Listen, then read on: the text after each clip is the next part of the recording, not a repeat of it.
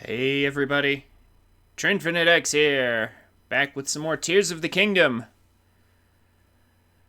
Time Tree and Dorsey and Duck Game. How's it going, everybody?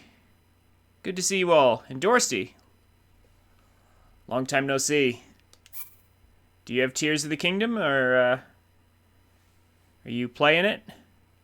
Also, hi Aurora, how's it going? And yes, this game does in fact have a story. We're going to go ahead and get all the cutscenes today. Well, most of them anyway. I'm going to put off the fire temple for a bit. We're going to gather up the story. Still haven't gotten around to getting a Switch yet. Oh my gosh, there's so many good games in Dorsey.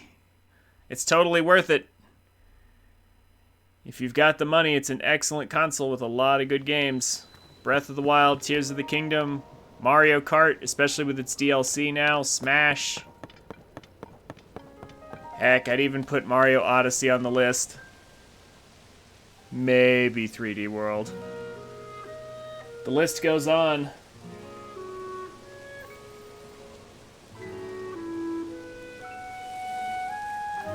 Pokemon.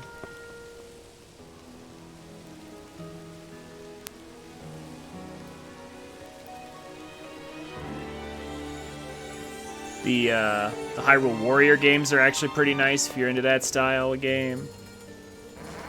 Hey, Judex! How's it going? Thank you so much for the 25 months.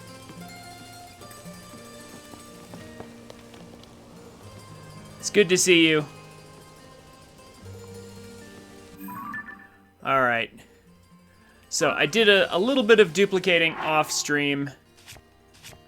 I mean, really just to kind of round out the inventory a bit. Some more bombs, mostly. Snagged a few more fairies, because why not?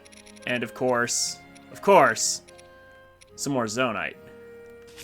Just to save time on getting battery. I did duplicate a lot of devices. Don't know that I'll actually use them, but it's good to have it in the inventory anyway.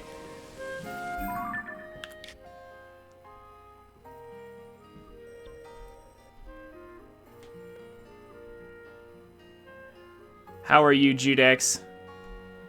Like I said, thank you so much for the 25 months. You're amazing. Moving soon, need to save some money. As soon as you get a steady job. Ah! I see.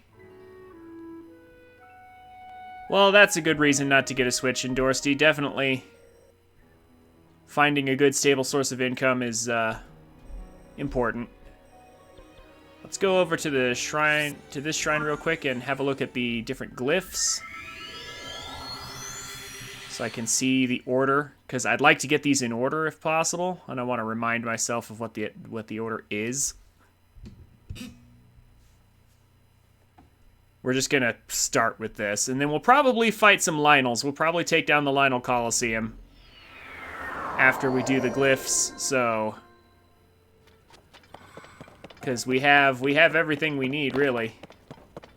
Start getting some really, truly high-tier weapons and things. Not much reason to wait any longer.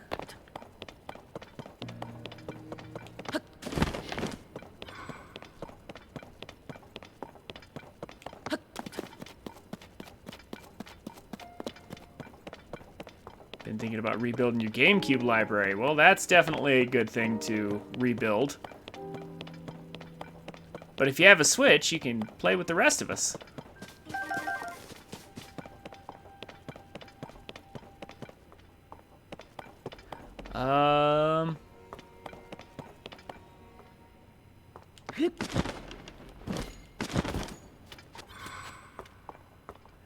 Okay, so...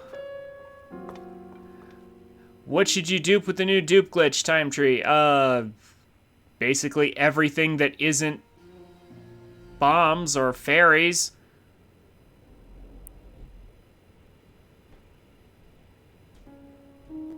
Yeah, just dragon parts are a good one. Diamonds are a good one. Like, there's, like I said, basically, you can't do bombs because they'll drop on the ground and blow up. And you can't dupe fairies anymore. But honestly, it's much more balanced now because you can't dupe fairies, but at least you can still dupe convenient things like diamonds and dragon parts for sale. And for weapons and things. Alright, so the order is that one. We've already gotten the first cutscene. So the second and third ones, let's see. It goes in a very particular order. So this one. Yeah, that one. Then it goes around and it spirals. It spirals to that one and to this one, right? Yep. To the fish. So castle, Purapad, fish, or whatever this is. I think it's actually a Molduga. And then it runs around over to the mountains. Got the guy, the gal, and then then it starts getting weird. So it creates a little spiral motion, and then it gets weird, because then we have to go all the way over here to the sword. And then Ganon up there. Okay, and then way over there, yeah. Alright. I think I've more or less got the order. I might have to come back, but I'll try to remember it. So first things first, we're going to go right up there. And get that. Yeah, large Zonite is a good one, because it'll save you time getting batteries. Can you be a part of the gang with the Switch? Yes, of course. Honestly, if you get a Switch, I would say the best place to start would be Mario Kart, because then you can join the rest of us on Mario Kart nights. And then if you're looking for a good single-player game, well, I can give you two. I can give you two really good single-player games. Breath of the Wild and Tears of the Kingdom. Between those two games, I guarantee you will have well over 200 to 300 hours of enjoyment between the two games.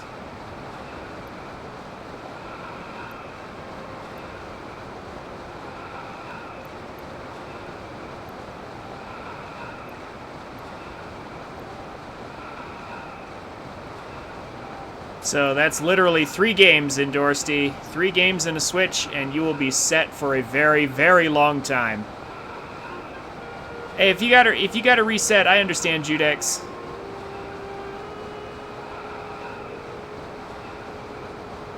Internet troubles are no bueno.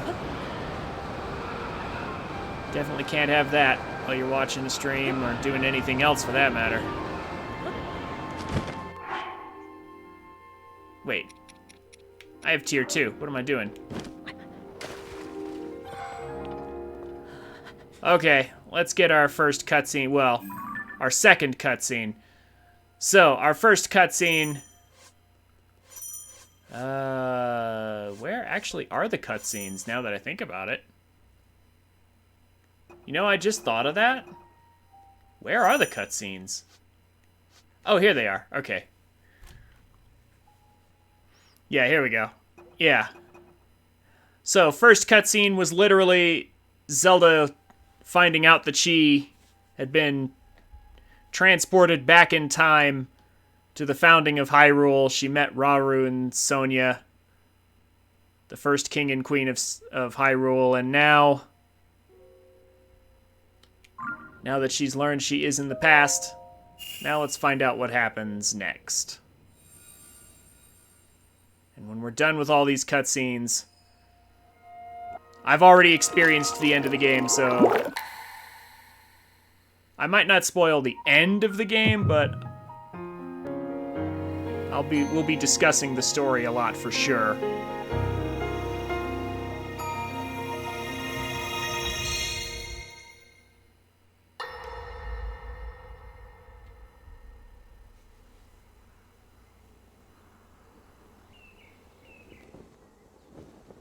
As I thought.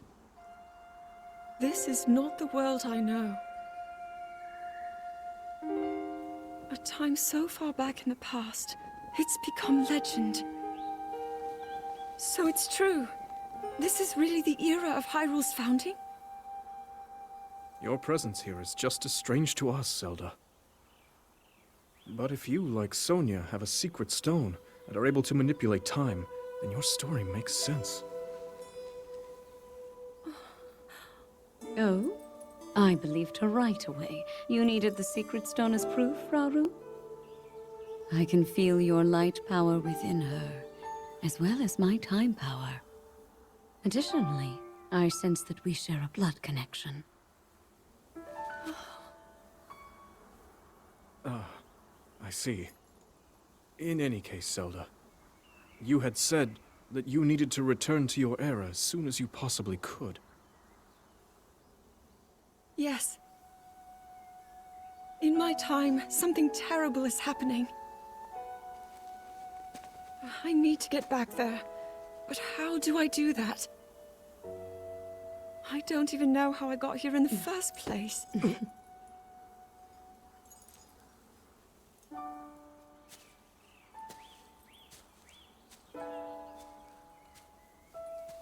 Now, Zelda dear, you don't need to solve your problems all at once. Why not come back with us to the castle, No, We'll tell everyone that you're a distant relative of ours.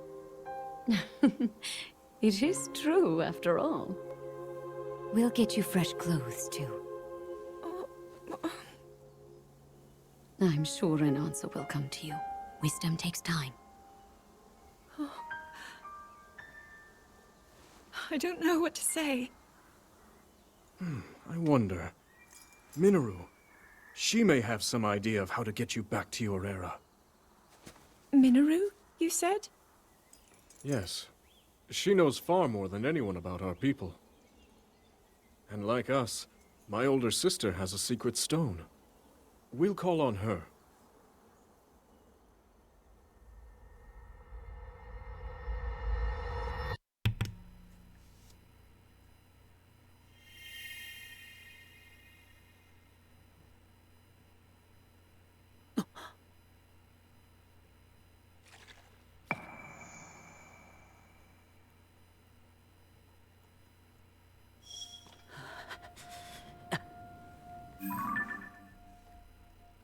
That's a very good question, Aurora. One that I was planning to pose later.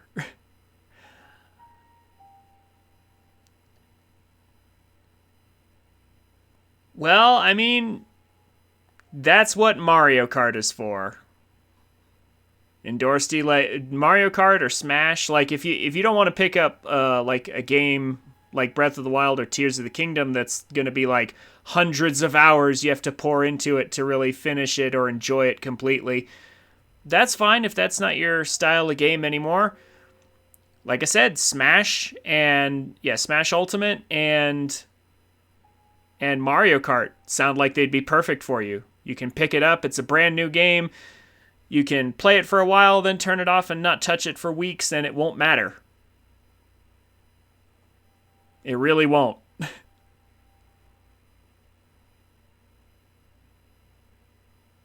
And you'll still have a good time.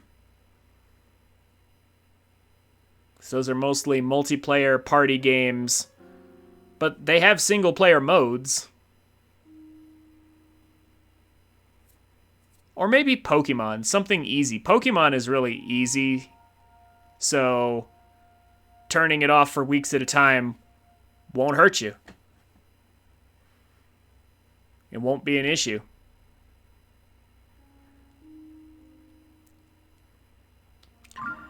So far, nothing too egregious. They woke up Ganondorf. Zelda got whisked away back in time. And now she's trying to figure things out.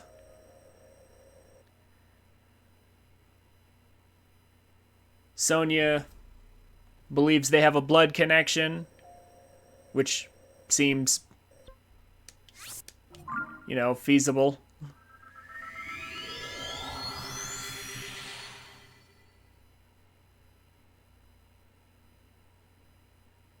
And highly likely.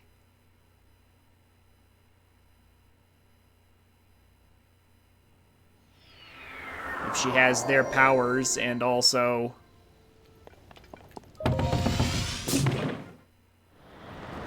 and also assuming that the royal family of Hyrule has continued to perpetuate itself without any problems. The skydive set is very helpful here. So far, so good. Honestly, the dialogue and the characters in this story are honestly really good. I do have problems with this story, but not with the dialogue or the characters. It's actually fairly well written. But I believe this is where we're going to encounter some problems.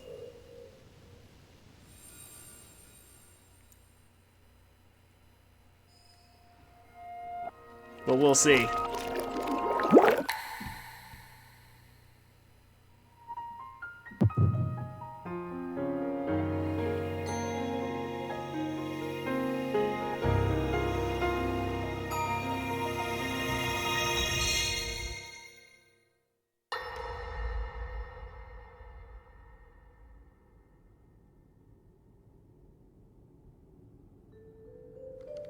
It is quite an interesting device. This is definitely not from this era. That said, I believe there may be a way to get the travel functionality working here. I'd like to tinker with it a bit. Would it be okay if I borrow it? Yes, whatever you need. I really appreciate your help. Then I'll hold on to it.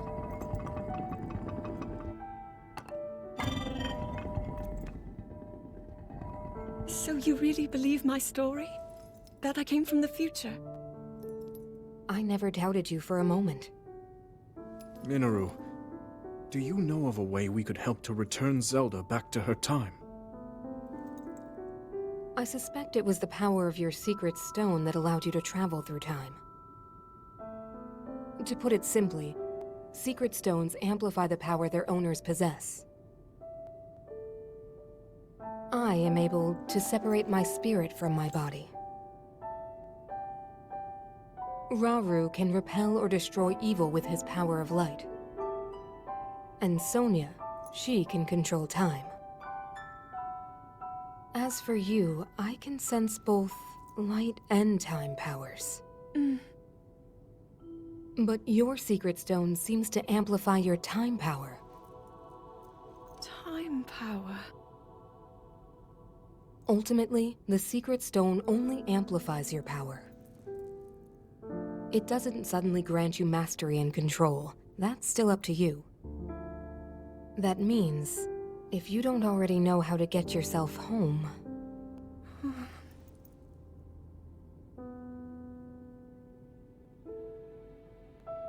There are stories about the secret stones and a forbidden act called draconification. To swallow a secret stone is to become an immortal dragon, one blessed with eternal life. Interesting. Another way to reach the future, though not a very quick one. So you think these stories could hint at a solution to our dilemma? Yes. But there is still more to those tales. To become an immortal dragon is to lose oneself. That is why it is forbidden. I thought maybe this could lead to a solution, some way to transcend time. But if you have to sacrifice your heart and mind, sacrifice what makes you you. I'm sorry. I wish I could help more. Back where we started. There's still hope. I think the answer to this problem lies in study and learning more about the nature of your power. I'm sure Sonia would be happy to help you. Okay.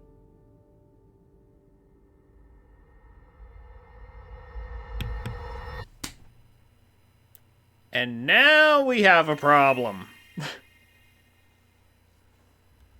So, did anybody else also feel like that was some pretty heavy-handed foreshadowing. That at least somebody was going to get turned into a dragon. Like, seriously. Minoru, why even say that if you're going to then immediately say that it's a terrible idea?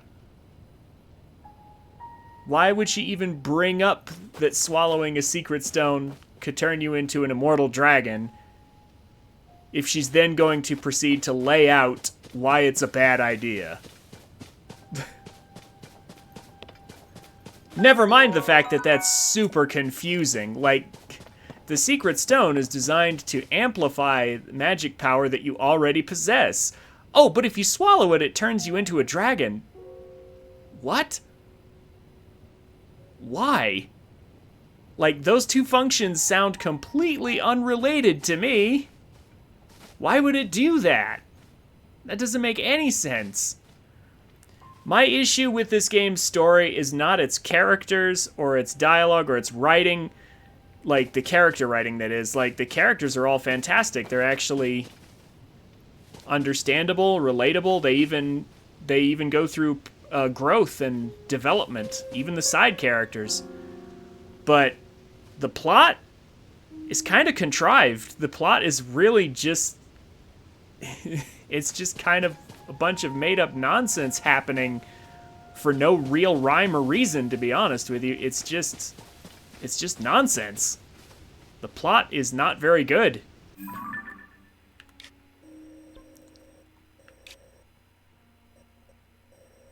I believe over here is where we want to go. Yeah. It's just a bunch of things happening just because. That's honestly one of my biggest problems with this game, is just the plot doesn't make any sense.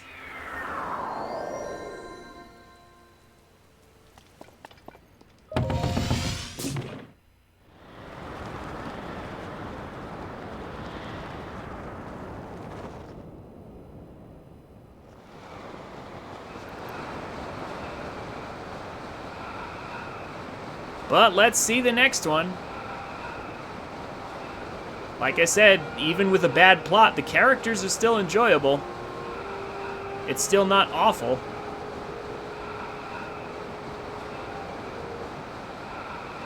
Time travel alone doesn't make a plot bad, Time Tree.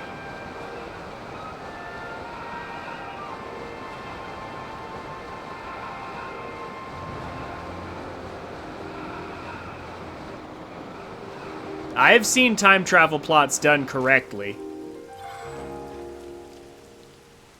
It's just that this is not one of those examples, as we'll soon see.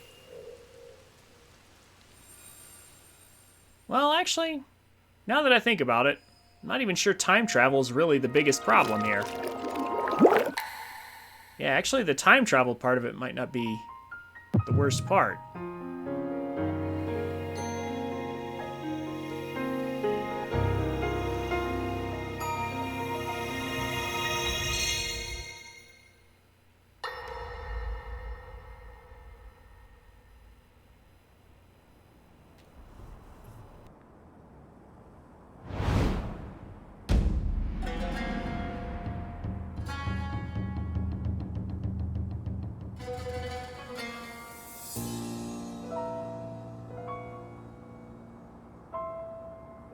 Hyrule will bow down before me.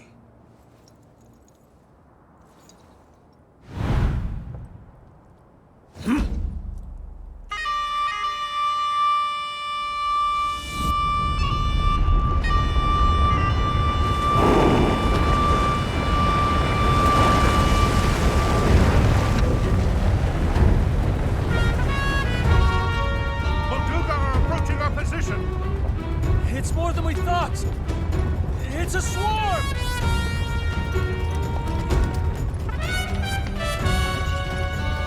There are so many of them. But why would they...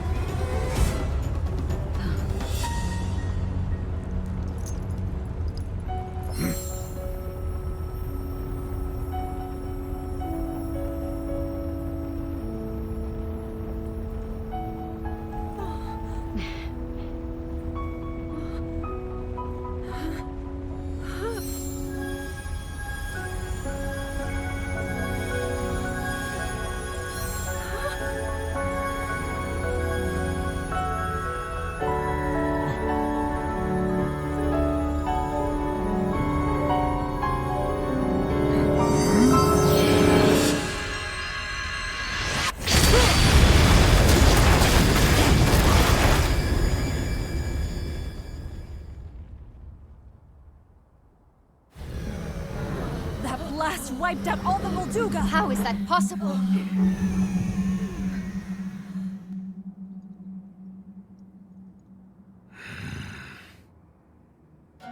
So brute force will not be enough.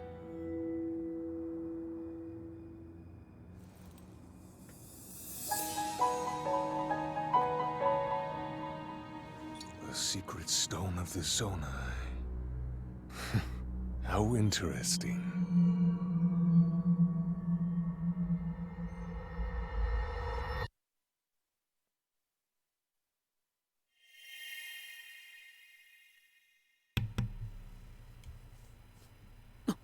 Yeah, okay, so it is supposed to be a Molduga.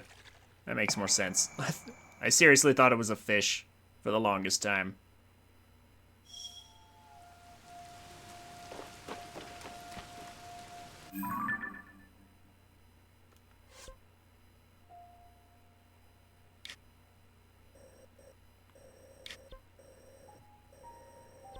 And now we go way over here to the desert.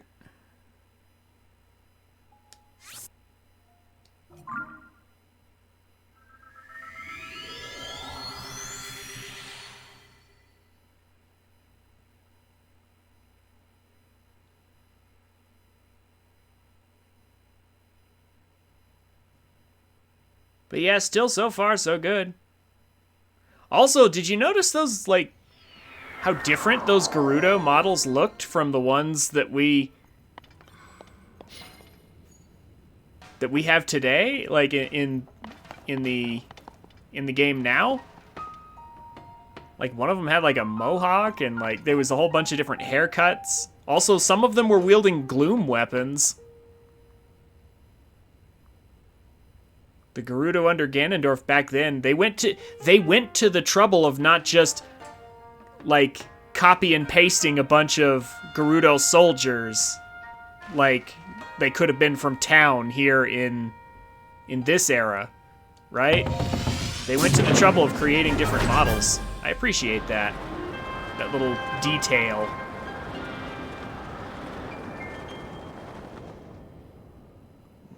Where's it at? Oh, there it is. Okay.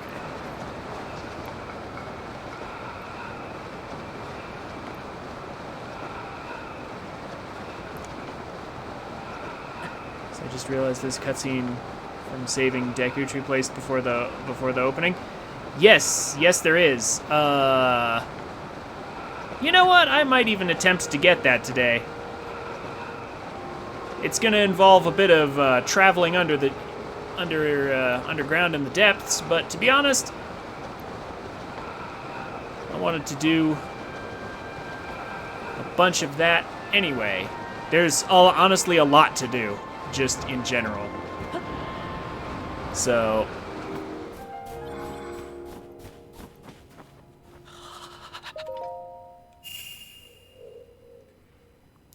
we'll get around to lots of stuff today, and then probably progress the main quests tomorrow.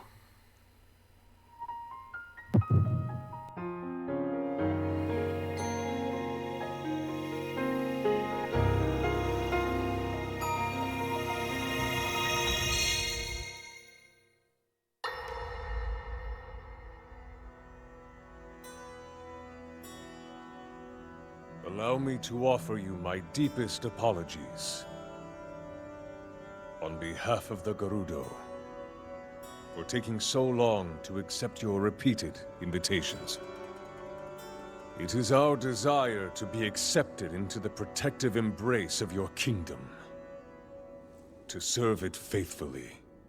A welcome appeal, Ganondorf. I will accept your vow of fealty to the Kingdom of Hyrule. I understand that a single male is born to the Gerudo every 100 years. Receiving such an appeal from you, a hero to his people and a king by birth, well, it is truly reassuring. It is my honor. When your Zonai ancestors first descended upon these lands long, long ago, they must have seemed to be gods. And now you rule as king, and have taken a Hyrulean woman as your wife. Your Majesty has certainly risen above your admirable lineage. Most impressive. It is unfortunate that the noble Zonai no longer grace this world with their presence. All except you and your sister, that is. Even if something were to happen to me, both my kingdom and the peace it brings, these will endure for generations to come.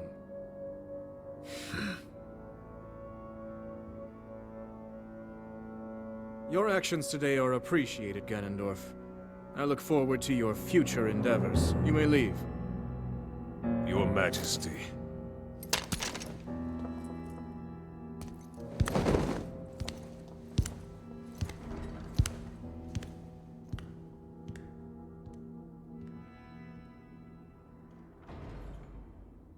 King Roru, I believe that man's heart holds many dark ambitions. Just his name, even that, it gives me pause. I am well aware of his evil nature. For that reason, and others, I want him close. It will be easier to keep an eye on him. There is nothing to worry about. Okay.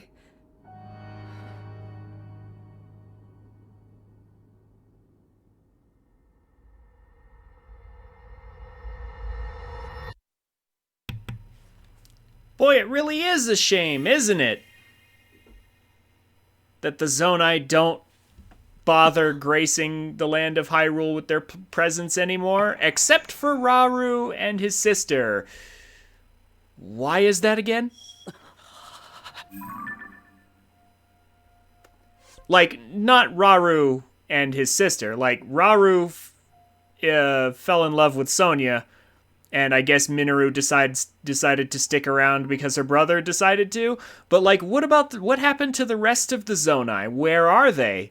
I mean, they left all their technology just lying around, sitting around in the sky up there somewhere. And I still have a few misgivings about how we were not able to, like, how no one in thousands of years has been able to spot these sky islands until now.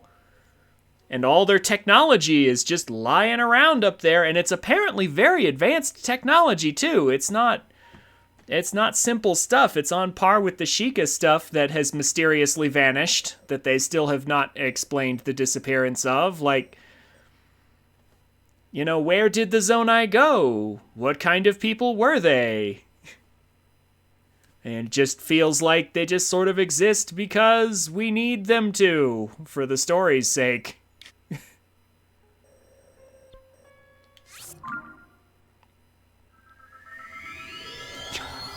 Presumably these were up there during A Link to the Past, but you never looked up.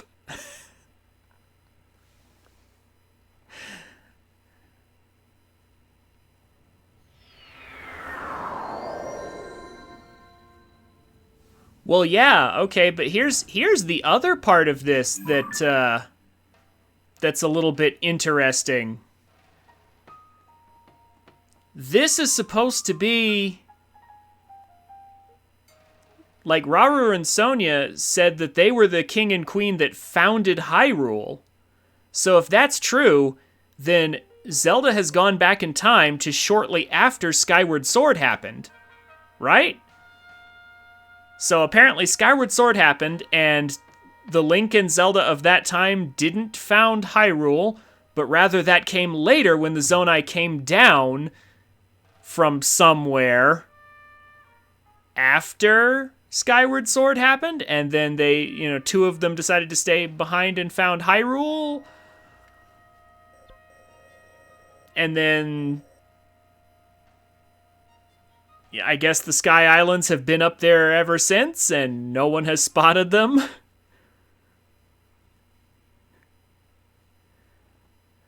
Yeah, then there's that theory. There's a couple different theories to explain this game, and one of them is the alternate timeline. which honestly I have mixed feelings about. On the one hand, I almost want it to be another timeline because Fubayashi is the one who wrote Skyward Sword and Breath of the Wild and now this, and I almost kind of want it to be a separate timeline to keep it separate from Eiji Aonuma's work, because Fubayashi clearly doesn't care about continuity in his storytelling or anything like that. Even between games. Never mind. Yeah, even just between games, never mind, like...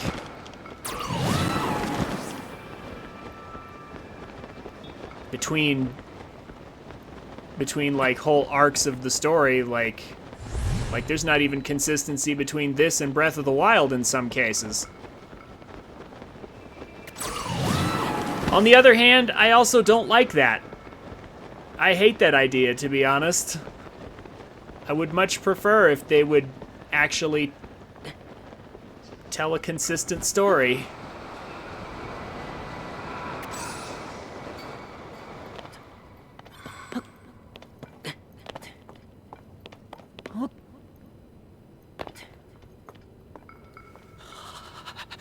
So, I don't know. I have a lot of mixed feelings. Real quick, I'm gonna stop here to grab this while I have a good opportunity to. So this is gonna be useful for some side lore later.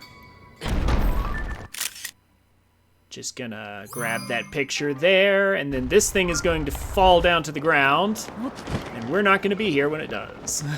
There we go.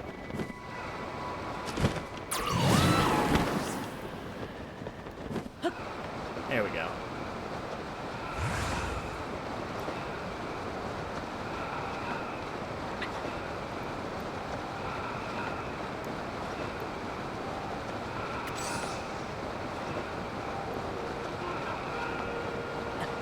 Yeah, I don't like that idea. To be honest, I really don't like the idea of... Let's just start over. Let's reboot the entire Zelda story and franchise and just tell a brand new story. I'm actually going to stop over here real quick to grab this Korok seed. It's pretty obvious. Again, I don't know why I'm bothering to slow my descent. There we go. I kind of liked the idea of them... There we go. Telling a story that, like, you know, continued through the generations, and each game is a new reincarnation and all that. I liked that idea, and now one of the possible explanations for all this is just that they want to reset, and that is not an explanation that I appreciate, but it is one possible theory.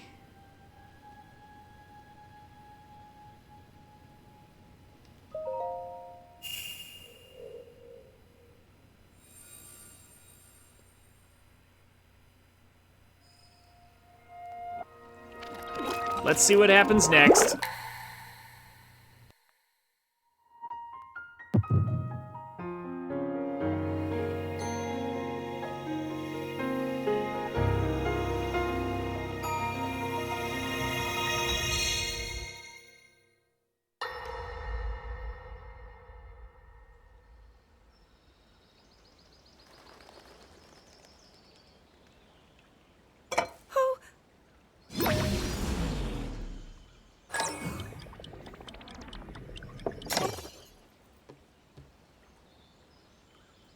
Are you well? You seem a bit distracted. I apologize. I keep getting lost in my thoughts, thinking about how I can return home. With your power over time, if I were able to learn that kind of control, I might be one step closer to my era. I see. The secret is to think of it like drawing out the object's memory. You ask the object where it was, how it arrived where it is now, and then you coax it back to that original moment in time. The object's memory. I'm sure it will become almost like second nature, and you will be able to find your way home. But Zelda, there is more on your mind than just that. Huh? You, of course, do want to get back to your time.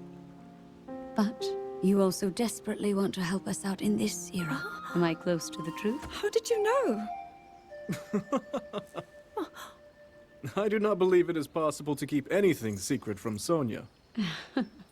Oh, your concern is very sweet, Zelda. But listen, you can focus your attention on returning home. After all, you possess more than power over time. You have a sacred power that can dispel evil. Both of these powers will help you protect your own era. Queen Sonia! And of course, you must make it home safe to put Link's mind at ease. Link? That is not a name I have heard. He is a royal knight. He had been originally appointed for my protection. But later, he became a hero by saving both me and Hyrule from a great evil. Oh, a hero is he? He is so very dedicated, and he refuses to back down from any challenge.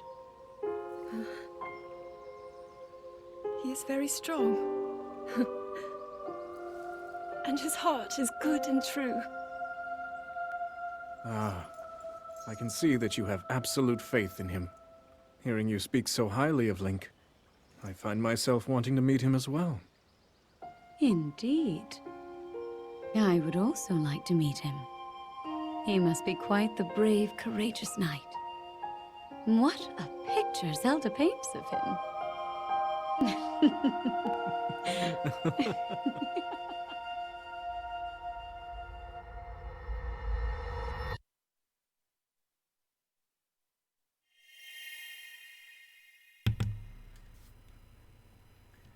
Okay.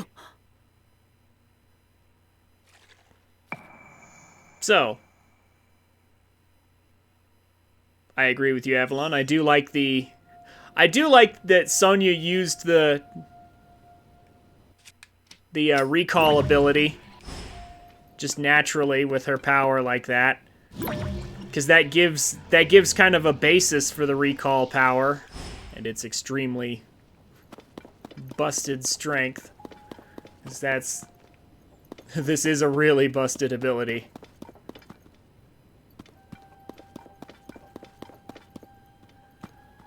Yeah, I do like her actually doing that.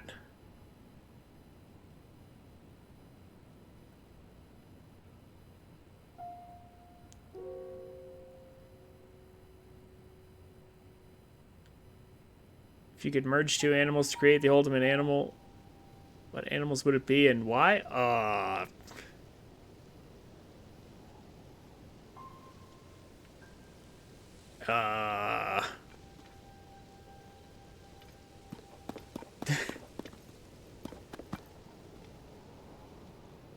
Off the top of my head, from in the middle of playing a video game, I'm not sure. Maybe...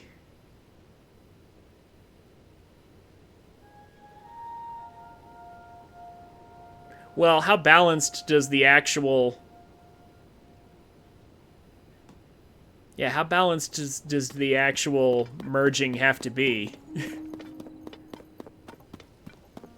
Because the first thing that comes to mind is, like, I'd probably take the intelligence of a bird, like a raven or a parrot or some other, of either a corvid or a parrot, because those are among the most intelligent animals on the planet, and then combine that intelligence with something strong, I guess.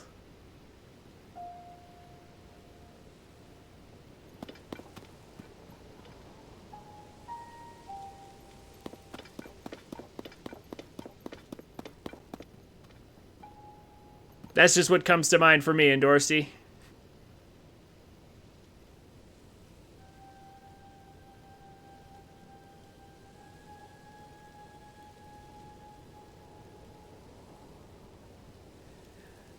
I've been good. We're just going over the story right now, Judex. I have beaten the game, I've seen it all, but I'm kind of trying to bring up my thoughts, you know, as the story occurs. You know, as we go through it and all. Should probably do that just in case.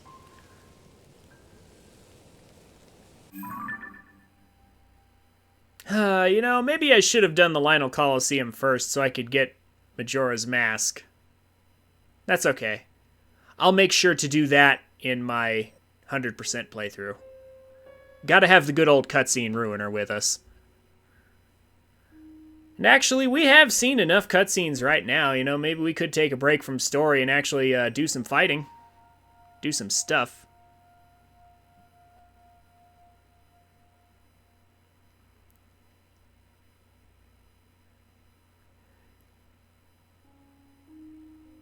What did I think of the ending? Honestly, the same thing that I thought about the entirety of this plot, Judex.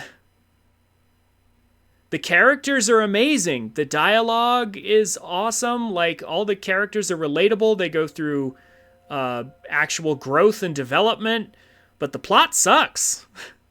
The plot to this game is so contrived. The ending was epic.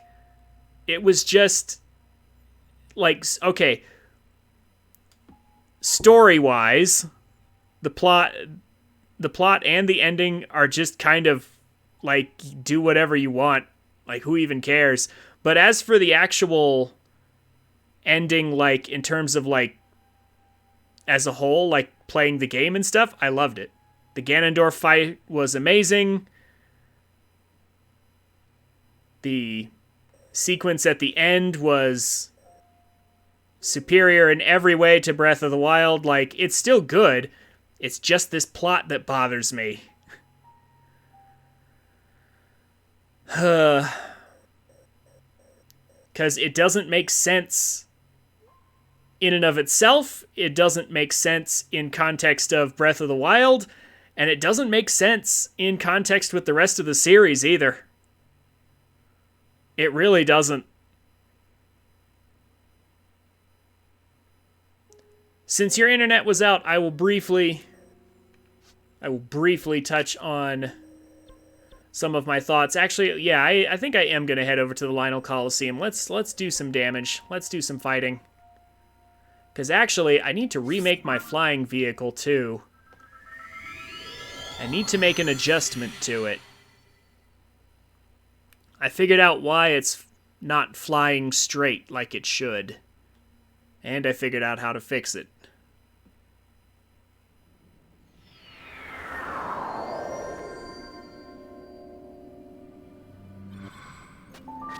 But, things like the way Minoru just mentioned that, you know, the secret stones amplify a person's already existing magical power.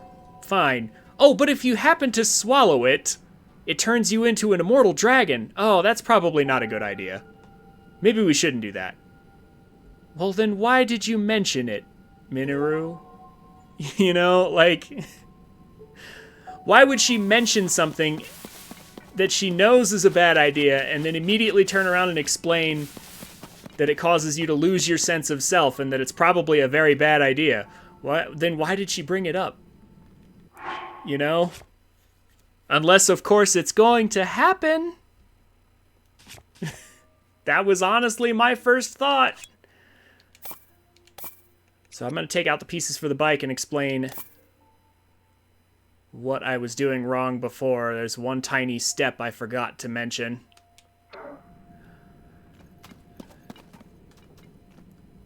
And then also, if you swallow a secret stone, you get turned into an immortal dragon. And it's like, wait a minute. Why? Like, why does an object meant to amplify your power turn you into an immortal dragon if you swallow it? That doesn't make any sense. Those two functions are sound like they're completely unrelated.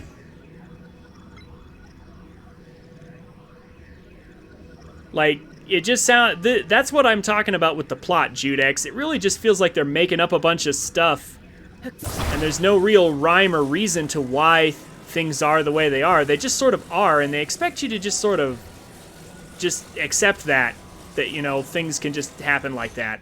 Anyway, so the part of the reason the bike wasn't flying straight was because the two fans weren't aligned. You see how the fans have a symbol on them?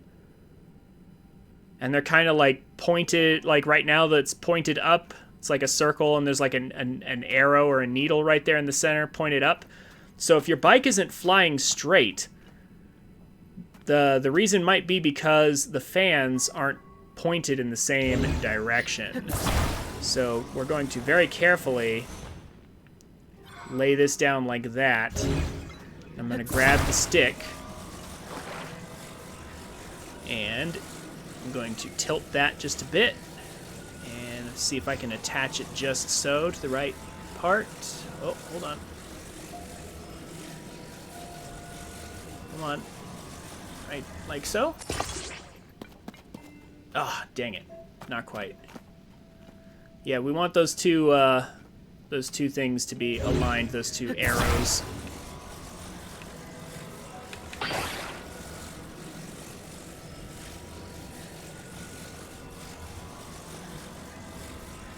Will that work? Oh, is that centered? Okay, well that's the right place on the fan. I don't think that's centered. Crap. Pardon me. I get this just right. It's a little delicate to build, as usual. Yes, there we go. Okay, now we can take the other fan carefully.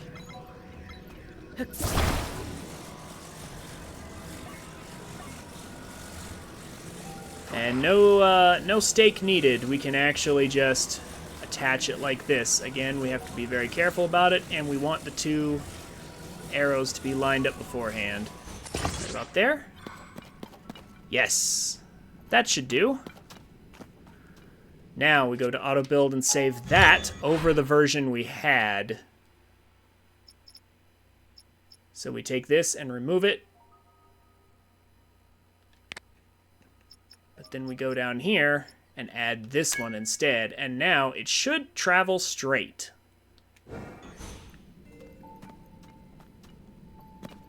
Should. Oh, hold on. One last step.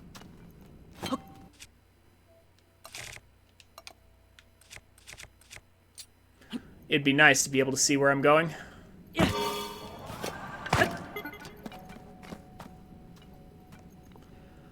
All right.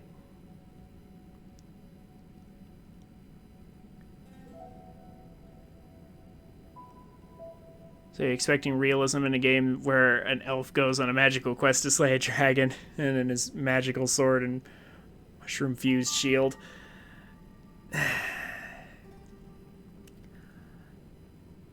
I am expecting realism from a story that takes itself seriously. And not even really realism. I'm not expecting realism. I'm expecting some kind of rules for expectations. You know, I'm expecting something. Whoa. Just some sort of ground rules so that I can have some expectations for, you know, what should happen, what's gonna happen. Or what could happen, and then, you know, a good story is where you take a set of rules and things and your characters find a clever solution within those rules that the audience hasn't necessarily thought about. You know, you carefully, delicately foreshadow maybe a way around certain things, and then that's what happens. But this is like dropping a sledgehammer, where Minoru tells us about the draconification for no reason, because she immediately says why it's a bad idea after suggesting it. And it's like, why did you even mention that except brute force foreshadowing? And it's not really foreshadowing, is it? It's foreshouting. They're practically shouting at us that somebody's going to turn into a dragon.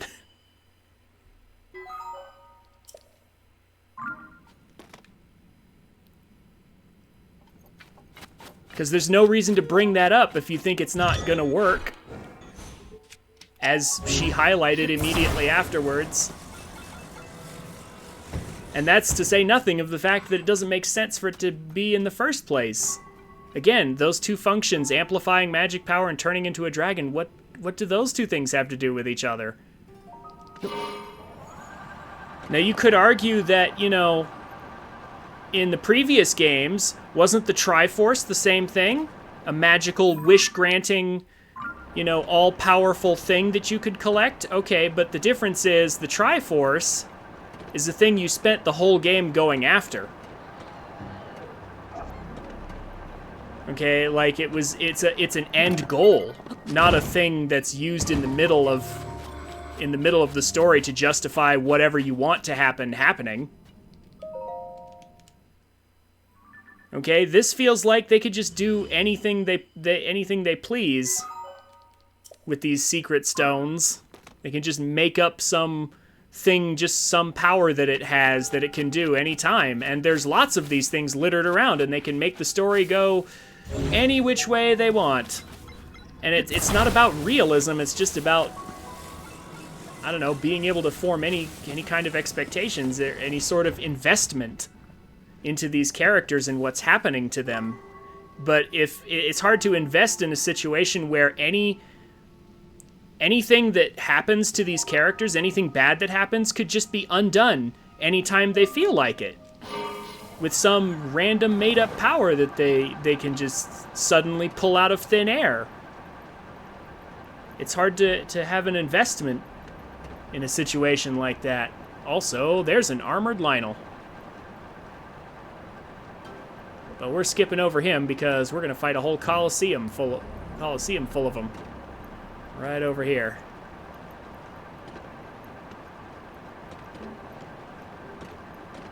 Well, that's a problem with a lot of stories, Avalon. It really is. But yeah, Dragon Ball is an excellent example. Death literally has no consequence in Dragon Ball. Death literally has no consequences. They can just be revived with the Dragon Balls over and over. That was the thing with Dragon Ball. And it's a thing with this story, too, in some sense. It's not as severe as it is in Dragon Ball. Dragon Ball almost takes it to a comical level. But, like, this isn't quite that bad. But that's a good example, Avalon. It really is.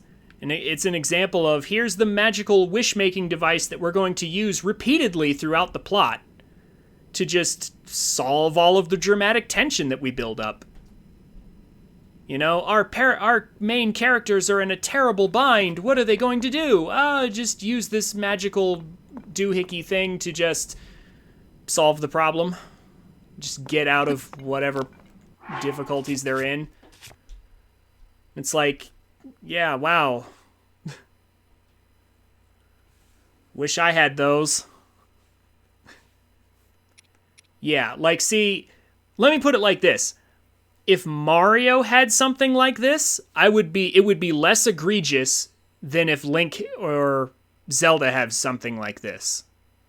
Okay, because Mario isn't a story that takes itself very seriously, okay? The tone of a Mario game is much more casual, much more relaxed than a Zelda game. Zelda takes its stories very seriously. There's supposed to be real tension in these stories.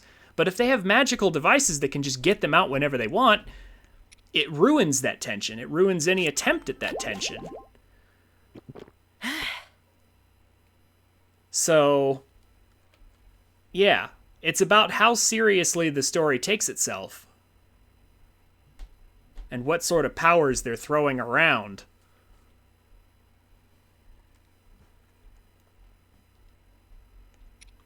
Okay, so we're going to fill up on hearts. We're going to switch to our Radiant set at level 2 to get the bone weapon proficiency. for 1.8 times damage on all bone weapons. I've got our Molduga hammer here for some damage.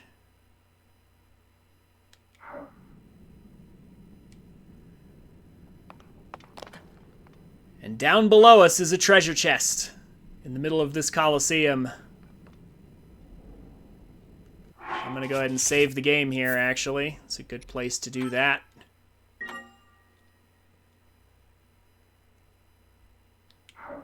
And you know what? This is actually a good place to drop a travel medallion, too, while we're at it. This is a great place for a travel medallion.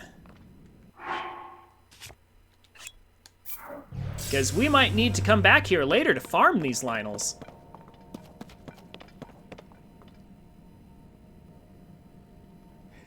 Hear me out. Flying rhinos. If we give them big enough wings, they could definitely fly. Yeah, I suppose technically if we gave rhinos big enough wings, they could. In theory.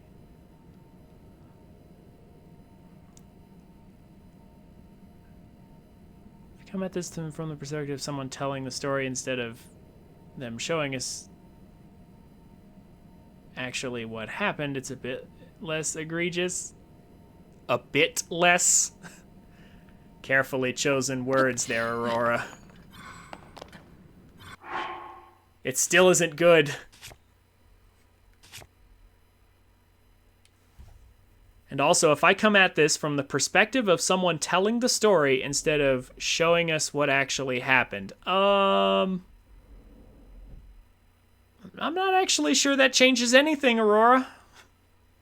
Please enlighten me. Explain how that changes anything about the quality of the story. Meanwhile, I am going to take down these Lynels and show you guys how you can do it fairly easily, too. There's a couple different strategies. However, one of the most effective weapons in the game, by far, we're going to go ahead and use an attack up food here. I'll use the 9-minute one. That should be more than enough time. I'm going to use this. Save the game. And down we go.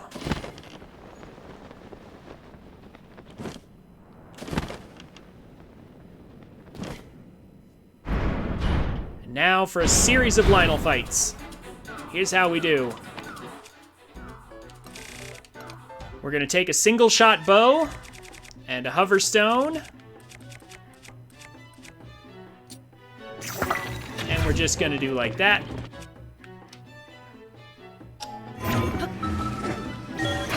And we're just going to ascend right on up here.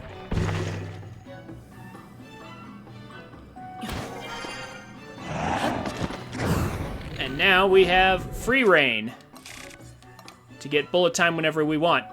We have a 1.8 times multiplier on all bone weapons, including Gibdo bones fused to arrows, and a 1.5 attack times bonus on top of that. So, actually, one of the most effective ways to win is just like this.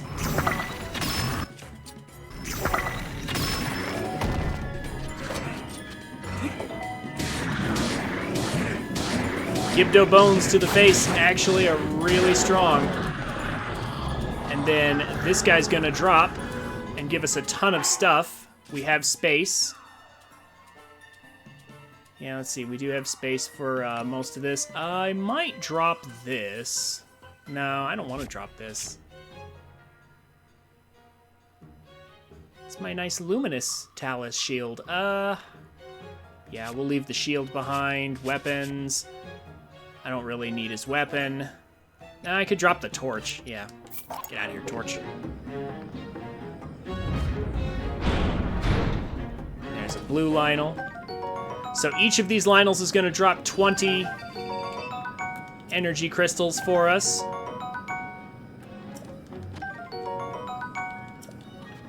We're going to go up here. and repeat the process, but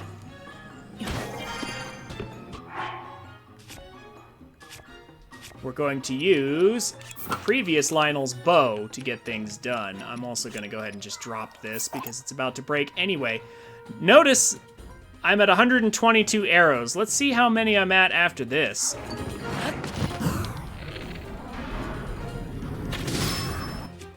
There we go.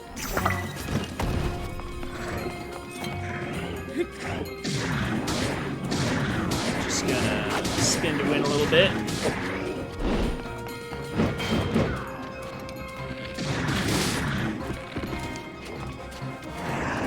I'm gonna get away from him here. I was trying to catch him in the face there. Didn't quite work out the way I wanted. Let's just go up here again. Using this as a simple way to get bullet time. Mounting the Lionel and hitting him in the back does not consume any durability on our weapon. So we can get a bunch of free hits that way.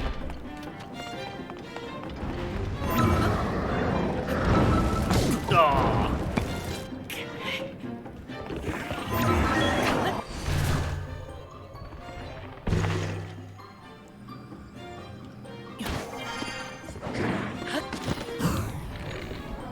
Let's get him with the Gibdo bones on our bow.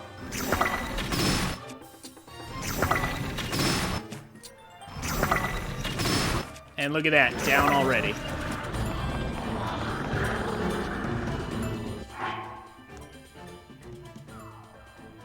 A better comparison would be a story saying it's based on a true story instead of the true historical events.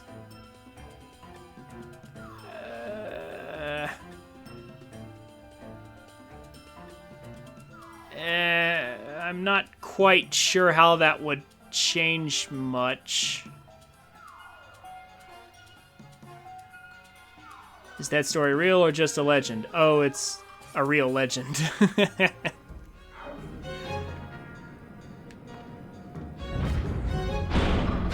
Now for the white-maned Lionel. But first, we're gonna go ahead and pick up all this stuff. I had 122 arrows.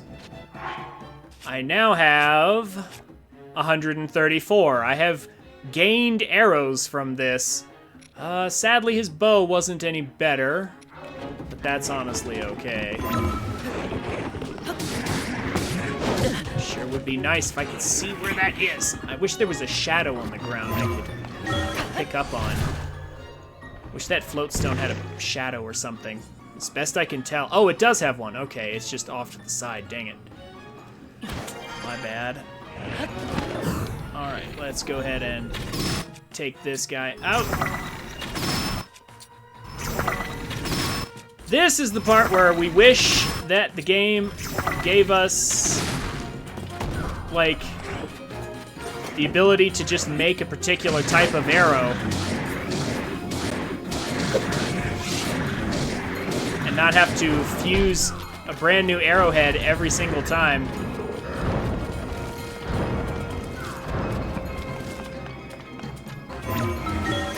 That would be fantastic.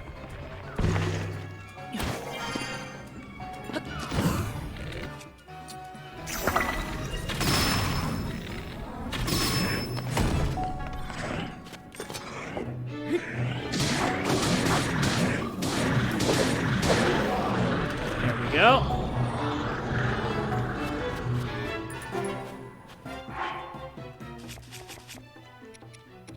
Soldier's broadsword, we'll drop that. We can do better. Now the silver Lionel. And we get a better bow. A mighty Lionel bow. We're gonna switch to that pretty much immediately.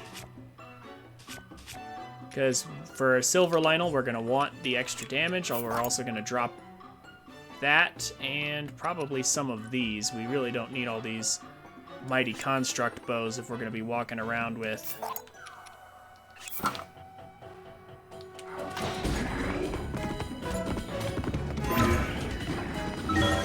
For we're going to be walking around with Lionel bows.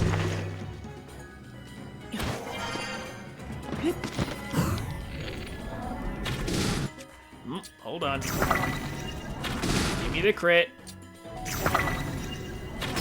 There we go. There it is. Man, I'm missing. There we go. I'm missing the crits. It's usually not very good.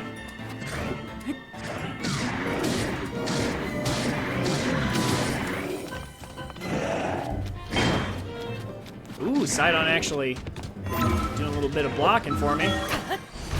But yeah, see, with this float stone strategy right here, we can just kind of keep going up here. Getting crits whenever we want. Like, this is a nice, easy way to get bullet time. Oh, hammer broke.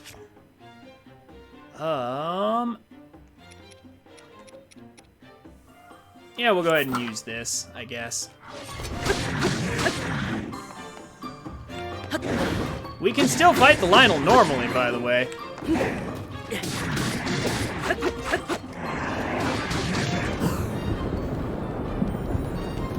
Just like we could in Breath of the Wild, but be careful. The flurry rush timings are a bit less generous. Also, this camera, what is happening? Camera, where are we? My spirit actually blocked something I would have liked to flurry rush instead.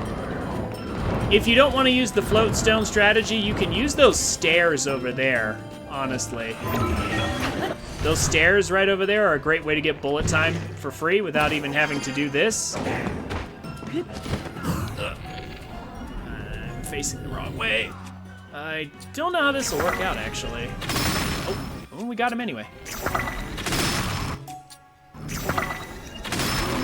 There we go. And this weapon is actually almost broken. You know what?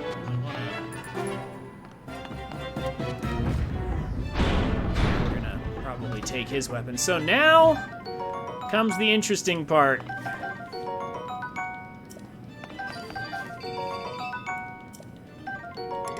Ooh, okay, there's a good shield though.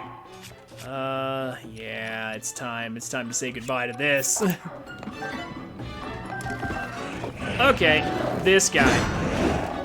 Ugh, ow.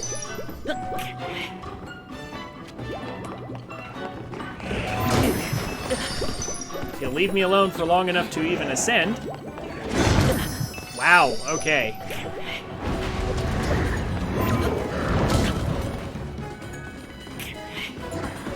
Can't even get up there, jeez. All right. That's okay. That was what, 3 fairies? Not a problem. Okay. Now we go to bomb arrows. We need to blow off this guy's armor. This is an armored silver Lionel. As soon as the armor comes off, he will be staggered. There we go. So that's good. Yeah, let's continue to use good weapons for this.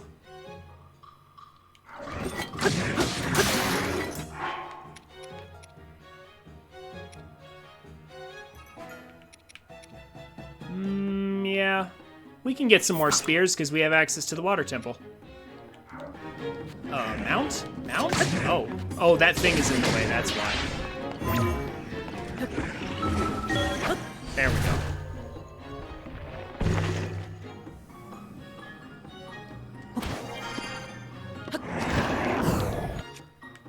Okay, now, more Gibdo bones. For maximum damage.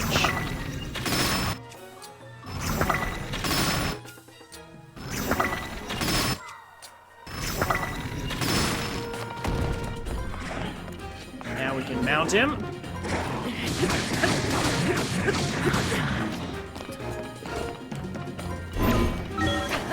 And just go right on back up.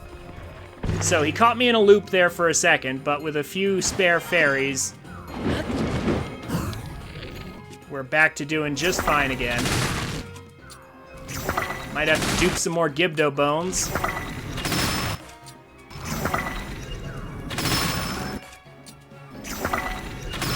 But honestly, that's not the worst thing that could happen. And just like that, the Lionel Coliseum is defeated.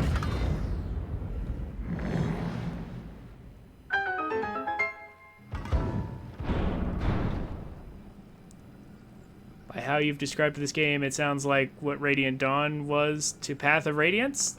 If I played Fire Emblem, I would understand that.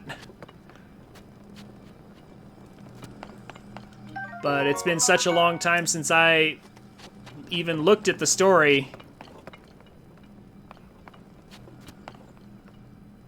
for those games that I don't actually know.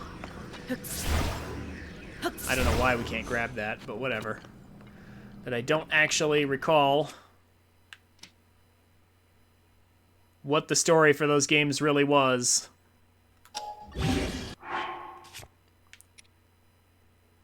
So I'm going to take my Royal Shield here and fuse it with this armor shell.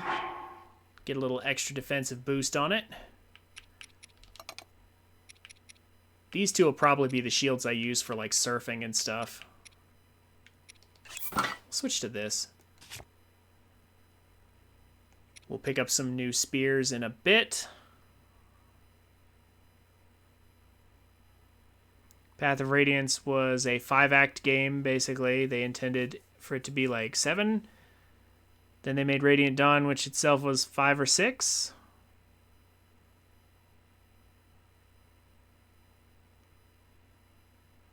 To cover the last 2 acts. As a result, the story is unnecessarily long and filled with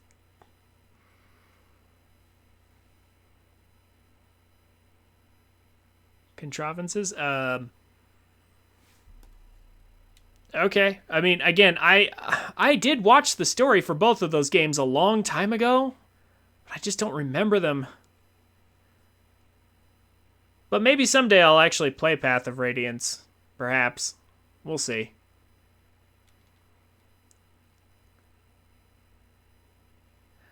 I'm fairly certain there is a way to duplicate bows. Yeah, actually, Time Tree, you can duplicate bows and shields and any piece of equipment.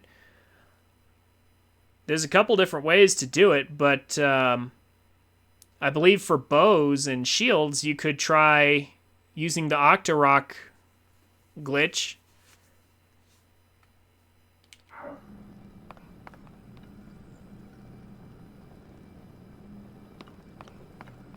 What does the set bonus say? Okay, so the set bonus for the Radiant armor that we're using here is Disguise, so that means that stall enemies, like the bone enemies, like that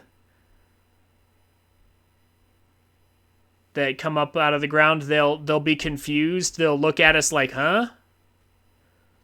You know, that's kind of the Majora's Mask effect. And then Bone Weapon Proficiency is what that stands for. Bone Weapon Proficiency is the same as Ancient Proficiency was in Breath of the Wild. It's a 1.8 times multiplier on bone weapons, which is insane.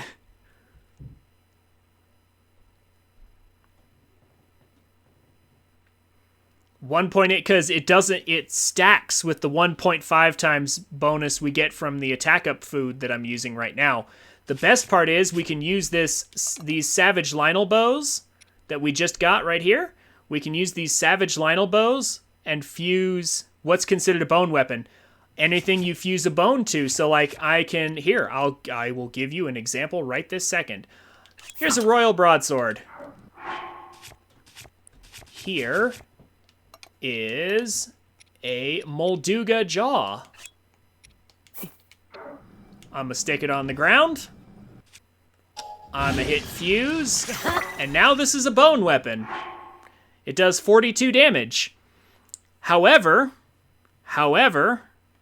42 times 1.8 from our bone weapon proficiency times 1.5 from our attack up food that we made from bananas is 113.4.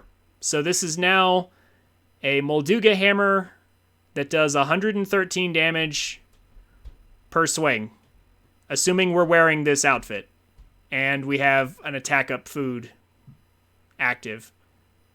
Oh, by the way, did I mention it also counts for the Gibdo bones? So Gibdo bones do 40 damage when they're fused to something. They give you an extra 40 damage, but they break immediately. However, that just makes them perfect for arrows. 150 is tiny in this game. Listen, Breath of the Wild, I think like the max damage you could get was like 270 something, like near 300 damage, I think was the max you could get.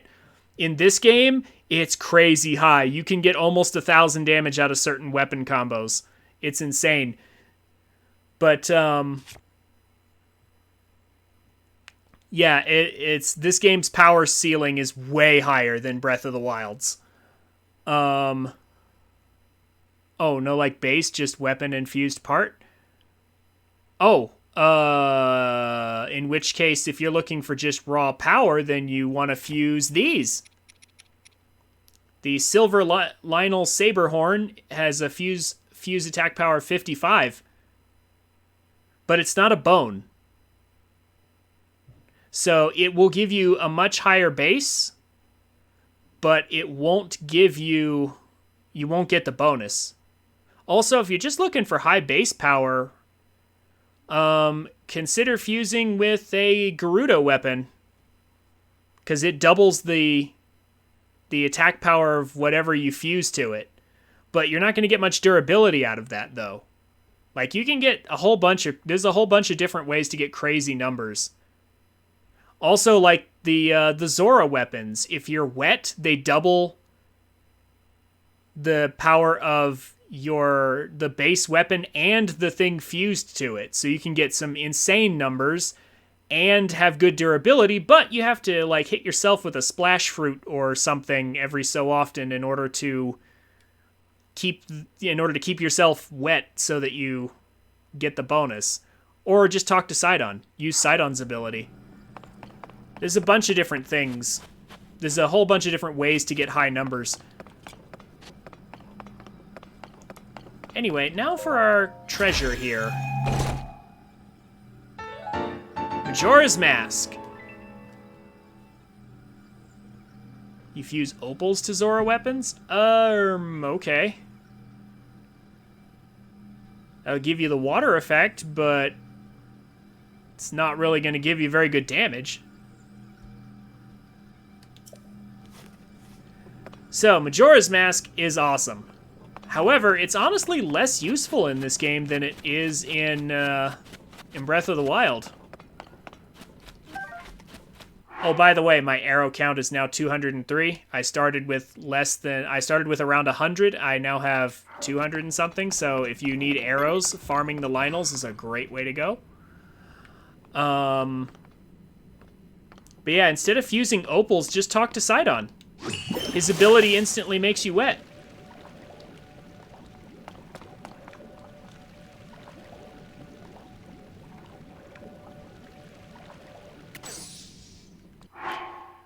So, here's what we're going to do. We're going to take this moment to go ahead and dupe some stuff, because we definitely want some of this duplicated.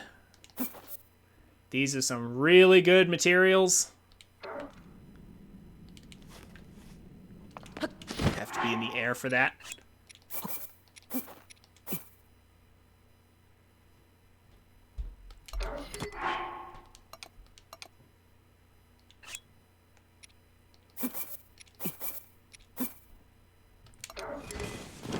Oh, something couldn't get taken out. Whatever. Maybe I just need to be a little further away then. Yeah. The saber horns didn't want to fit very nicely. And that's honestly the thing we need duplicated the most. I'll throw in a couple Molduga jaws. Again, if you have updated, you can always use the latest glitch to do this. Just fuse a Lionel Saberhorn to your arrows, and then they'll drop instead.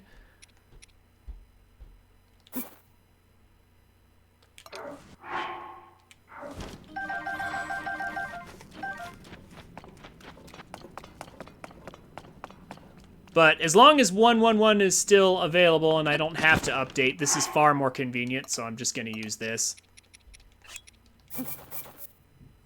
Just know that you're not out of luck if you have updated. There is a nice, easy method to duplicate,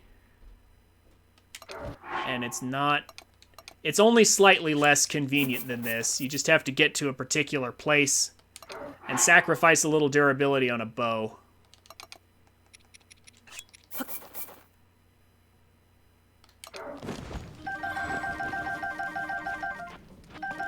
Yeah, who would have thought Gibdo bones would be so crazy overpowered?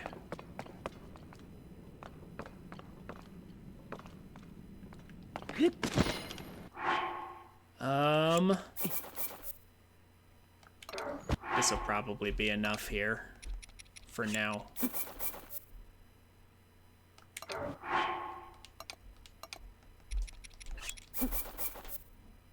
Just want to rebuild my supply is all.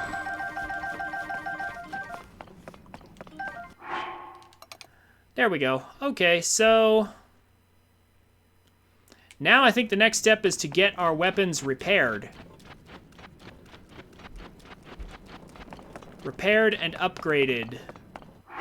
That's what we need. I think we're good for bows right now.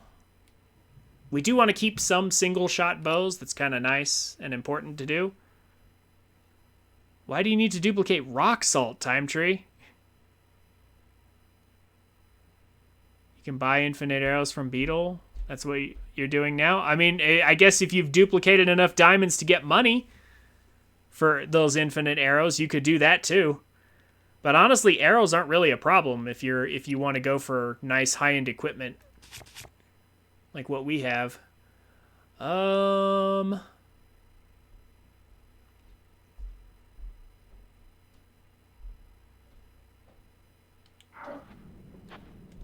guess we could take the Knight's Halberd for now. Yeah, that'll do, I guess. Okay. So,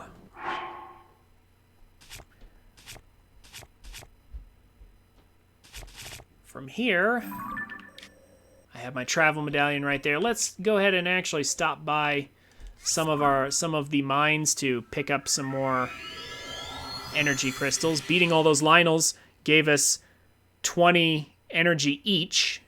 So we're pretty close to some serious battery upgrades very soon. I'll just go ahead and turn in my large Zonite while I'm at it.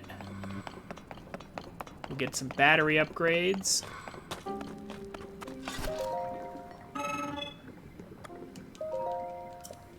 And then we will repair and upgrade our weapons. We're gonna make our way over to the Death Mountain area. We're not actually going to do the Goron quest just yet, but we're going to make our way over there anyway, because there's some very valuable things over there.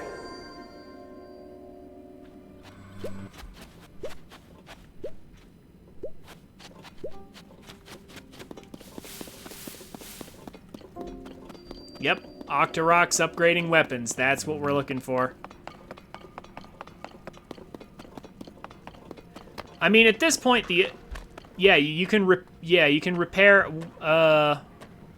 anything except legendary weapons. So, like the light scale trident, the great eagle bow, you can't repair those unless you trick the Octorok into repairing them. You can't repair them directly, though. At least that's what they wanted anyway. Here we go. 300. That's a full battery.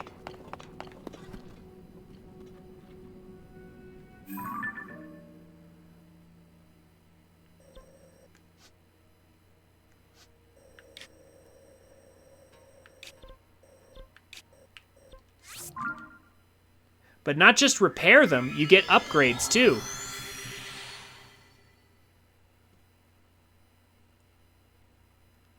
like bonus damage, bonus durability. 5-shot is even a possibility on the Savage Lionel bow. We definitely want those. Okay, so if you have a light scale trident and you try to repair it, it won't. The light scale trident and like the boulder breaker, the champion weapons from the previous game, they will not repair and upgrade those unless you fuse something non-legendary to it. So if you take like a shield and fuse it to the light scale trident, and then the Octorok will suck it up, and then it'll repair both of them. It just won't give an upgrade to the spear. It'll spit it back at you. You can take it and then go to Terrytown to defuse them, and the light scale trident will be repaired. But normally, if you just try to just repair a base light scale trident, it won't work.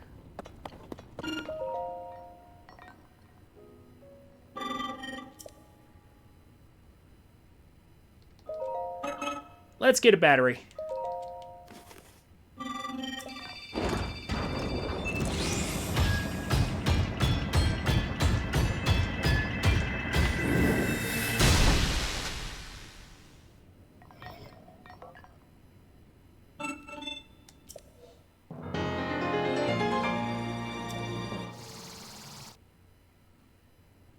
You're welcome, Judex.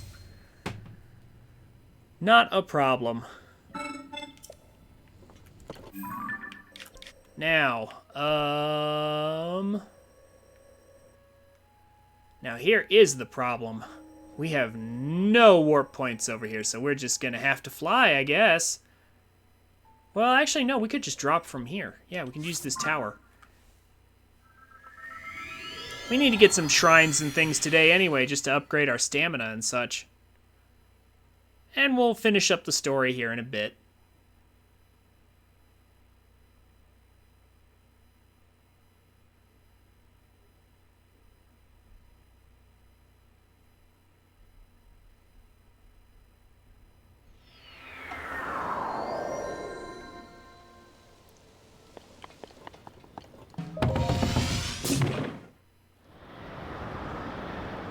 Okay, so I need some nearby warp points. Oh, also, you know what? You know what? Guys, you want to see something cool? You want to see something absurd and cool? Oh, shoot. I need to get a Zonite device. Give me just a minute. Those guys down there. Oh shoot! You know what? Maybe I'll just kill it. Maybe I'll just kill it anyway. I don't necessarily need something good to fuse with it. Let me get the shrine up here though first. But those flux constructs are actually so much easier to defeat than I ever thought they were. Ugh. Barely made it. There's actually a stupid easy way to kill flux constructs. Like, you won't believe it when you see it. I didn't even consider the possibility. I don't want to spoil it. It's such a big reveal. Or it was to me anyway. I don't know. Maybe you guys figured it out. Let's see here.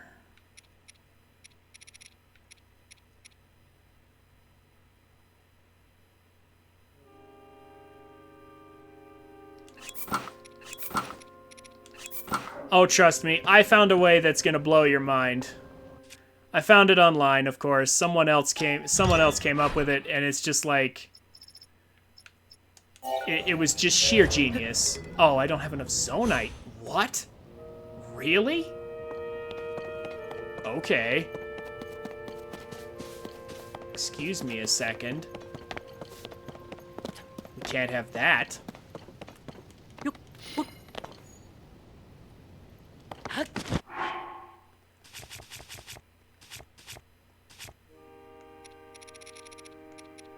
Excuse me a minute. Actually, I don't even have to do this, do I? I have enough fans and things.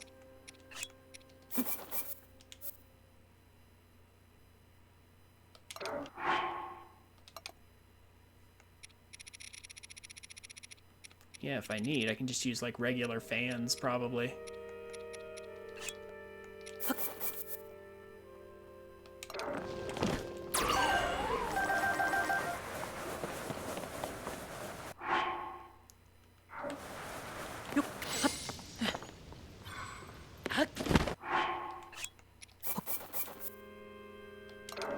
All the same.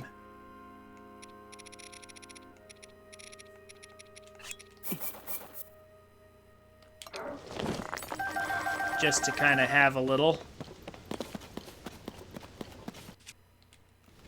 Now let's go over here. And do like this.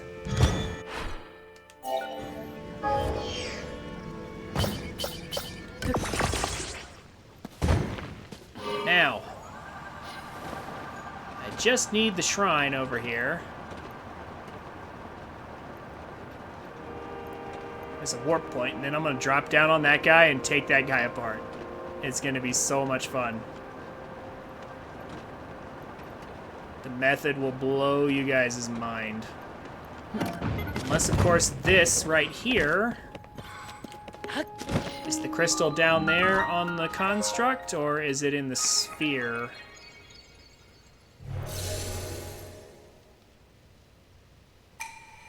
I mean, I guess I really only need the warp point. I don't actually have to get the shrine right now. Yeah, it's over there in the sphere. I'll go get that in a minute.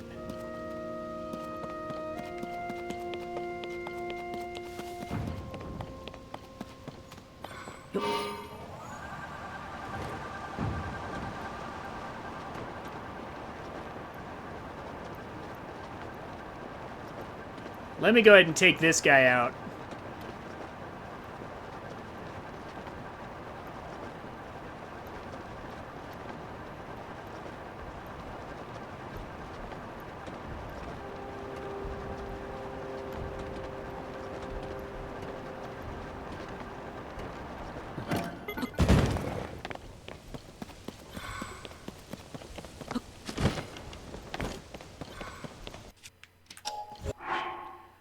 And then I need to, or I should probably switch to an attack up armor and eat some food.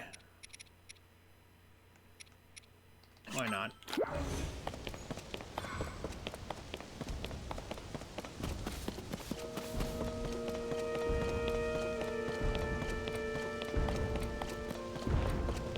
Okay. So, level 2 here.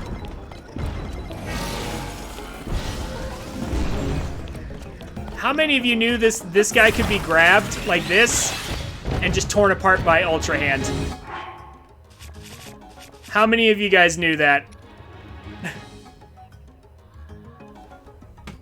You can literally just grab a Flux Construct's cube and just rip it out, and they fall apart immediately.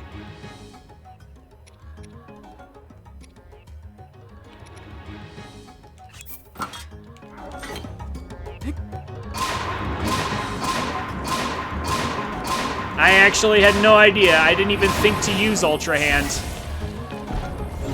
We can just grab this and, like, fuse it awkwardly, and it will eject the parts.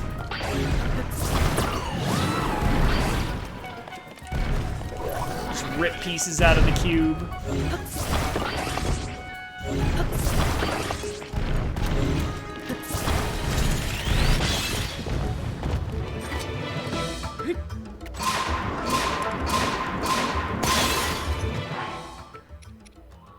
That's crazy, honestly. I did not know until very recently that you could just grab it with Ultra Hand.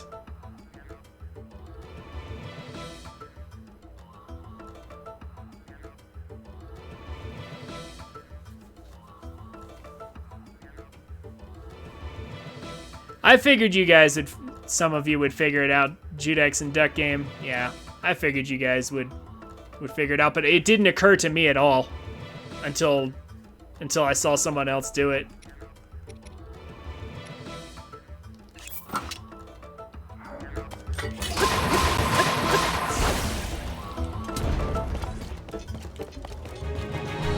Oh, yeah, and as for this form...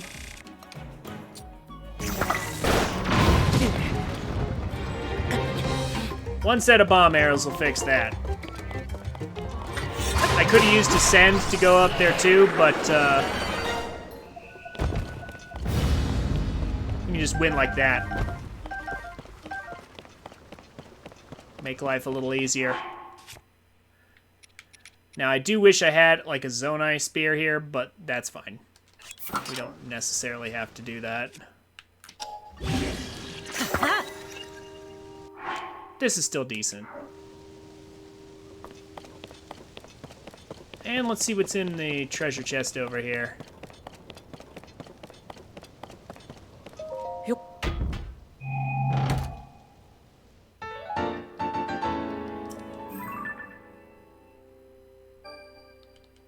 Fair enough. Fair enough, I hear you. But bombs aren't really that hard to come across.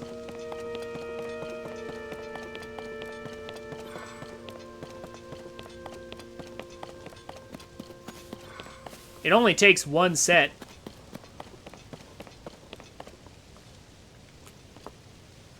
Oh, let's see. How do I want to handle this? Yeah, we have the warp up there.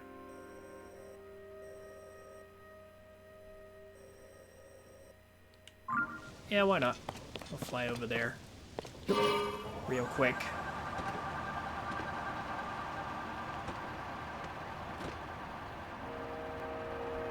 Maybe I could have attached some more batteries before doing this.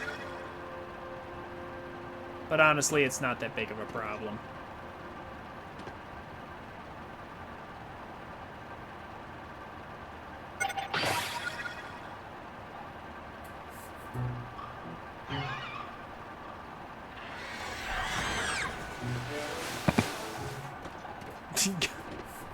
Well, that was pretty pathetic.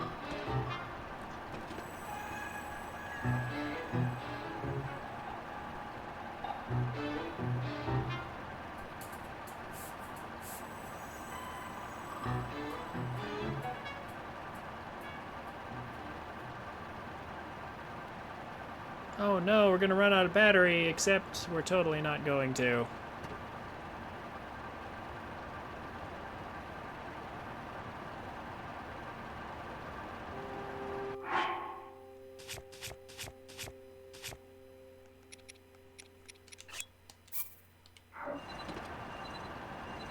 Now we have plenty.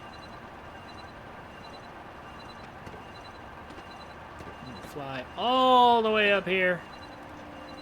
Which one is this one again?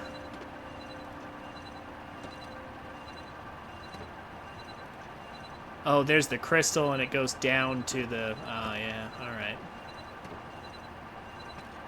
And there's this thing up here. Oh, this is the one I'm thinking about. Oh, okay, well...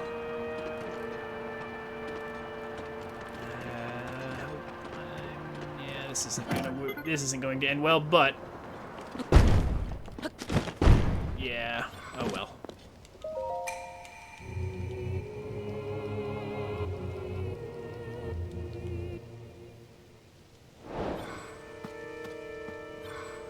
Okay, and that thing is pointing basically straight down. There's Dinral below. If I'm not mistaken, I solved this one just by dropping this straight down. Because we are directly above a nice wide platform, so I think we can just drop it. I think. I hope. Yep. Doesn't bounce hardly at all. Go on, take a selfie with Din. Not yet, because I wanna... we need the fireproof armor. Or some heat-resistant armor, and we don't have any.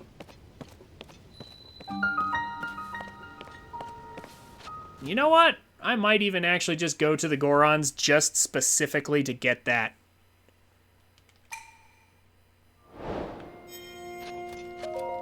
Not to actually do the quest. We're not doing that today. One thing at a time.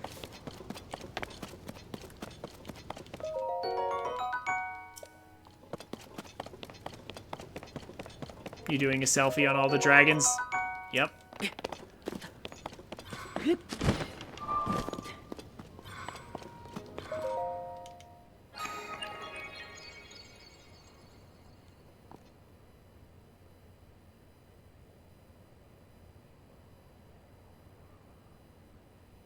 There we go.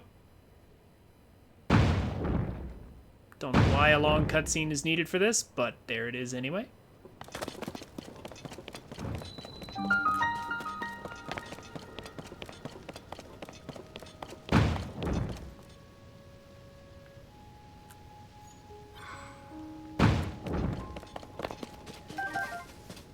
Okay, so there's more to do here, but I am really only here to work my way to the Gorons over here.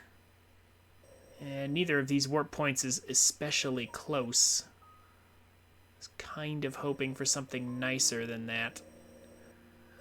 But that's okay. We'll just fly there. It's not a big problem.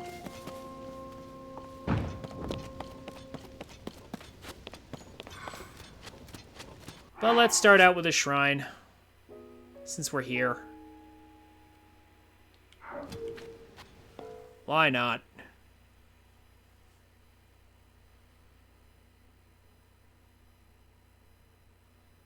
We need to finish our stamina wheels. And this is a freebie. Nice. I love freebies. They're nice and quick and easy. A ruby isn't a terrible thing to get.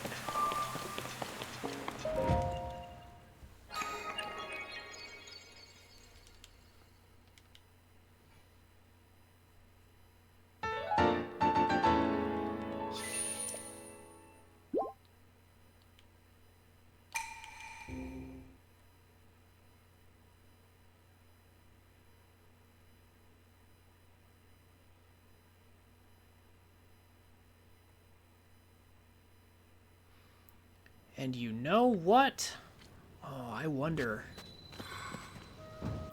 is that a thing I can do right now? Ooh, you know what, guys? I just had a thought. I need to see something, though.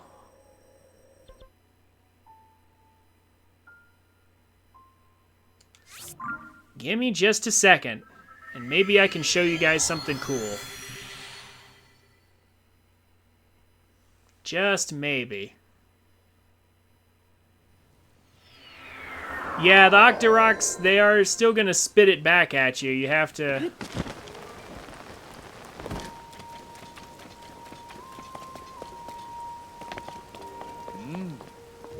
You have to get out of the way, or I guess you could catch it.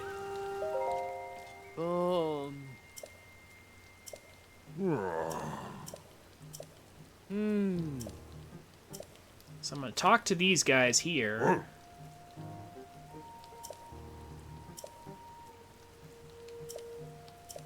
Oh. Oh.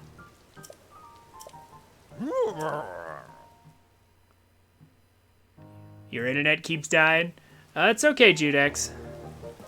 Well, I mean, it's not okay for you. I mean, I assume you'd want your internet fixed as quickly as possible, but... It's okay if you have to dip out once in a while. If this works, I might be able to show you guys a really cool trick.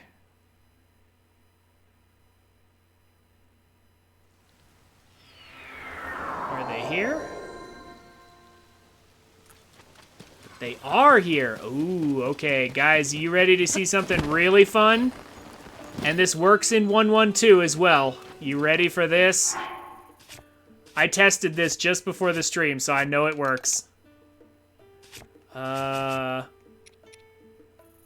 So I just need like a cart. Oh, you saw this? You saw this, Judex? Okay. So then you know what to expect from this. So this only works once, or at least so far it does, because we're still trying to figure out why it works. But here's what we do. We put out a cart, or any object, really, that we can stand on, and still talk to these guys. These guys right here at the stable. We just talked to them at Lookout Landing, and then they come over here to this stable right here. The good old Riverside stable. We talk to these guys while standing on the cart. Oh. And they talk about where they're going next. Oh. Oh. And then they turn our camera around and they point us in that direction. Oh. Oh. And then, for some reason, we get forcefully repositioned. Probably because of, like, this cutscene here where they have to walk off. So this is kind of a one-time deal. But honestly, I can't think of a better use for it than this. Now we're gonna go, now notice, if we go to Ultra Hand, oh. Like, the cart has moved, and we were moved too, but actually, oh, it still locks onto it. Huh? That's not how it was supposed to go. Interesting that it still locks onto it all of a sudden. Doesn't look like it worked this time.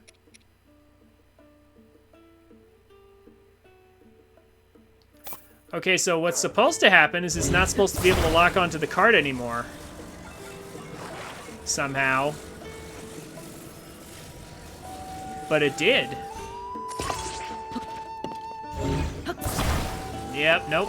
Okay, so for some reason, it didn't give the cart intangibility that time. Hold on, let me try that again. So the cart actually is supposed to get some intangibility there.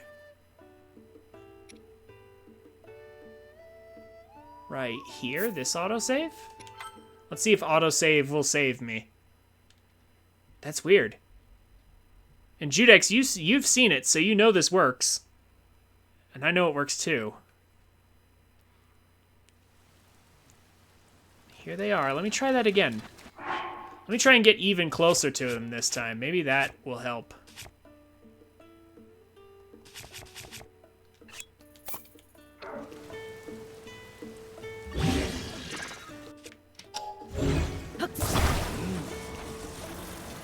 Let's pick it up off the ground and let's put it down like as close as we can.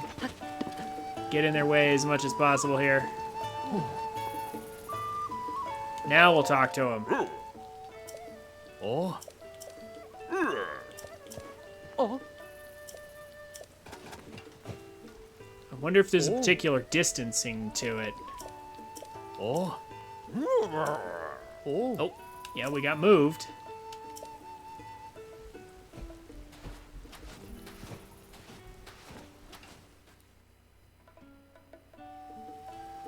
Okay. And it still picks it up now all of a sudden. How strange. How strange that that works. Why does it work now when it didn't work before? Okay. Well, gotta love it when you see a trick online, you then attempt the trick off stream and it totally works, and then you can't reproduce it on stream. Gotta love it when that happens. I will give it one final attempt. If it doesn't work, oh well. Let me try it from like a different angle or something. Maybe that's what's going on here.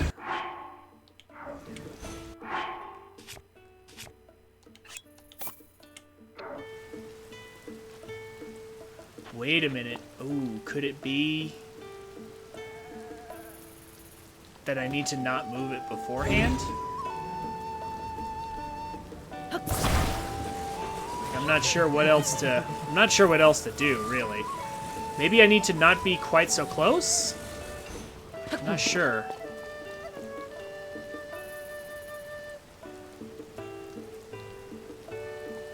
Hi. Oh. Oh. Oh. Yeah, I know. Like, That's what I was thinking. Maybe it has to do with, like, the exact positioning or direction somehow. Maybe the rain is messing it up. You know what? It could be the rain. I'm not actually sure. But I know that this works because I tested it myself. But it doesn't work this time. And also, what is this cart doing? It's like sliding off to the side. Oh, wait a minute. Was the cart supposed to be like upside down or something?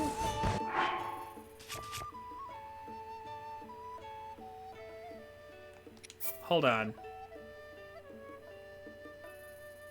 The video you saw used a wing? Okay.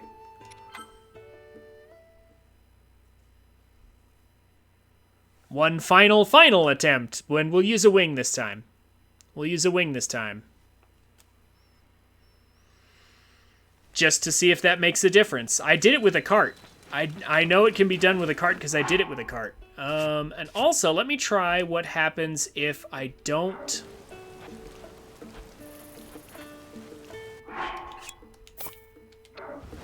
Oh, it went past them. What? Oh, okay. How about this? Let me see if I don't actually move it. Like with Ultra Hand, if I don't actually touch it.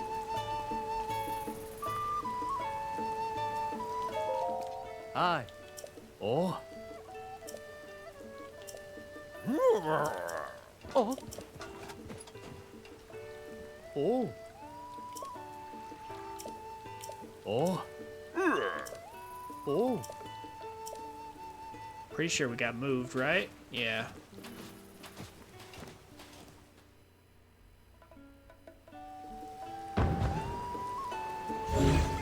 Oh, there we go. We got it. We got it.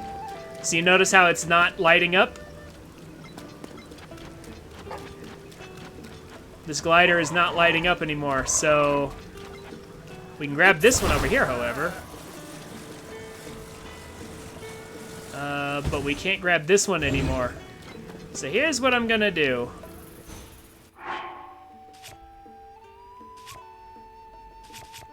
I'm gonna get a smaller device or something I can fuse to this. What should I use?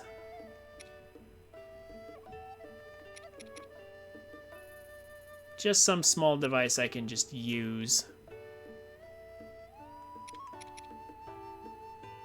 I mean, I guess I could use the other wing that's out, but I don't know how that will interact, and I don't want to mess this up. Let's just grab a fan.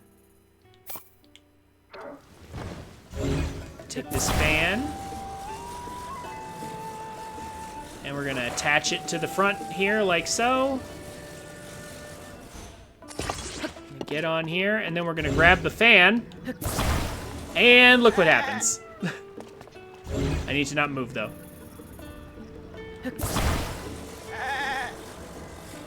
And we take off and we fly. On our glitched wing here. There we go. Okay, so that took a lot longer than I wanted it to, but we are now flying at hypersonic speeds through Hyrule.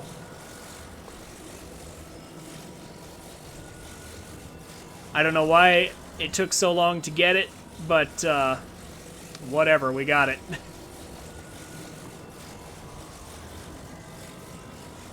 Oh no, this is more like a BLSS 2.0. This is super fast and super easy. We can literally fly up or down at will.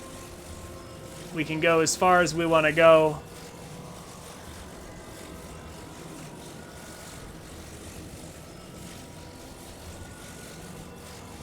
We can fly up or down very easily. But basically, we glitch out this wing or cart or whatever using that cutscene. We just take that cutscene and we use it to glitch out an object, and then we fuse another object to it, and we try to grab the object that's fused to the glitched object, and we fly. Like I said, so far, we've only found one spot where we can do that. There's only the one cutscene that seems to trigger it so far, but I'm sure eventually people will find another cutscene somewhere else.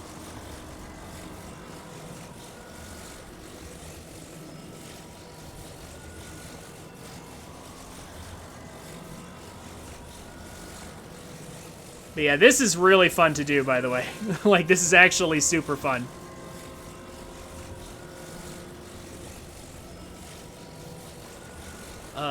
Where are we going, however? We are going over here. Maybe we could just say hi to Dinroll real quick. Yeah, we could say hi to Dinroll.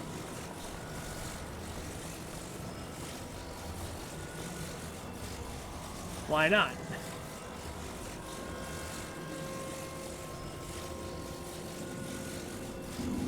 Hi, Dinroll!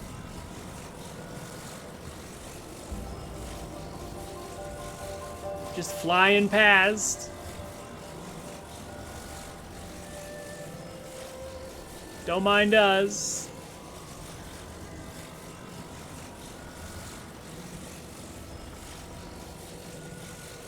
Okay, but there's the shrine I want right there, so I'm gonna get off here. I mean, our crazy device is still there. But here's what we came for. These Octoroks are perhaps the only good Octoroks in all of Hyrule.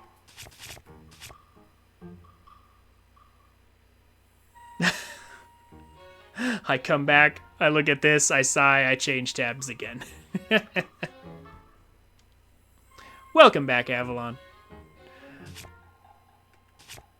We have found yet another way to break the game. Gonna go to bed, Judex? Fair enough. I know it's late where you are. I'm about to go to break anyway. Yeah, I'll see you tomorrow, man. You have a good night. Thank you so much for coming. And for the 25 months. You are amazing. Always good to talk with you. I hope your internet troubles go away. Yeah, the treasure chest Octoroks aren't as good as this, though. We're going to take this.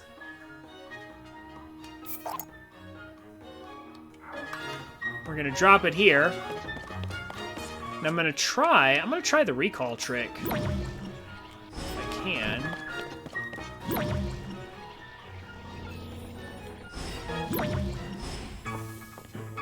Also, turn off your sages. We don't want them accidentally killing them.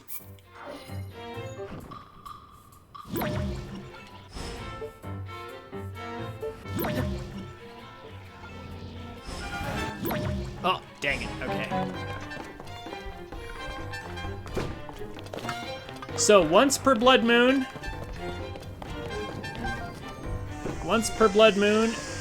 these Octoroks will eat one of our weapons or shields or something. They'll eat it, they'll repair it, and give us a modifier. But each Octorok can only be used once per blood moon. If you try to give him a second one, it won't work. These Octoroks can only be found around Death Mountain. This shrine that I'm about to get right over here-ish is a good shrine to get because there's like one up here and one right about where I am. So there's like two right next to it. Also, there's a ton of them like all around up here. Like up in this area, like there's a bunch of them around. There's actually some over by Goron City over here. There's like a couple over here. They're all around the Death Mountain region in general.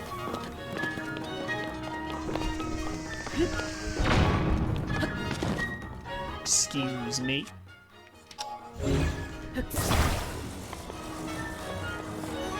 Just gonna park my even more incredible flying machine over here. Gonna grab this.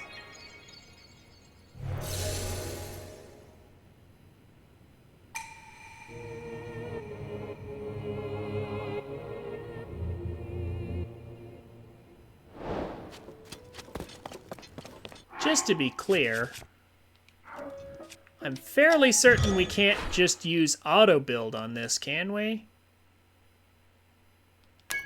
to like reproduce the glitched effect? I don't think so. I'm going to attempt it anyway, even though I'm fairly certain it won't work that way. Oop.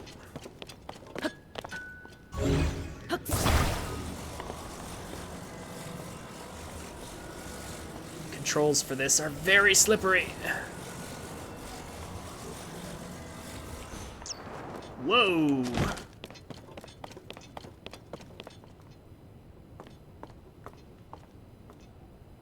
But it's just so awesome a trick. Let's see what we get from this one.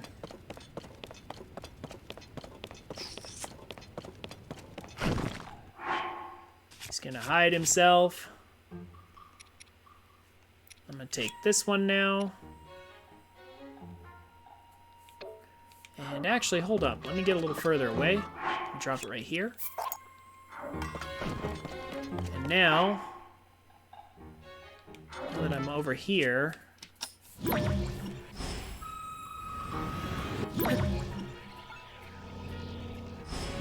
ah, dang it. Okay, I think if you recall that just before he swallows it,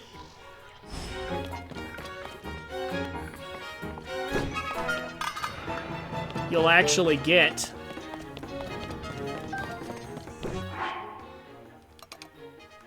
okay. Some minor attack ups. I think you'll actually be able to duplicate the weapon.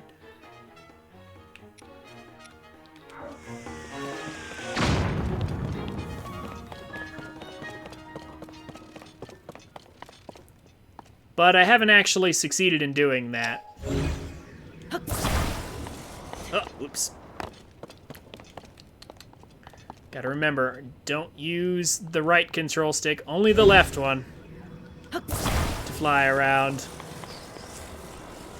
I mean, I may as well enjoy this for just a minute longer, because it's kind of a one-time use trick so far, so I'm just gonna mess around for a minute more here.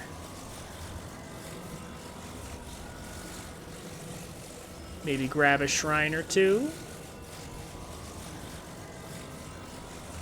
Just because I can, although it's struggling real hard to load what we're doing right now. It does not like what we're doing.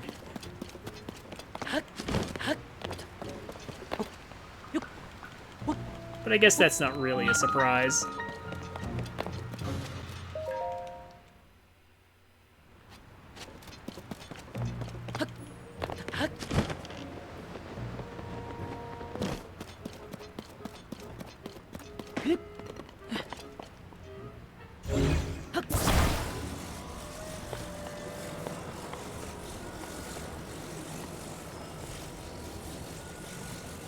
We'll just, like, maybe casually go over to Goron City over there. Oh, actually, that was Goron City. Never mind.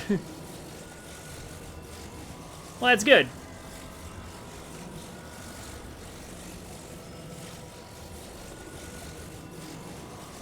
Might want to avoid the, Korok Forest, though. I think it's still a column extending above the forest. We'll get knocked out. Anywhere inconvenient? Is there anywhere inconvenient that we need to go at some point? Actually, there sort of is.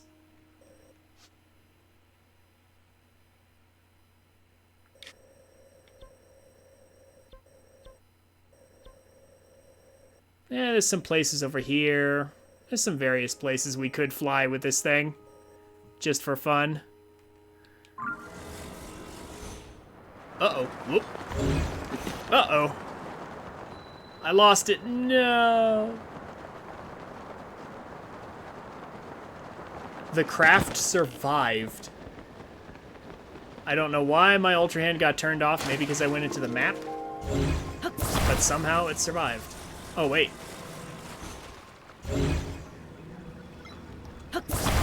Oh. Doesn't want to take off anymore. What? I've not observed this before.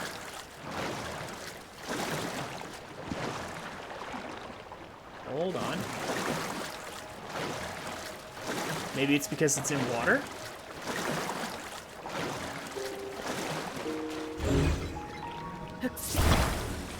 Oh, it's stuck. It's completely stuck. It is not okay with what we've done to it. Oh, now it is. Okay, hold on. Never mind, maybe we got it back?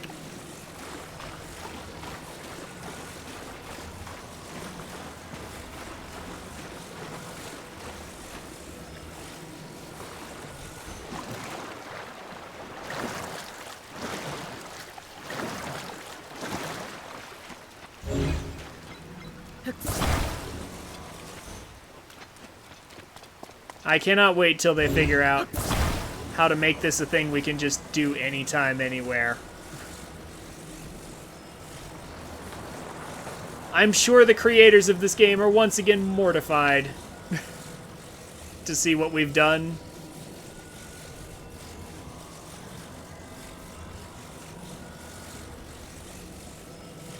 And how we've managed to break this thing yet again.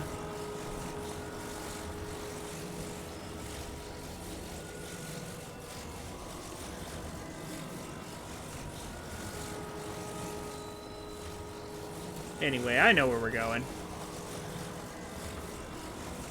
Once we lose our magical flying device,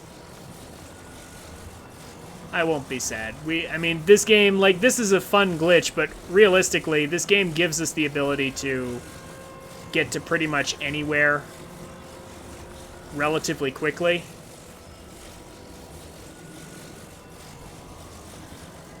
Without too much hassle. So honestly, it wouldn't be so terrible if we lose this. It won't be so bad. And off it goes. Yeah, it's okay though. I think I've had my fun with it. It's fine.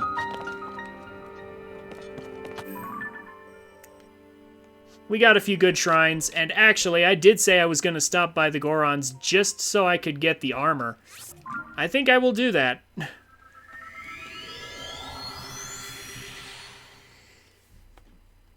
As fun and as powerful as that glitch is, it actually doesn't speed us up that much. Because we could just warp or fly to wherever anyway. It's just slightly slower. But I thought I would show off that glitch since it's neat.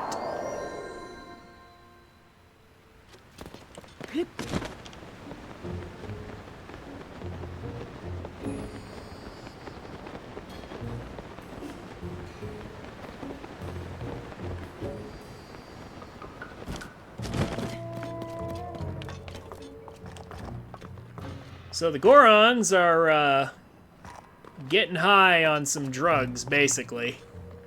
Is what it seems like.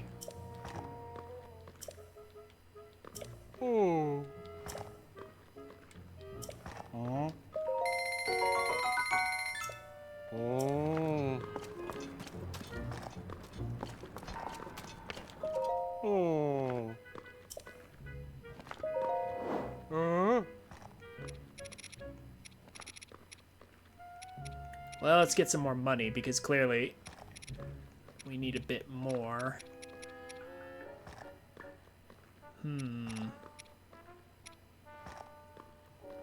What can I afford to get rid of? Yeah, we'll do like 5 each of this, and then we'll just clone them again.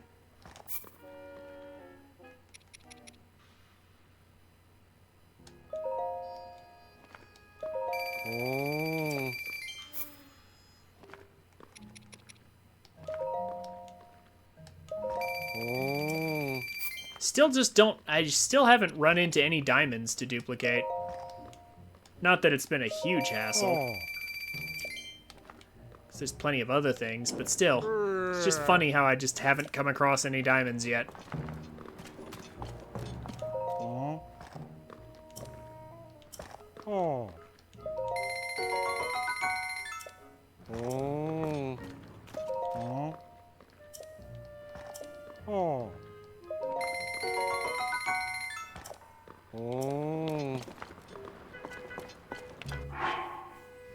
There we go. Got the fireproof stuff. Or the flame-resistant stuff, I should say. And while we're at it, do I have... Yeah, okay, I do. I was about to say, I did get the Zora Greaves last time, didn't I?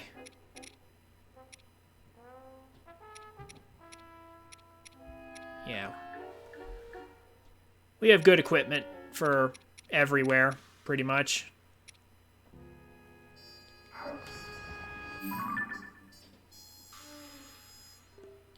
There's some diamonds over there I could buy, but I don't want to buy diamonds. I want to get one for free and then duplicate it.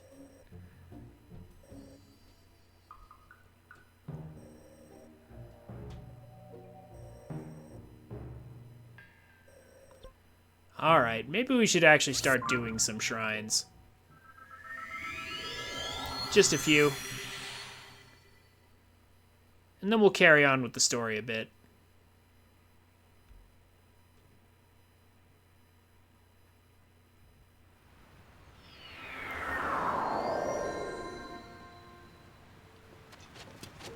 Yeah, I know, some of the blessing shrines do have diamonds.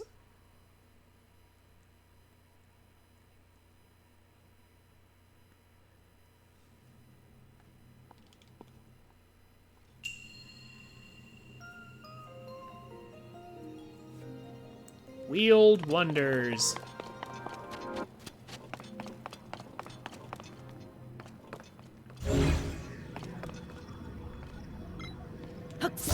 Or, wait a minute. Did I read that right? I don't think I read that right. No, Wheeled Wonders, I did.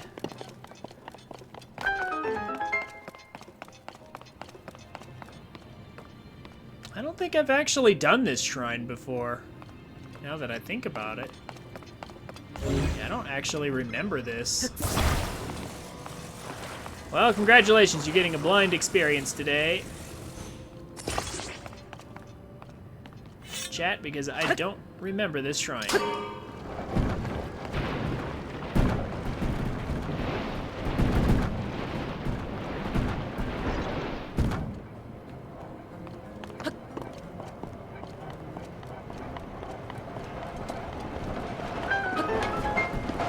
Just to be clear, I could totally have solved this another way. But we'll just say that's good. What is that, a way back? Yeah, okay.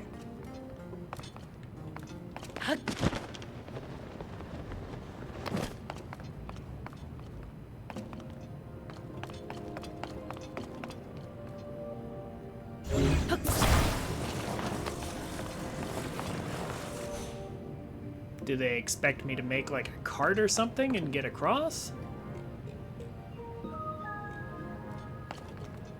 That's probably what they're thinking.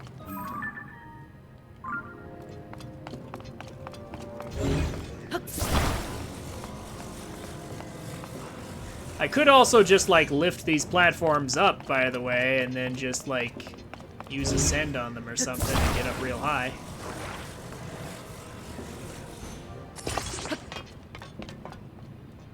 Oh, but let me see what happens. I mean, we'll try to do it the intended way. Let's see how that goes. Oh, hey, look. It's pretty innocuous after all.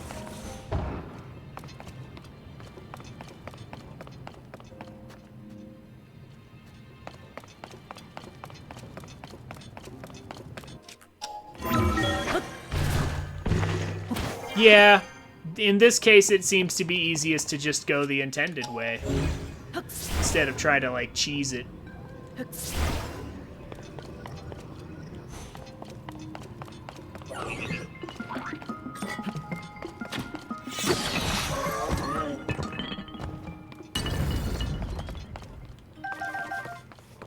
Wow, that guy gave me 10 arrows just now.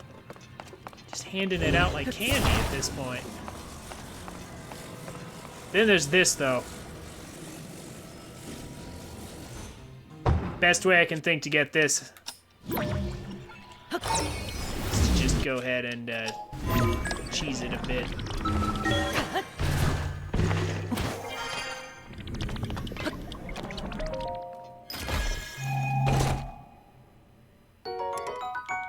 And we don't really need that, do we?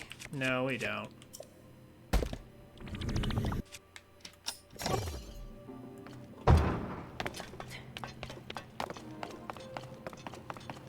Now, what do they think is going to happen here? Got metal orbs. I guess they want us to hit the switch? I don't really understand why we couldn't just...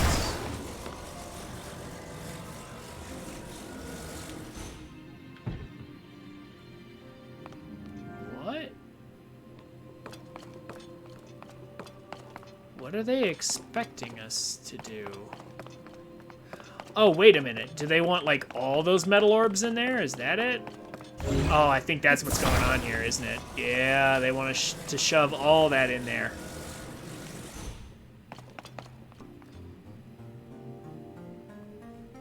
Fair enough, Duck Game. This is a game where you could, in fact, describe it that way.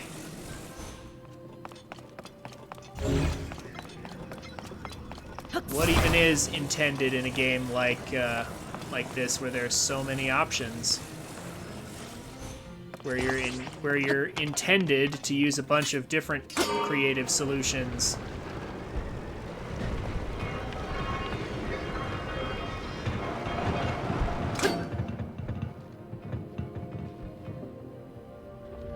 Ah, okay. It just needed enough for the weight. Okay.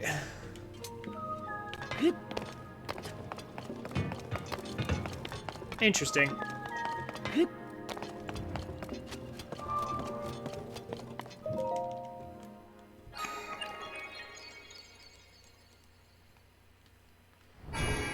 I mean, either it was poorly thought out or it was genius, Avalon. Because I kind of feel like it might have been genius. Like, they may have very much intended for it to be this way. The shrines in this game, the ones that don't take away all your stuff, are actually really, really good, because there's so many different ways to solve it. That is one of the best parts of this game.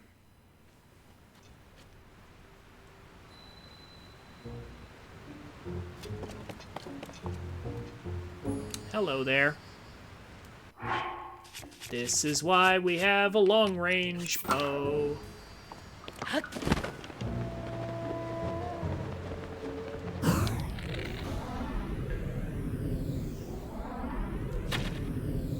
It's still too short. Oh my gosh. Really? How about there? Gotcha.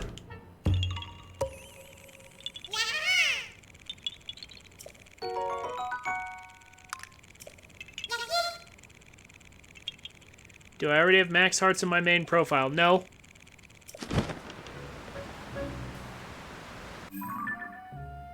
Not really.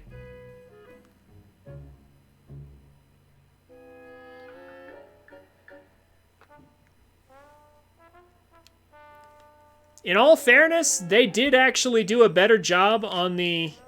Also, this is where that shrine is, by the way, Time Tree. They did do a better job on the Korok puzzles in this game. They're a lot more diverse. They're not all copy and paste.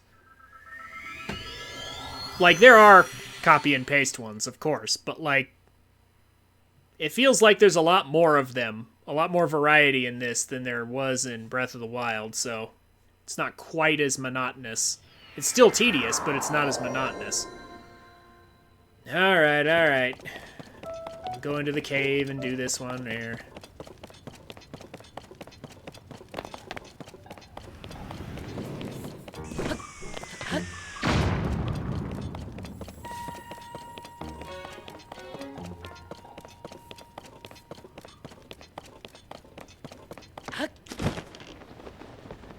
Oh, this. Alright.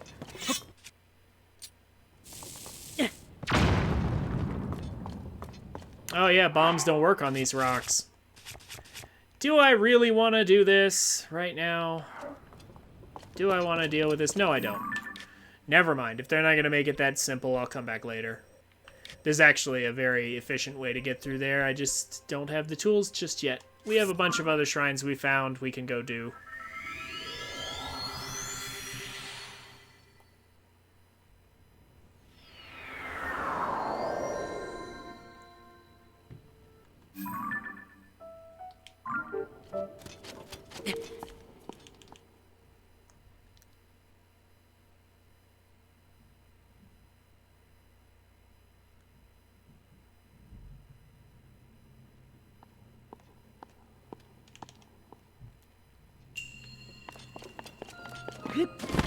Built for rails. I am fairly certain I haven't done this one either. I wish... Oh, I don't have a minecart attached to a shield. I could surf if I had such a thing.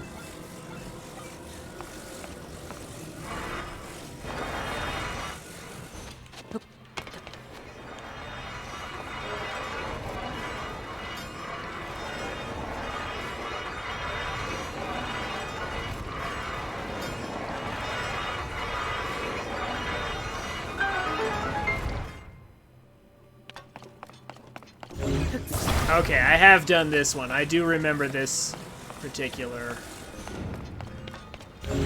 I do remember this particular shrine here.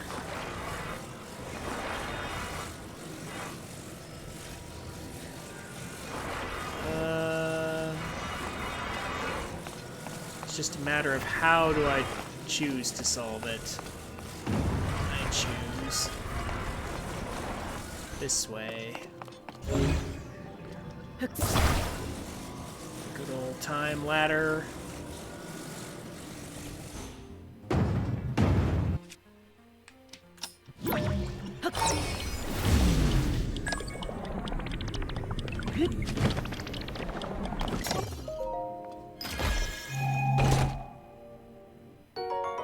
Yeah, there's a slip resistance elixir, that's nice, but I wish I had a like a mine cart or something, or a cart fused to my shield. Actually, I have a cart. Will that actually work? Hold on. Now I need to try. Now I need to try. Will that actually work the way I think it will work? Oh wait, I can't. I can't pull these out in the middle of a... If I could pull this out, it'd be great. But I can't. They don't want you using devices in the middle of a shrine.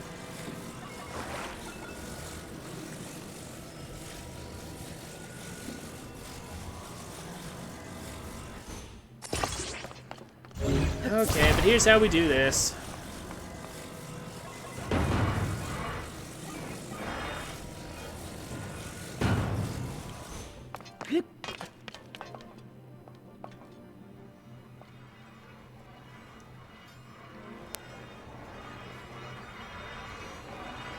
Yeah, I could go back, I could go through the entrance again, I guess, but I could also just do it this way, too.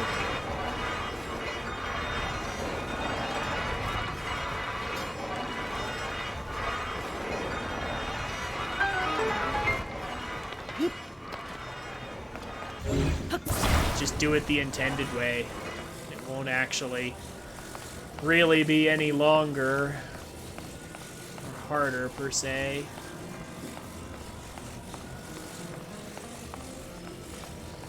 Oh yeah, this. Okay, so let's see.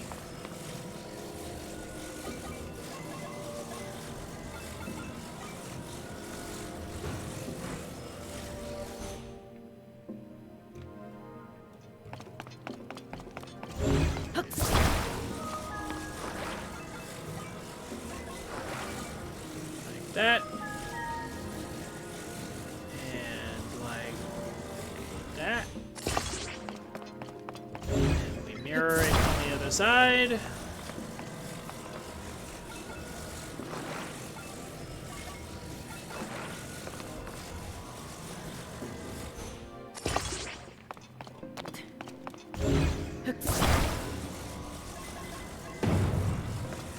Hook it in like so. Get some fans. And away we go.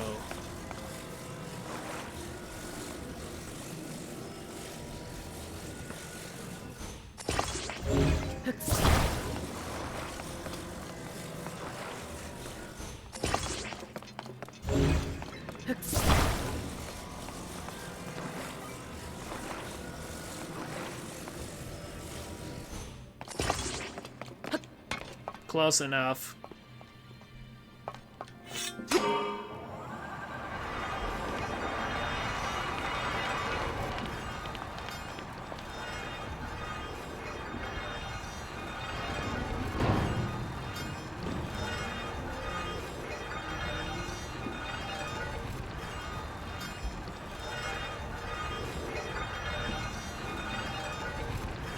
We might be able to just glide to that ending, but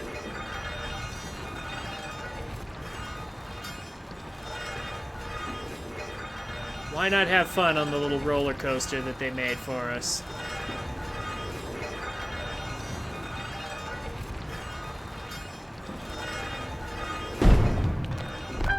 There we go.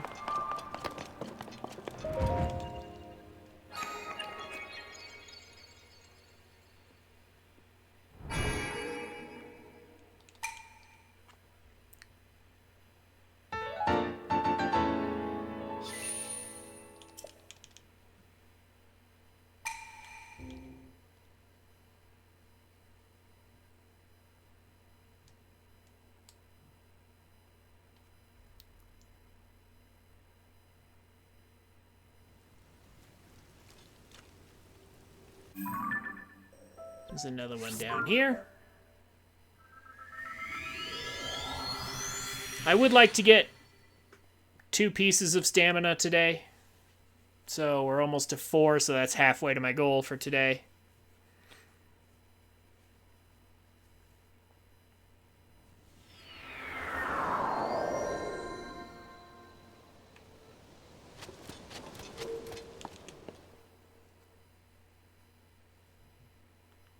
I think after this shrine, it'll be time for a break, though.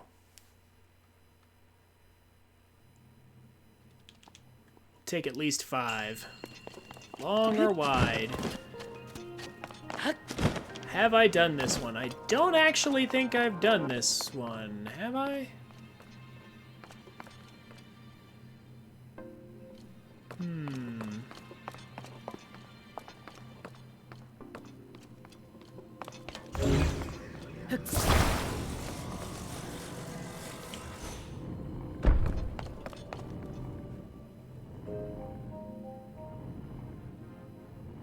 That definitely doesn't... That didn't look like it should have worked, but it did. Yeah, I don't think I've done this particular shrine either. Another blind one for you guys. Huh.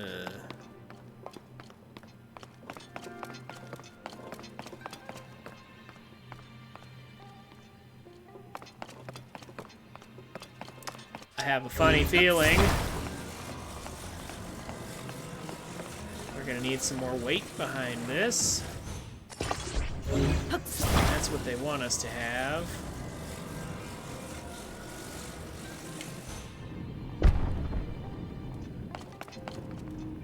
There we go. Duck Game, have you done all the shrines, or do you have 100%, or 100% of all shrines?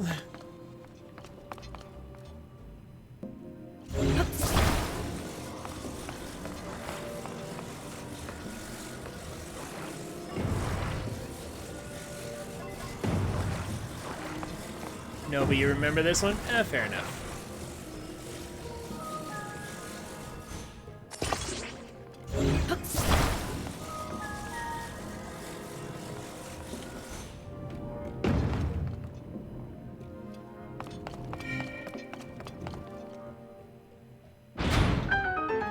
Hey!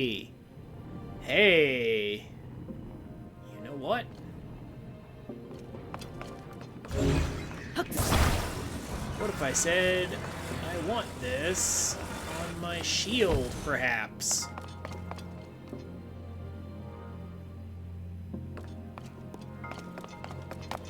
But before I do that,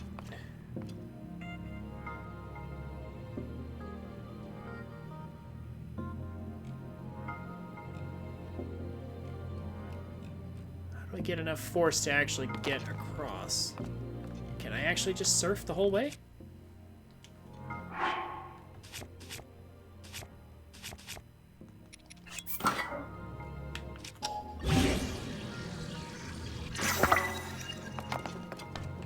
Is that good enough? Also, how do I get to treasure chest? Can I jump off? Haha. Hold on.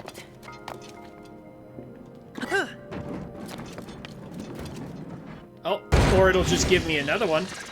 Never mind. I fused that one to my shield, so it's like, oh, you need another one.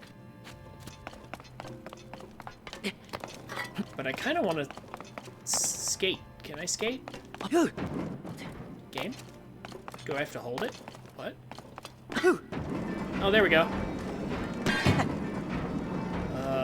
That jump's not going to be enough to get over there.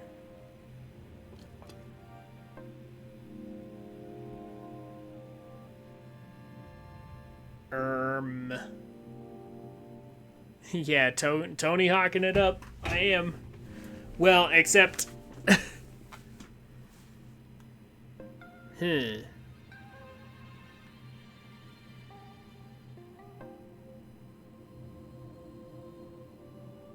Without the ability to pull out Zonai devices... Can I just grab that?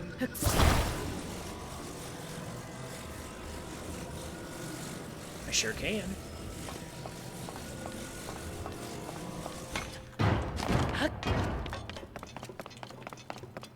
Okay, that works. Oh, it wasn't actually that good. Oh well. Okay, but seriously though, how were we meant to get that all the way across there?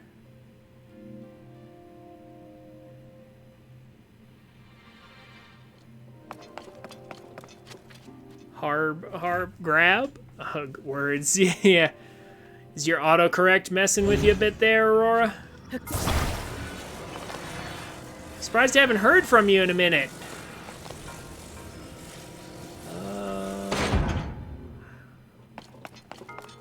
And it just sits there. It doesn't have momentum one way or the other.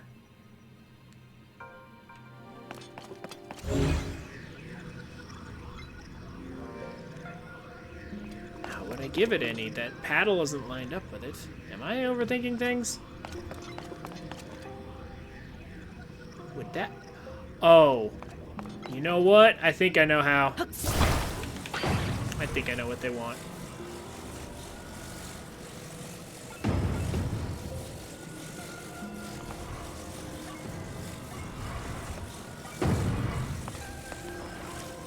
This work?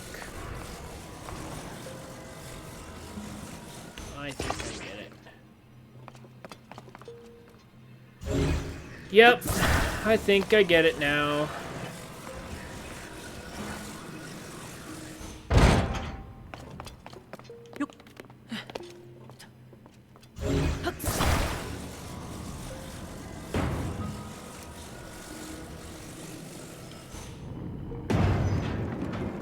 There we go.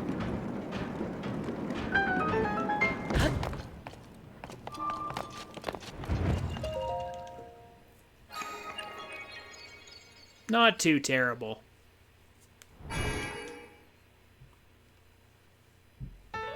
Not so obvious that you'll think of it immediately.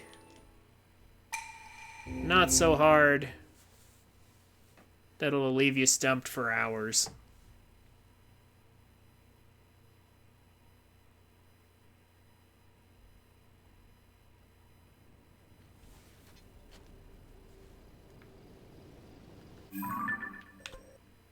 Any more that I have in the sky, maybe? Yeah, I've got a few up here. Might as well.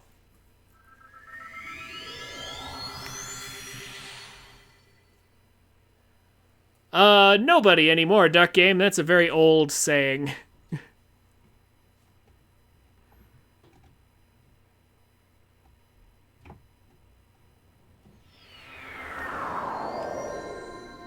So it's mostly said as a joke, really. Anyway. Oh, I didn't solve this one. Oh yeah, it's in the sphere. We'll get that when we come back from break. It's time for break. I will see you guys in just a minute.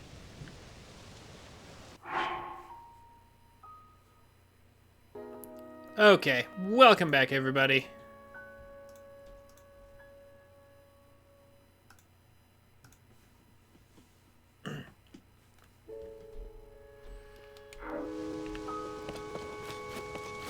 Let's wrap up this shrine over here.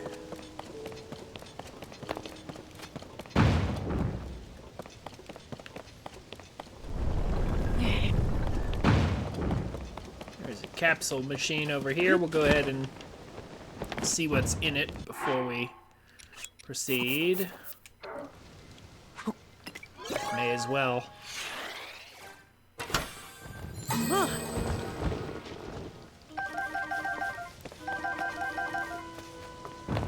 Doesn't look like anything new. Oh, there's something I didn't get, but eh.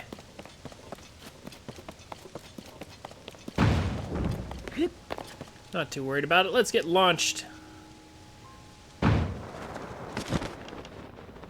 into this sphere over here.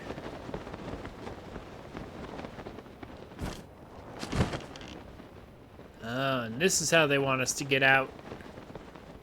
Of course, we could just build something to get us out. Could just build a flying machine, but this is how they want us to get out. Also, whenever you see these spheres, you should always look down below. There's a treasure chest down there. We'll get that in a minute.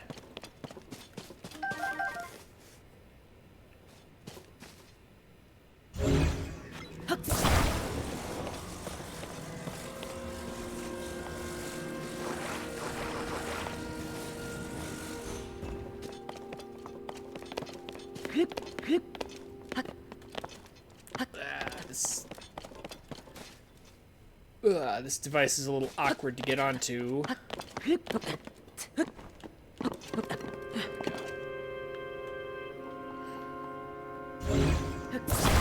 I think we're gonna want this as centered as possible. In fact, it may even be nice to, like, carefully reorient it.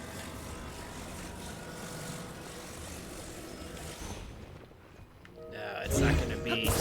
It doesn't want to be carefully reoriented, I see. Okay, well, fine.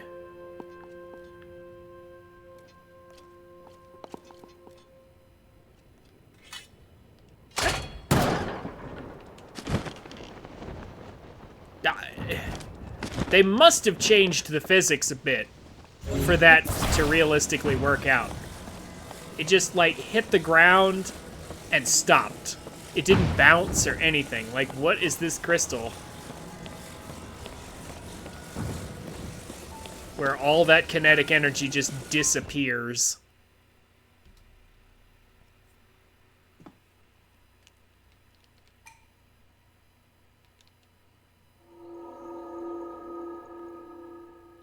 There's a lot of objects in this game that don't bounce the way they probably should.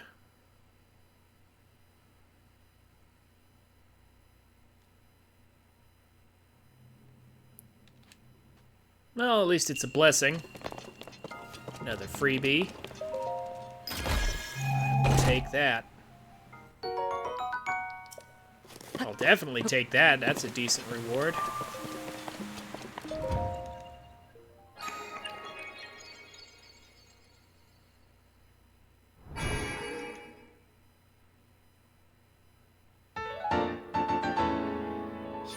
That's 5.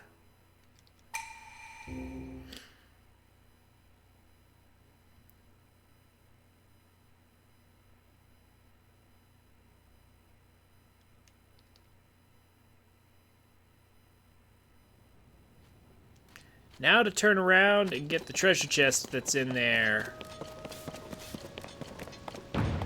Definitely don't want to leave that behind. Whoa, whoa.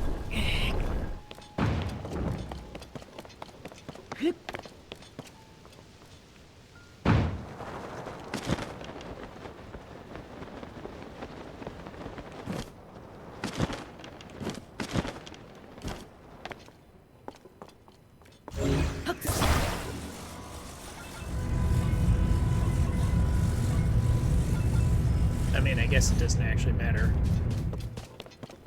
As long as it's facing some direction. I really wish the diving mechanics wasn't a thing, still. But they decided they had to leave it in. The Sage's Will. One more and we can upgrade one of our sages to deal more damage. Let's go over here.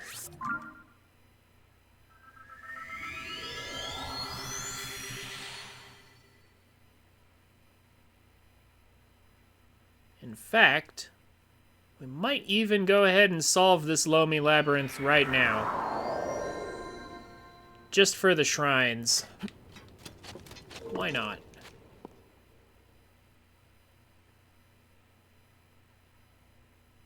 Makes for some fairly easy shrines to complete. Courage to jump. Oh yeah, I remember this one.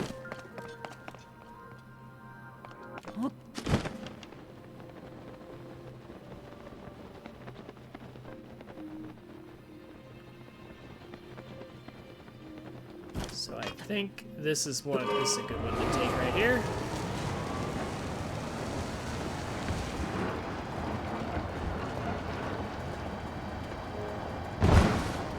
So this Lomi Labyrinth right here was the first time I got introduced to low grav.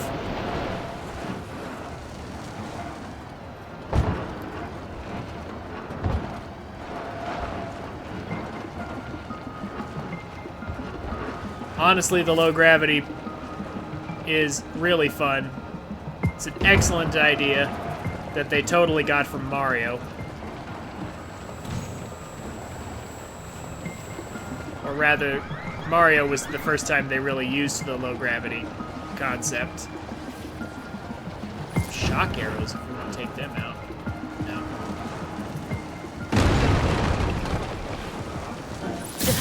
Ooh! He actually got me.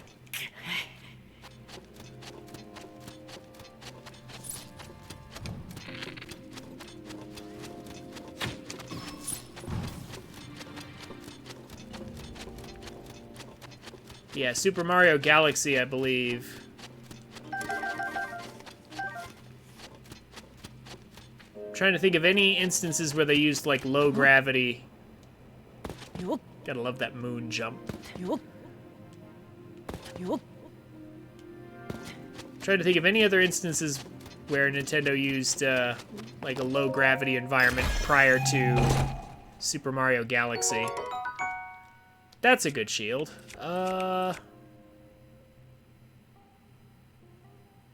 We already have one of these. We could always use more, though.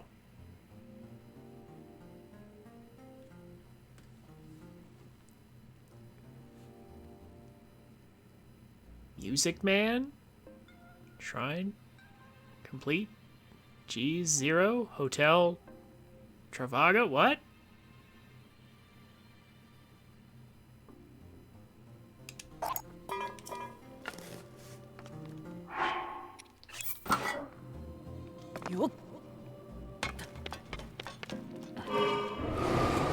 Either way, I'm glad Nintendo pulled the old low gravity card back out of their repertoire and used it for this game. Oh. We're supposed to get off here.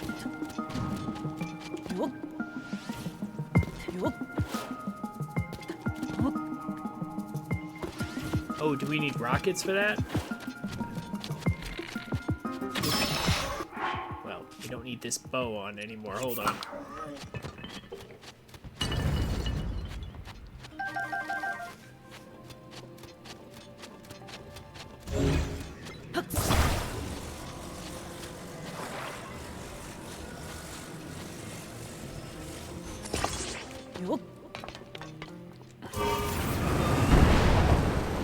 Yeah, there we go. Whoa, whoa! Careful there, Link. Don't jump too far.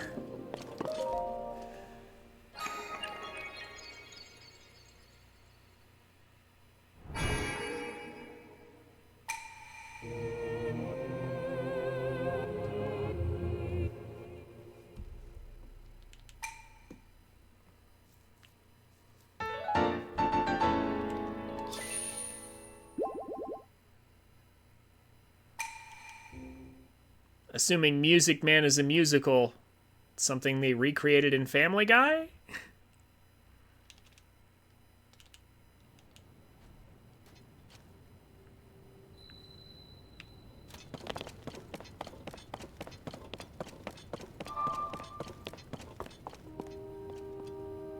I agree with Aurora. Interesting. So, if we try to activate this, we get locked out.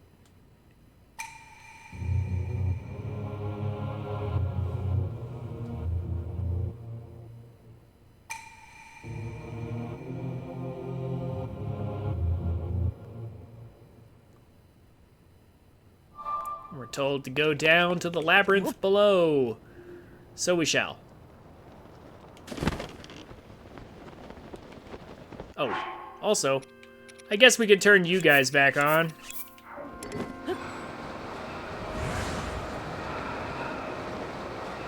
And may as well change to a more appropriate outfit.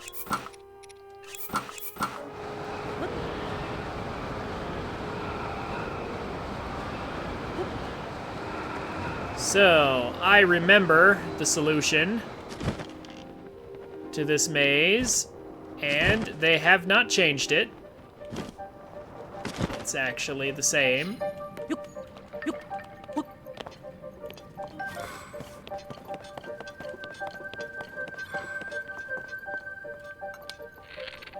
I'm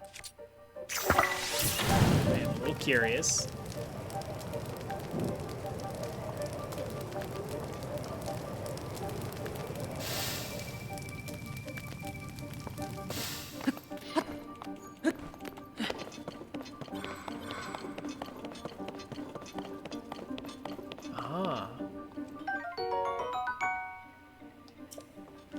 I guess.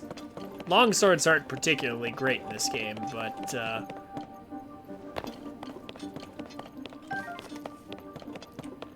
we'll still take it anyway, just in case. Oh, yeah. Yes, this... Okay. The armor set we're about to get has the same bone weapon proficiency that, that the Radiant set does. But the problem is, it doesn't, you can't upgrade it. So its defenses are really low. That's the problem with it. Someone was camped out in here trying to figure out the ruins, but they didn't have access to the rings. The ruler of dragons.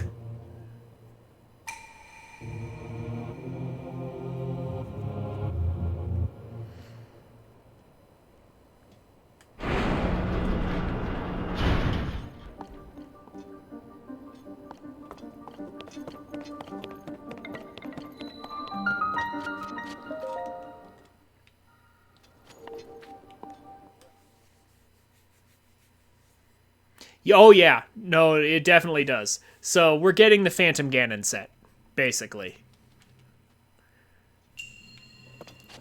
And it looks way better, but it can't be upgraded, so its defenses are really bad.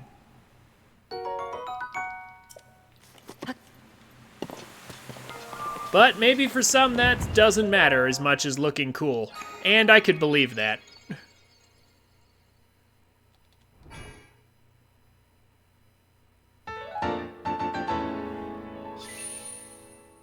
Well, no, you can't use the 30-minute defense buff because then you won't have the 30-minute attack buff that you need to get the max damage. So you kind of have to take a risk if you want to look cool.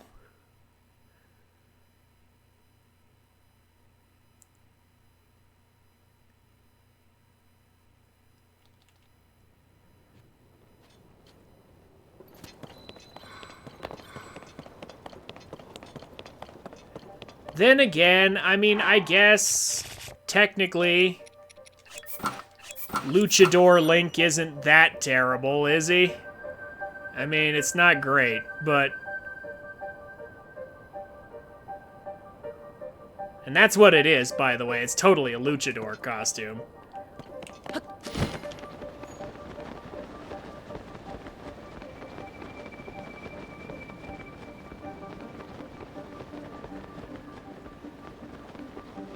Somebody just left a whole bunch of arrows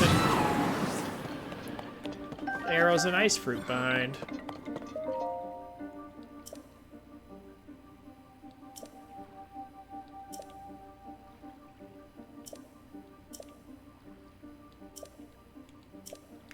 Okay.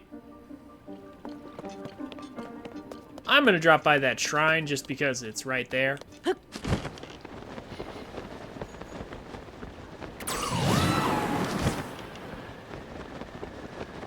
I don't feel like there's any reason to not get it, since it's still directly in front of my face.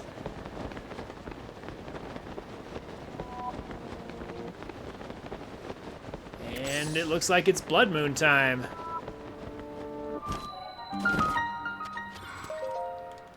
If we want to avoid the consequences of the Blood Moon, we could go in the shrine and wait, and the Blood Moon's effects will be canceled. But I believe I'll wait for it.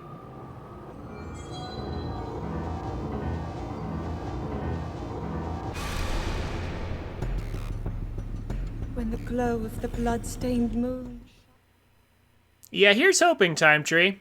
Here's hoping we get a better outfit to give us proficiency with something. You know what would be crazy? Like, horn proficiency.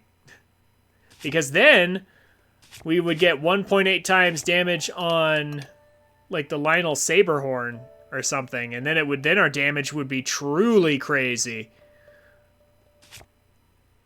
Although I don't know what outfit they could give us that would do that. Maybe some kind of crazy Monster Hunter set or something.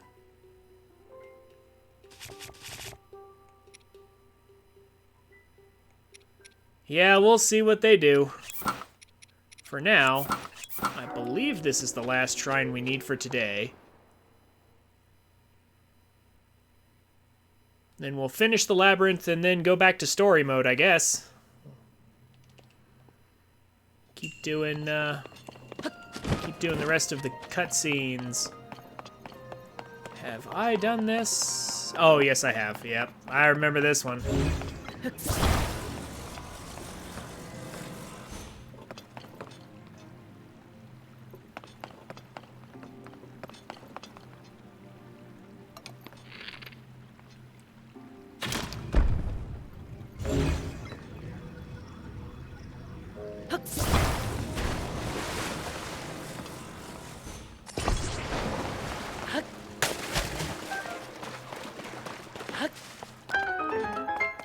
There we go.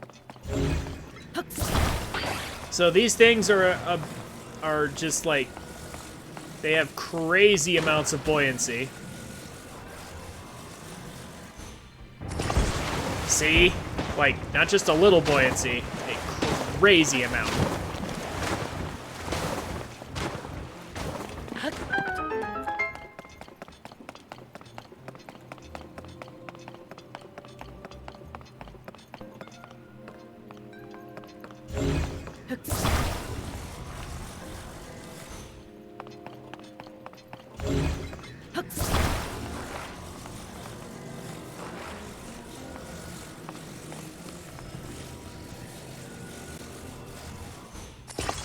I think this will work.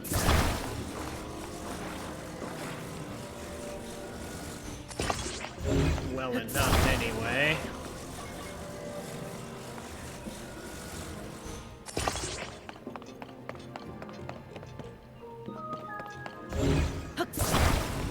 Let's find out if it floats.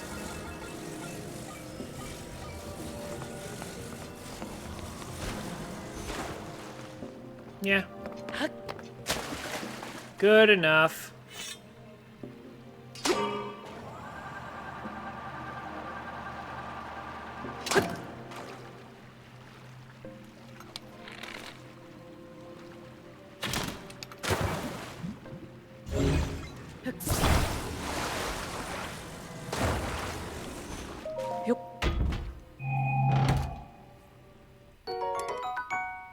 Magic Scepter. That's the two-handed. Yeah, that is the two-handed thing, but we already have... I've already got 2 of these. I don't need another one. If anything, I would want the spear.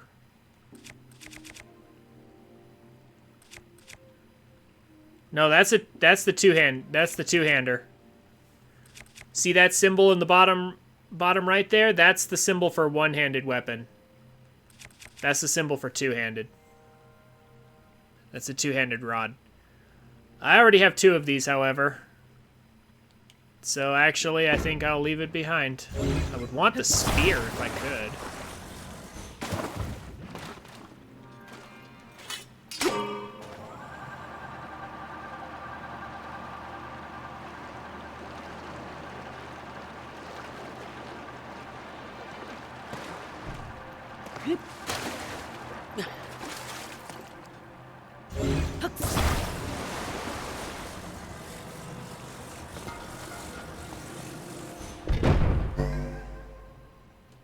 And yet somehow, these very buoyant flotation devices add enough weight for that to fall down.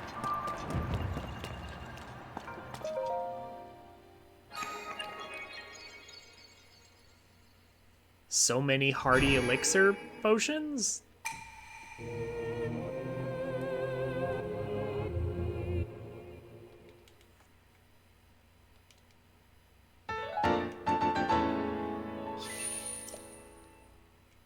I mean, there's not a lot of them like that.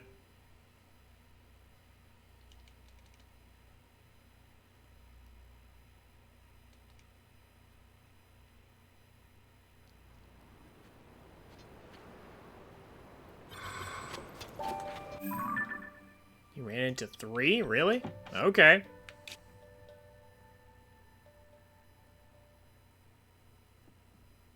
Phone's about to die, Aurora? It's okay.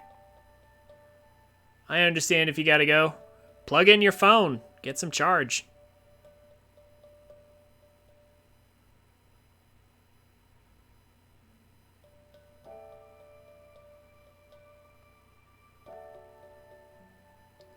Now we can go back up here and actually do the labyrinth. And then after we do this, we'll get the rest of the cutscenes. And then we'll see. With whatever time I have left, we'll do something, I guess. Have a good night, Aurora.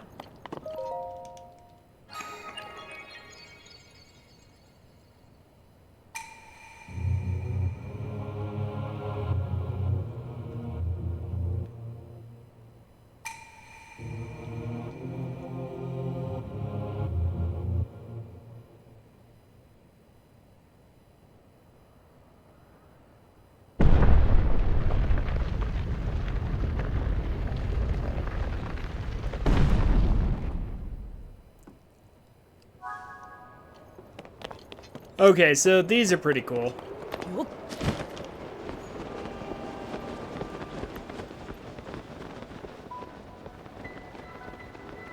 The lower we are, the higher we'll get bounced up by the air current.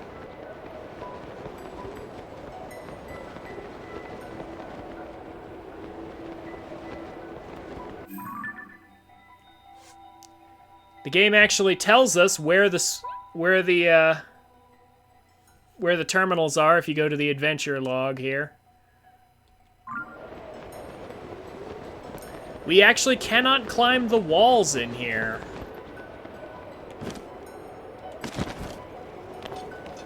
Rather amazingly.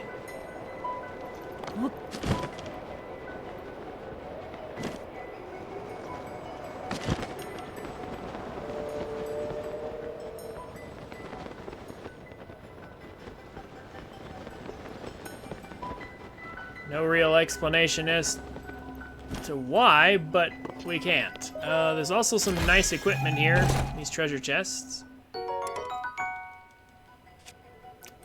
That'll replace one of these.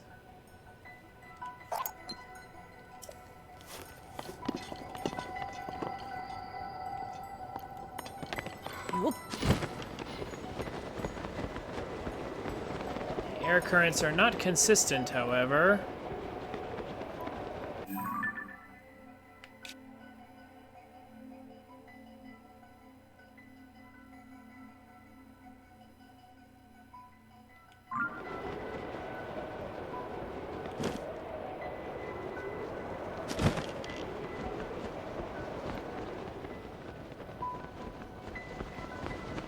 This way. So we do have to kind of find where they're at.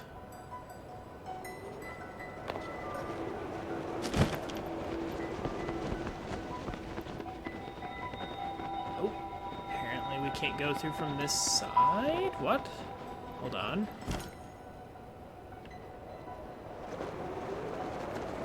That being a thing.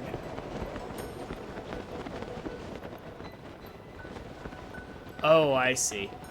That's what the problem is.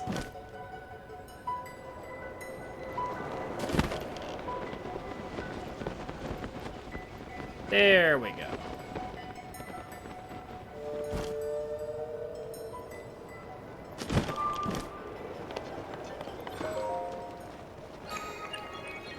We can, if necessary, use a machine to fly up to the top, and then drop down on the others if we don't actually want to bother with the maze.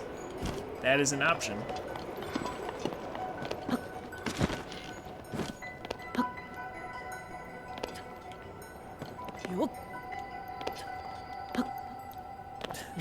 There's a weird thing. You'll have to be a little more specific, Time Tree.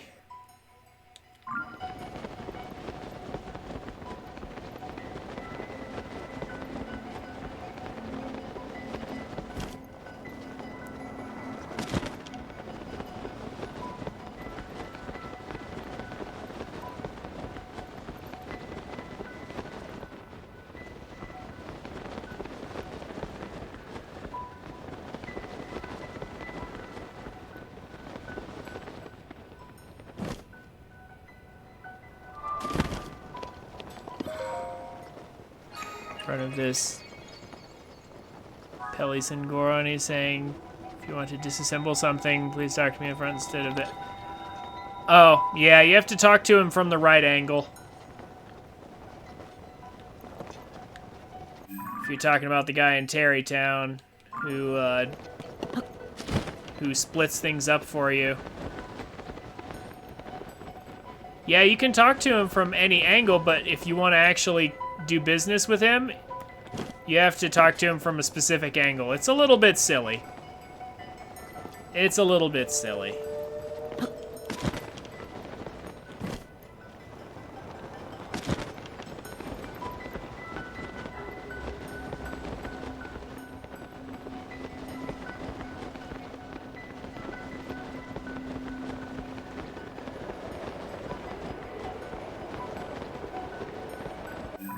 Let's see, where are we going? Back out towards the center. Then through here, I guess. Yeah.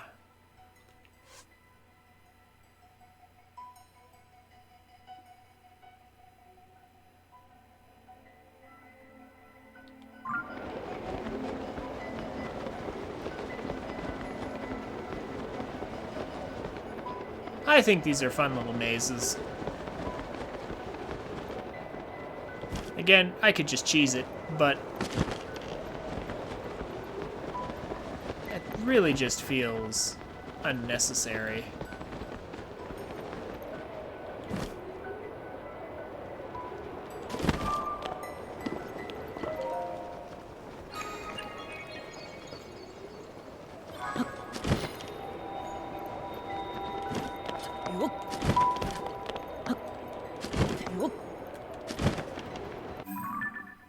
Last one's in the corner up there.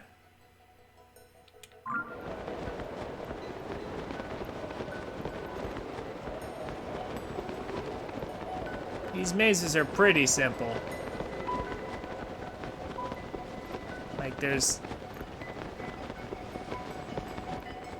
not a lot of maze to them. But it looks like we do have to come into that one from the top there. Yeah, from all the way on the other side. So, we'll have to go around the long way.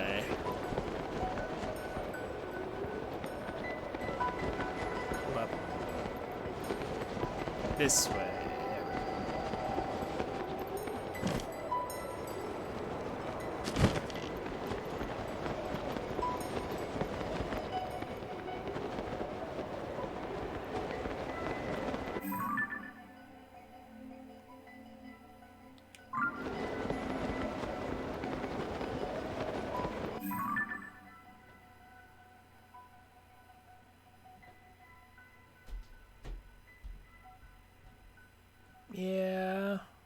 Yeah, okay.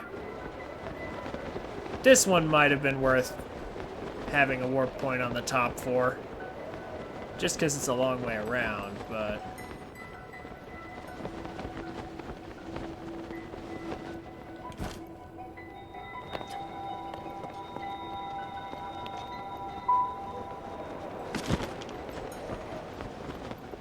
it's still not that bad.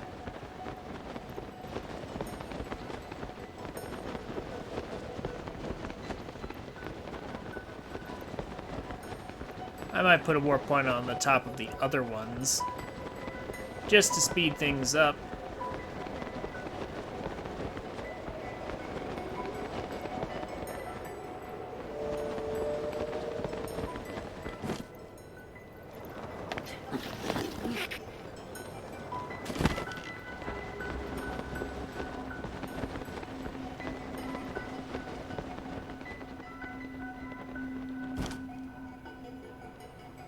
Yeah, I know. I've been doing that this whole time, Doug Game.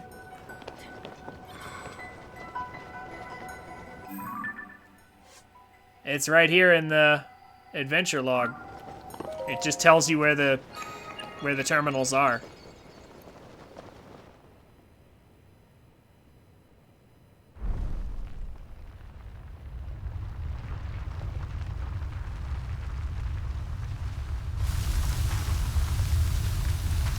Oh, like if you click on it, it shows it on the minimap? Oh, okay.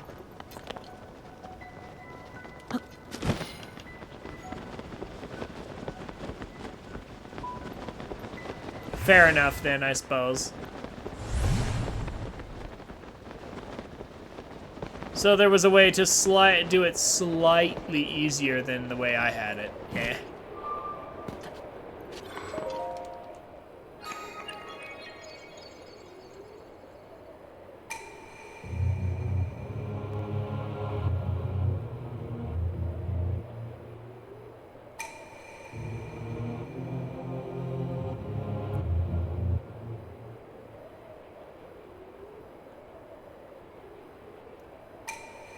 Now we head down.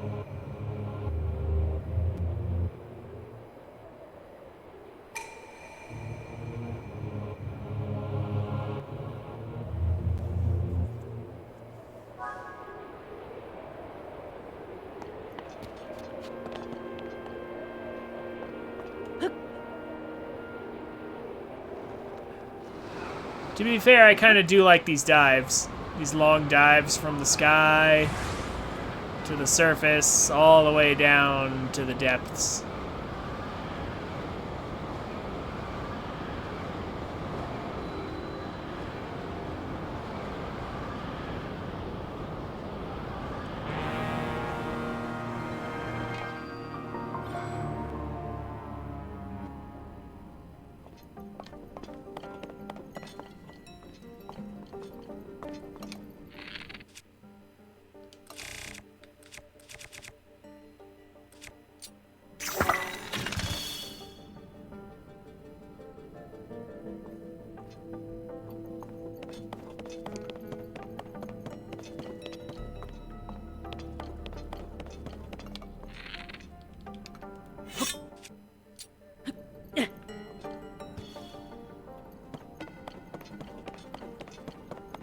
Well, is it raining over where you are, Avalon?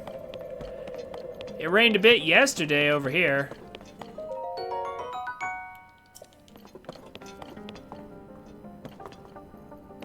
Okay, to be clear, there's actually some really nice weapons hidden around here, some really nice stuff.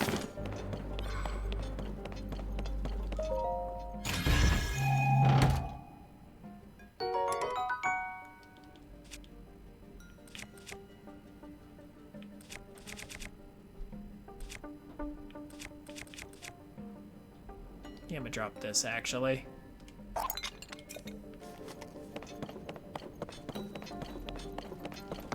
So come prepared.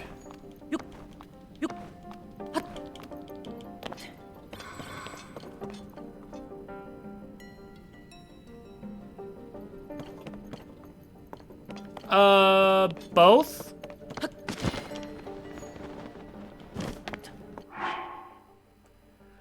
Okay, now to take one of these guys out in the dark.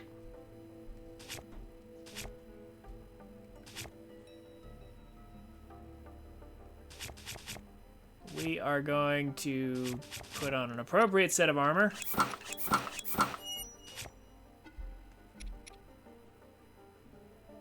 We're going to use one of our Savage Lionel bows. And we have plenty of Gibdo bones.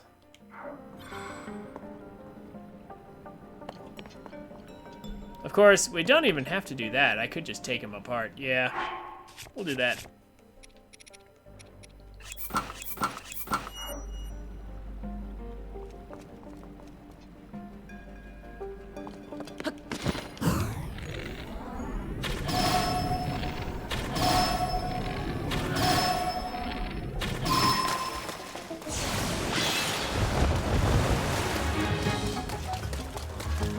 Hit it with a few arrows.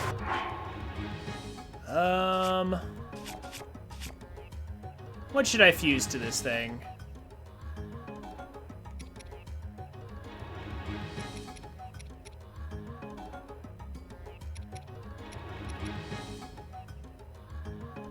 I could put a saber horn on it.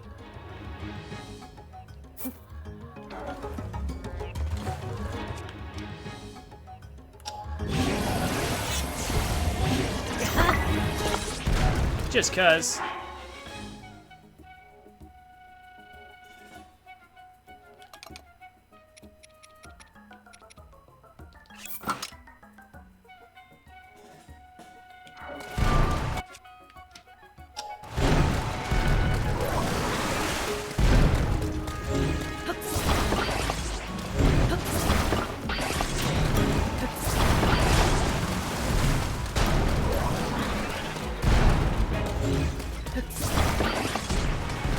So the level 3 construct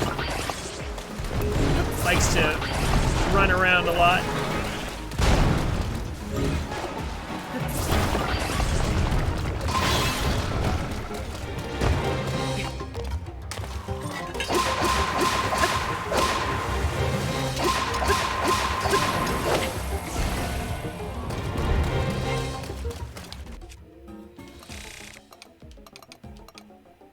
It likes to swap with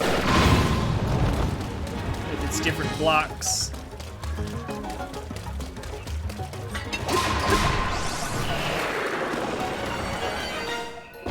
So that you can't grab it very easily, but honestly, it's still not that challenging.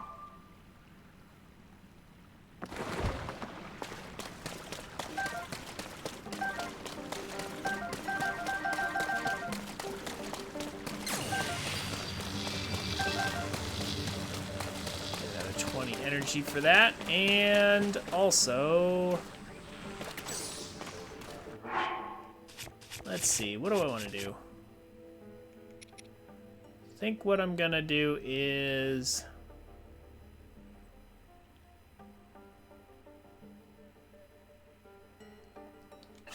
I'll destroy the fused material on this. And we'll take the stronger flux core and put it on this. In its place. Why not? I think that'll do nicely.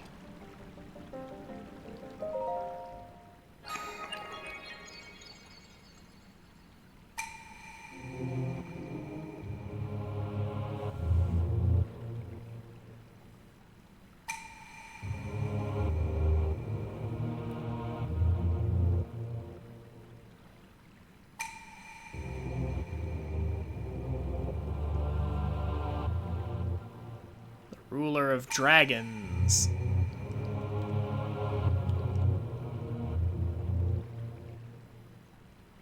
Awards us with an armor wreathed in unworldly evil. Interesting choice of reward.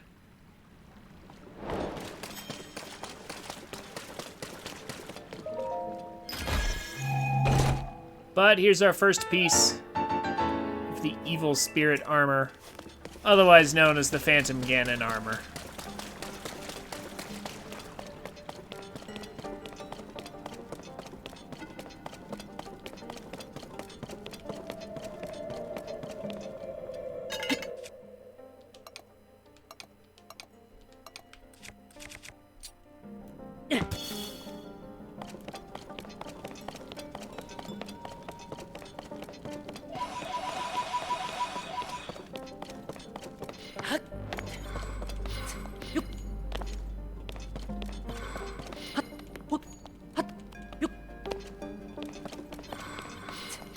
And eventually, when we get to the top of this place, the light route is right around the corner. Soldier Blade 3. Oh, what to ditch for that. Okay, I really don't need 2 of these, so I think I will actually throw this out.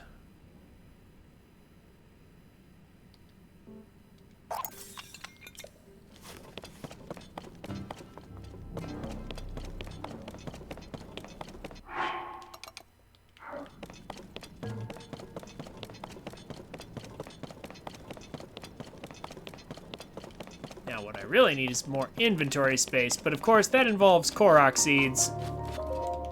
And we don't want to spend hours getting those.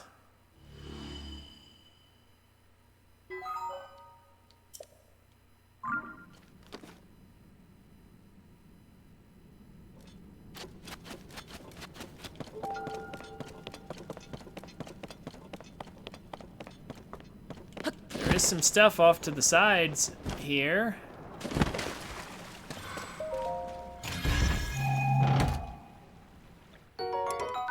Another Zonite bow. These are decent. Not only do they give us more power than these Mighty Construct bows, but the Zonite bows also give us more range if we're willing to use up some battery, which usually is fine.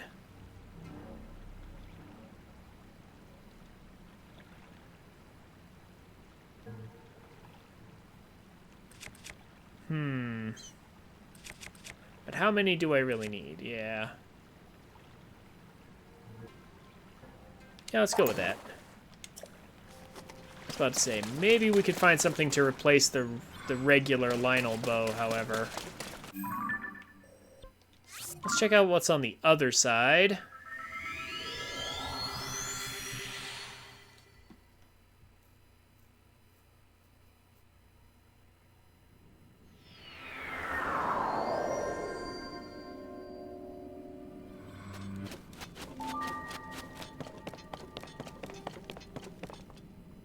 Let me just confirm that I'm not about to drop down to the same side. Okay, first of all, that's off. Right. Other side.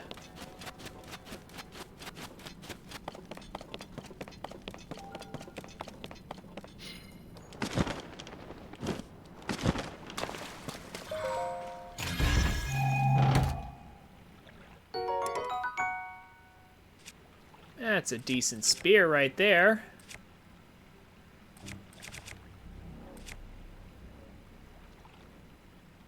I don't want to get rid of this because I kind of want that Zora spear back. At some point. Yeah, I think we're going to use this for mining and then we'll get rid of this.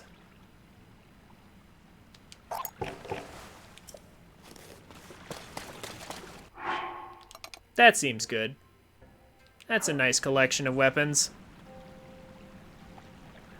No, I have not bought a house yet. At least not in this file.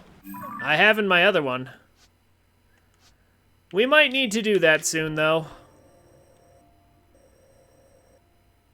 We might just need to do that soon.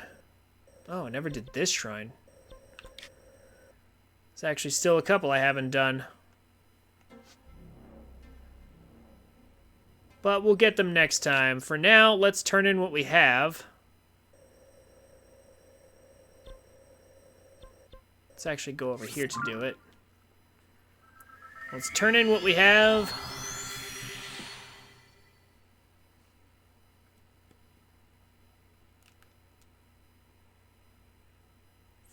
For not spirit orbs, but whatever they are. Light orbs.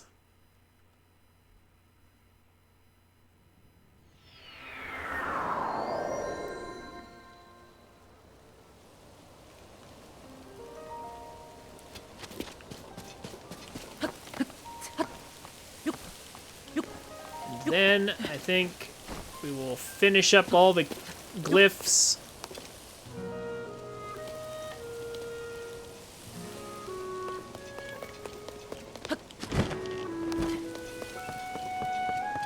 And call it a day. Ah!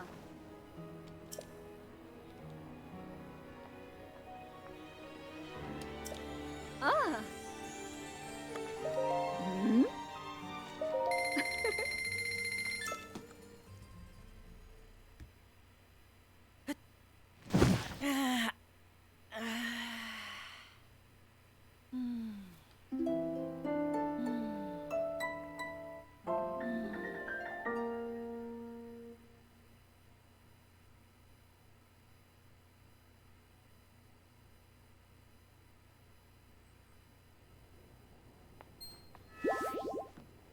Ah! I mean, buying a house is nice. It's nice to do. It's nice to have a place. You know, since they won't clarify how it is that somehow Zelda ended up with our house from Breath of the Wild.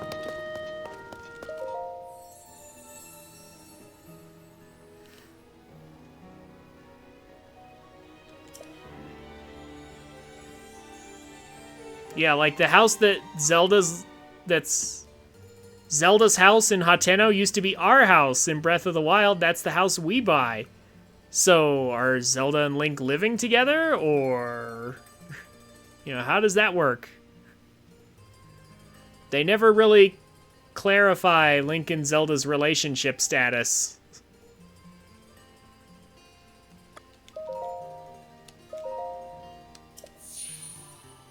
I mean, at least Skyward Sword had the guts to just say they were in love with each other.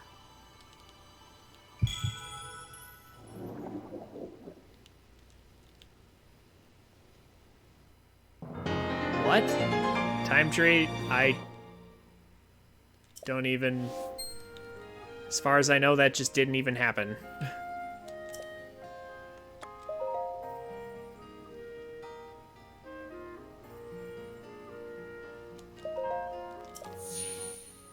I don't remember anywhere where that happened.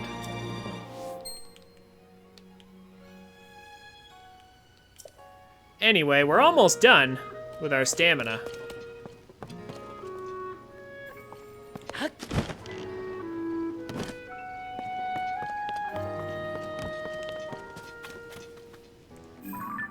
Just a few more shrines and we'll be maxed out on stamina and we can start doing, can start just getting hearts, I guess.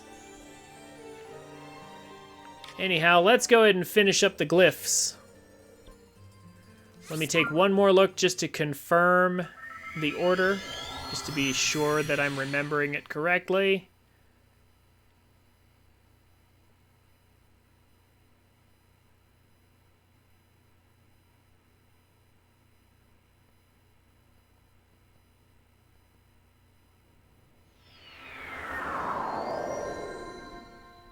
Then we'll be on our way.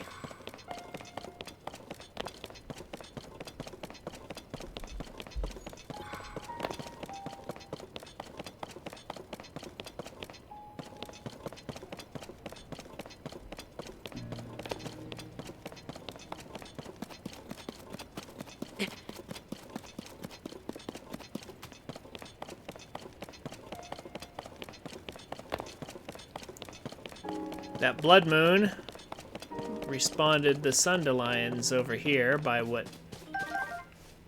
appears to be a little grave over here.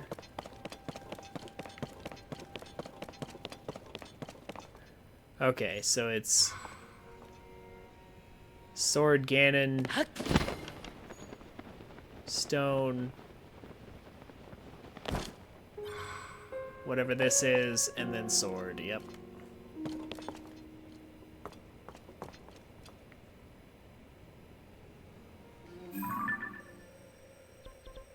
Okay. So it is what I thought it is. Yeah.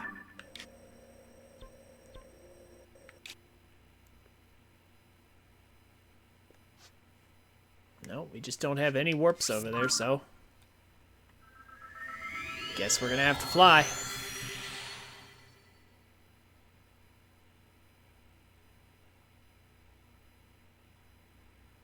Not that that's a huge problem.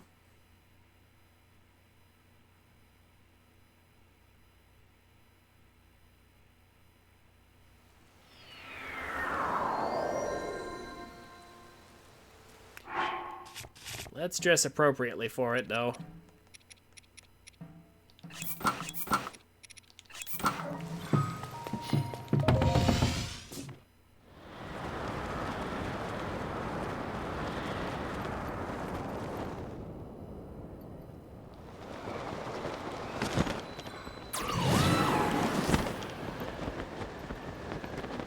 And we will grab the shrine over here while we're at it.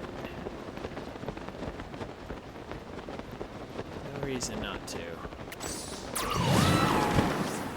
Looks like this one is defeat a construct. Yeah, defeat a flux construct to get it.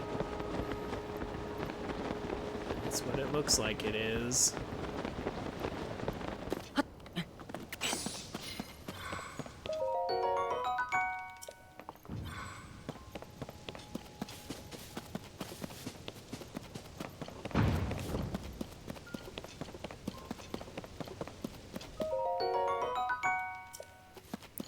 So many free Zonai charges, though.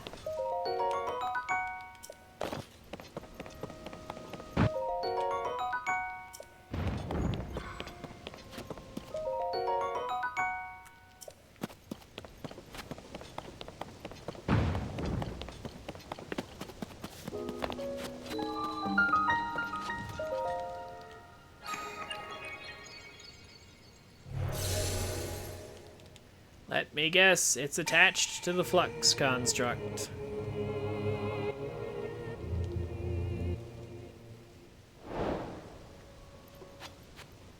Yep, it sure is. But we're not here for that right now.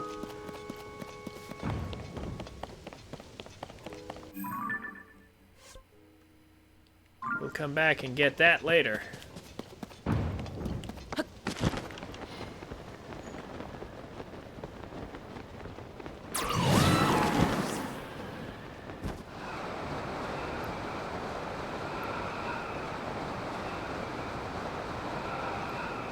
We're here for the cutscene. Time to continue story mode.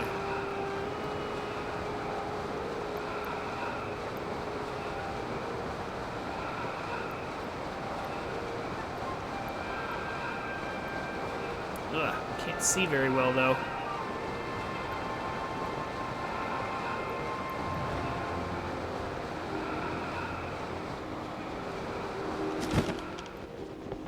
No, seriously. Could not see at all. Which is bad because I don't remember where the thing is. Ugh. Is that out on the tip? I don't remember. Oh, that was painful blindness.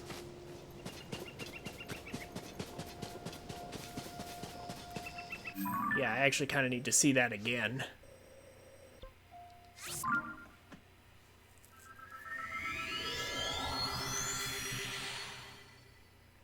So you can actually see where the tear is just by looking at the shape from a distance. But in this case, I was blinded on approach before I could start looking at it. I will keep in mind that that's going to happen. Try to find it from here. There it is. Okay. Now I see where it is.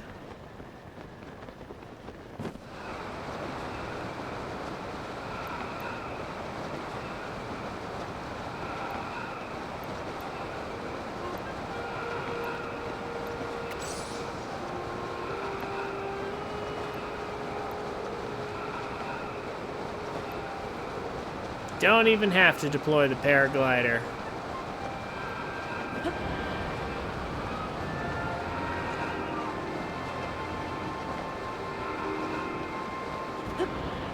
Dive headfirst into the ground and somehow end up landing feet first.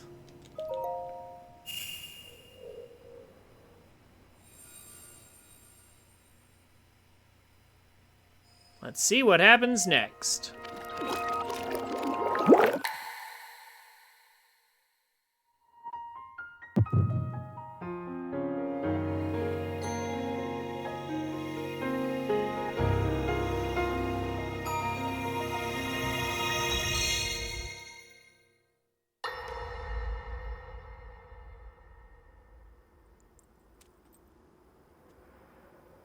All right, Zelda.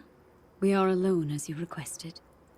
What was it you wanted to discuss with me in private? You are far too trusting.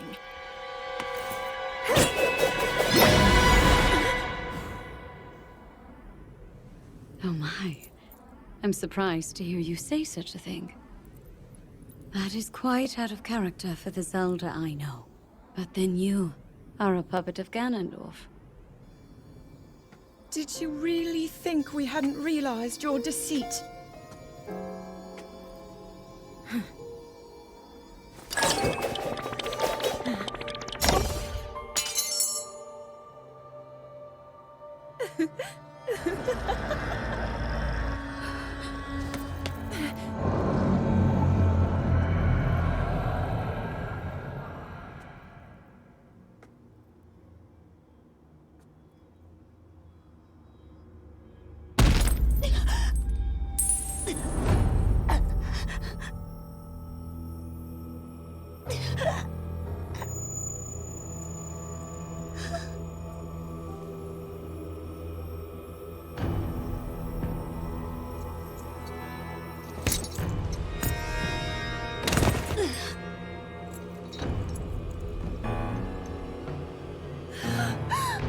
Your Majesty!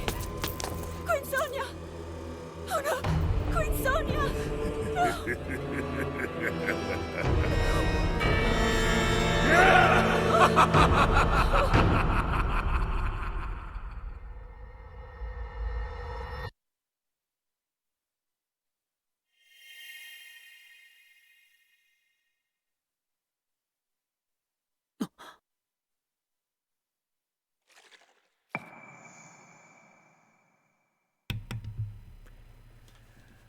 So, a fake Zelda.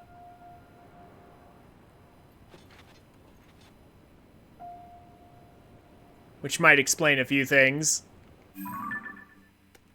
that are going on here in today's time. And also, yeah, an on-screen kill in a Nintendo game, but they didn't have the guts to, like, show the sword going through her or anything.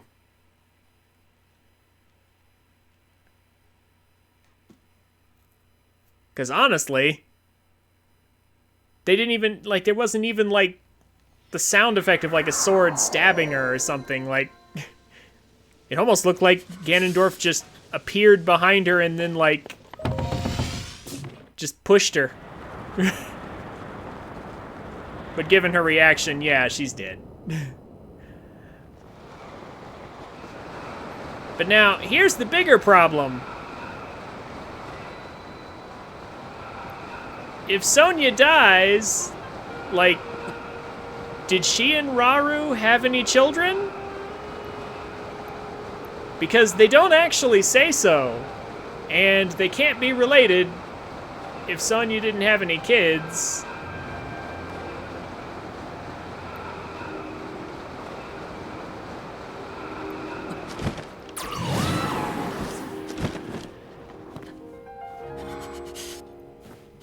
I mean, I don't know, maybe Sonya has, like, some sisters, you know, some brothers and sisters that maybe, so they're related that way, perhaps. I don't know. It's just that they don't actually say. Also, that face on Ganondorf. When he started laughing, I almost had to restrain myself from laughing. Because that's quite the face.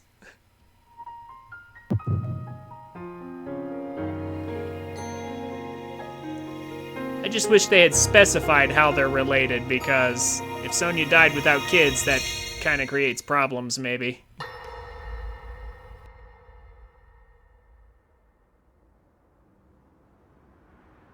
Queen Sonya! Queen Sonya!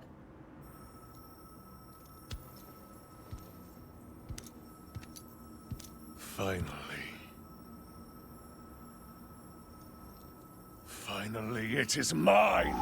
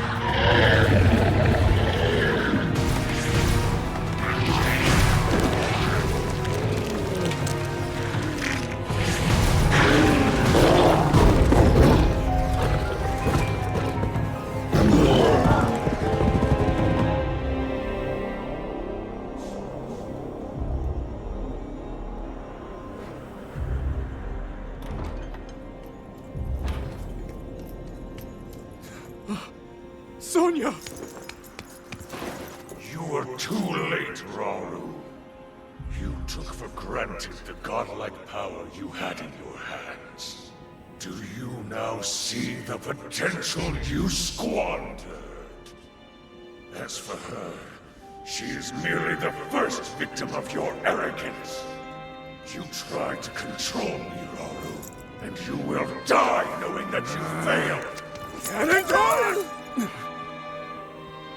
Queen Sonya needs you!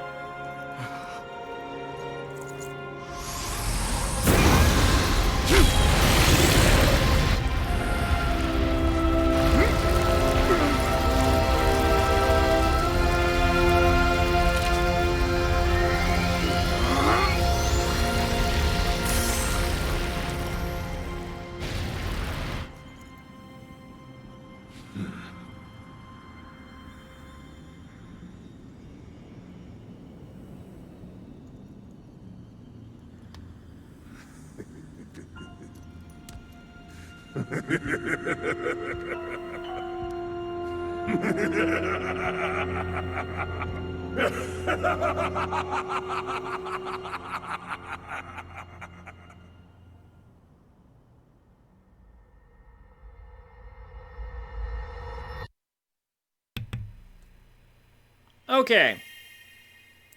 Cool cutscene, but as usual, there's a massive hole in the plot. Why didn't Ganondorf just kill Zelda right there and take 2 secret stones? Seriously. Why take 1 when you could have 2?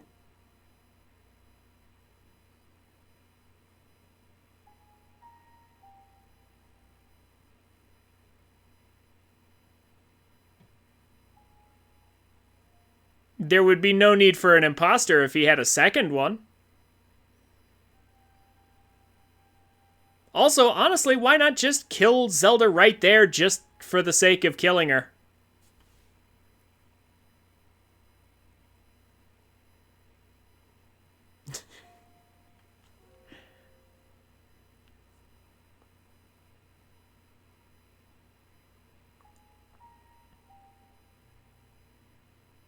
Yeah, what's to say he couldn't have killed Zelda and still impersonated her with a clone? Again, there's really no reason why he couldn't have killed Zelda and taken a second secret stone right then and there. He should have been able to easily do it.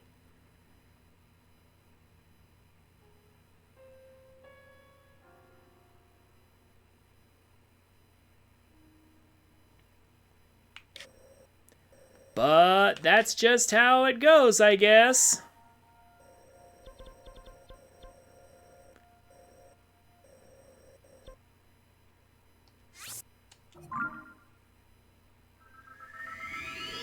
Just gotta brush over some of those details.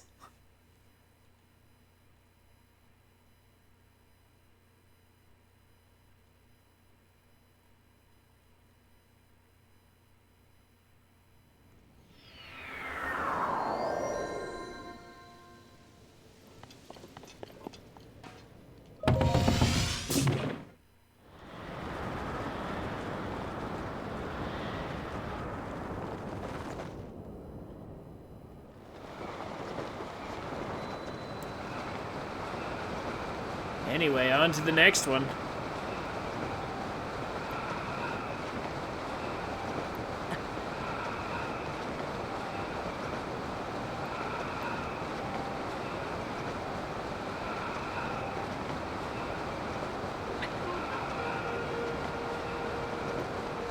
The more I see of this plot, the more I really hope that eventually Zelda returns, the story that is, returns to the conventions set up in prior games. But we'll see. Because if they do the alternate timeline thing, yeah, it's going to be pretty disappointing for me at least. Because then it won't really be Zelda anymore, will it? It'll have characters with the same names, but it won't be the same story anymore. Especially with this director's penchant for just pulling things out of thin air.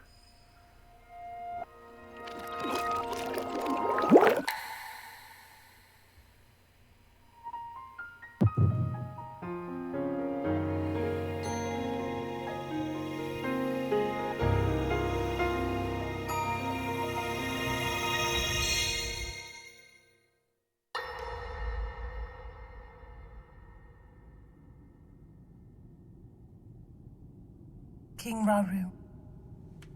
We just received word that the last free village in the Gerudo Desert has fallen. At this rate, the Demon King's army will overwhelm us. I understand.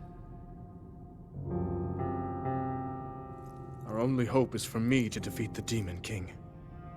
Rauru. The Demon King. He is not someone you can stop by yourself. But you are not alone. You have the Gerudo, Goron, Zora, and Rito leaders as well as Zelda. And of course, you can count on me.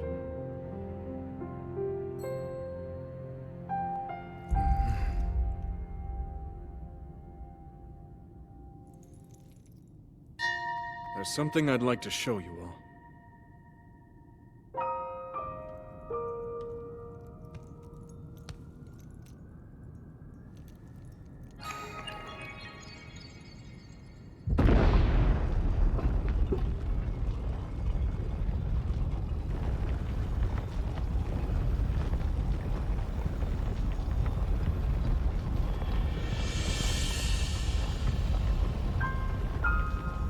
Zonai.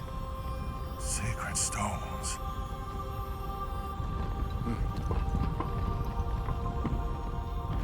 Stand with me.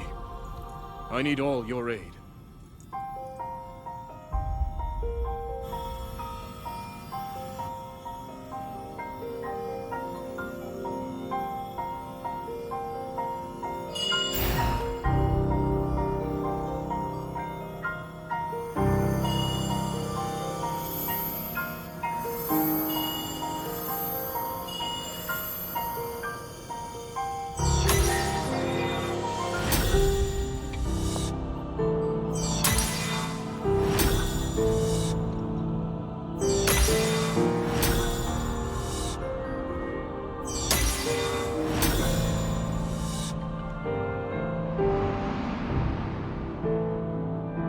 We all, gathered here, swear on our lives to serve Rauru, the King of Light.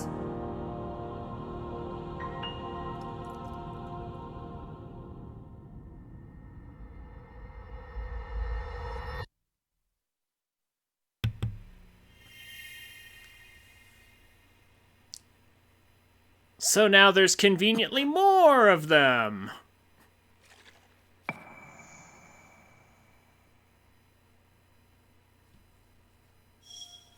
Also, they gathered 7 of them together. Doesn't that mean they can summon Shenron now?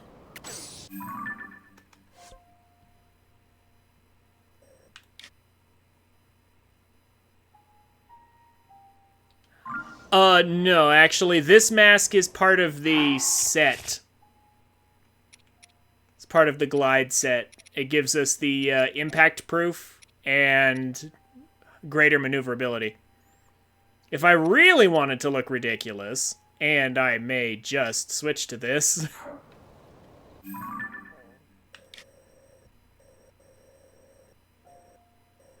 I have another option. Let's see. After this one is the one over at the lake. Do I have an easier access point? Not especially.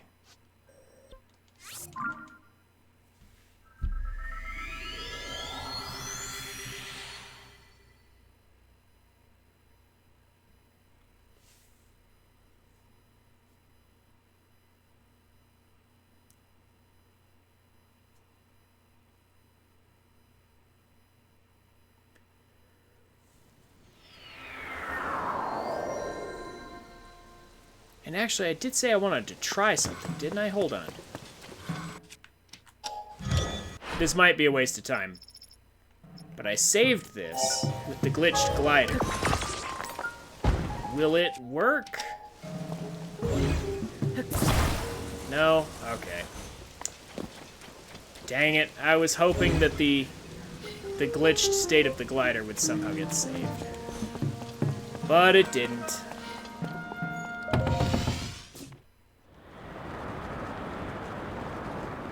Figures it wouldn't be that simple.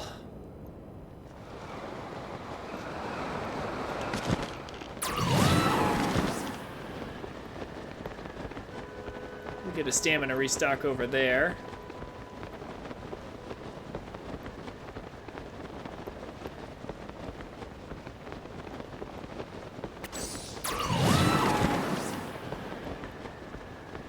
This island also has some hearty food on it. I believe right behind the building.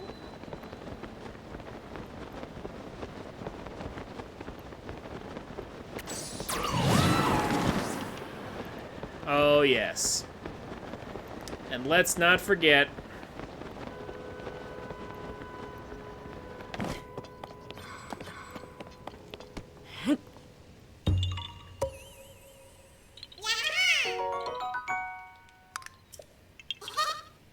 There's your rock back.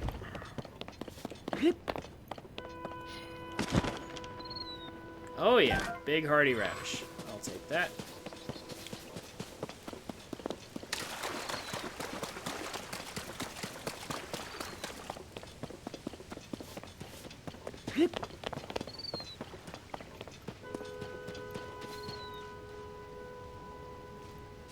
I'm gonna go ahead and set one of our travel medallions here.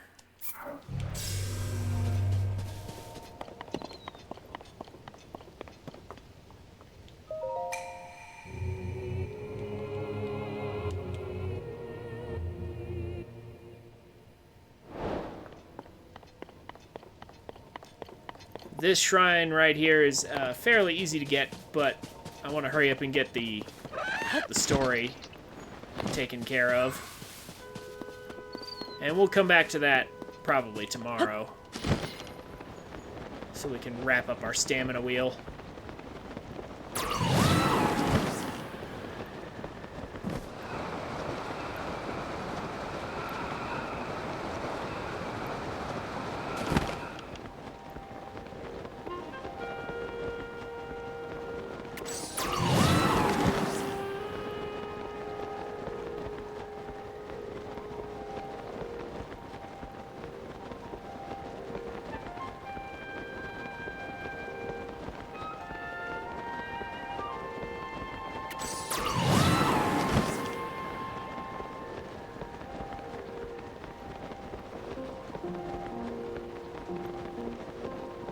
So I believe all these geoglyphs, somewhere in them, have Korok seed.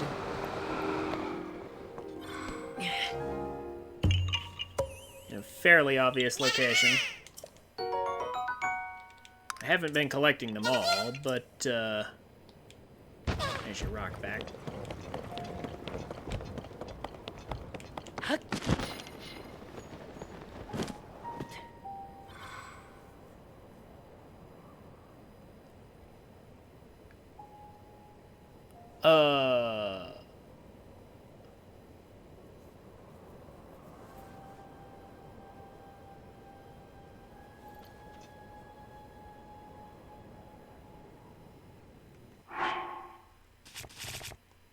Okay, so there is a set that allows us to climb waterfalls. It's the Zora set. And actually, the only part of it we need is the Zora armor to do the waterfall thing.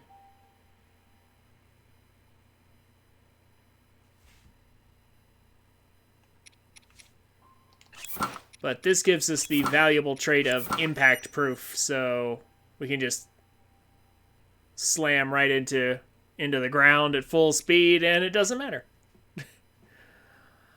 While this mask does look ridiculous, it is, of course, no match for this. If we really want to look ridiculous. And I have no objections to that.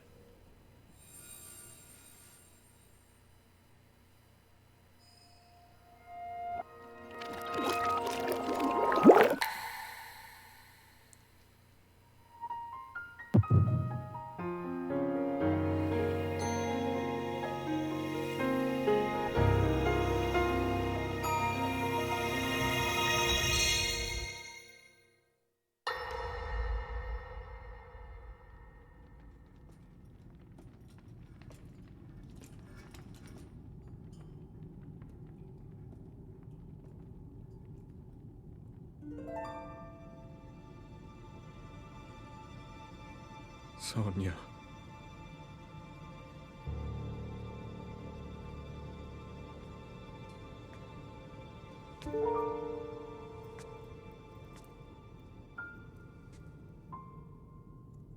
Oh, Zelda. King Rauru, before you face the Demon King tomorrow, there is something I must tell you.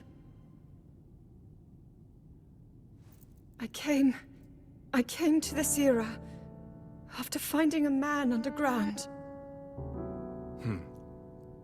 Go on. When I witnessed what the Secret Stone did to Ganondorf, at that moment, I knew for sure what we found underground, that was him.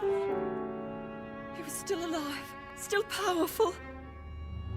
He continues to live on, all the way until my time. In tomorrow's battle,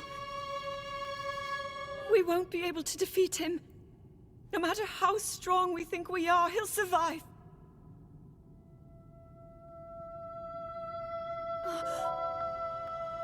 And you will.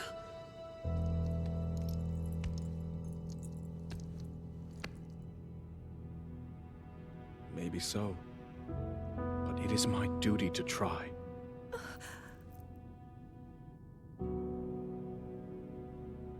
It was my hubris that set us on this path. I must atone for my error in judgment. And above all else, I remain the King of Hyrule. As with any leader, it is my duty to safeguard and protect my people, even if I must risk my life. Rauru. And if it proves impossible for us to defeat Ganondorf, we rely on your knight, and that legendary sword he carries. Our last line of defense will be Link. But remember, that was a future where you never appeared in this world. And you are here now. Zelda, I believe there is a reason you were sent to us. It has to mean something.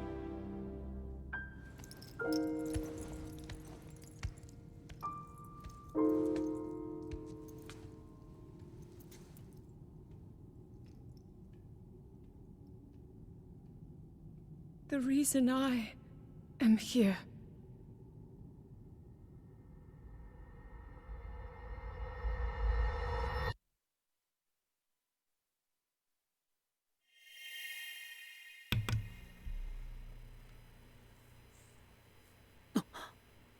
Okay, honestly, that was a good cutscene.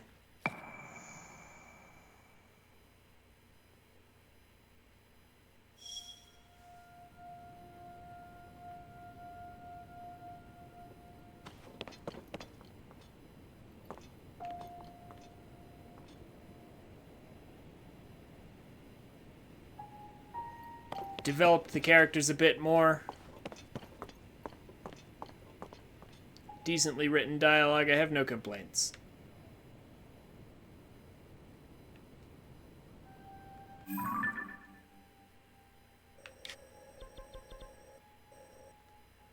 Okay, so...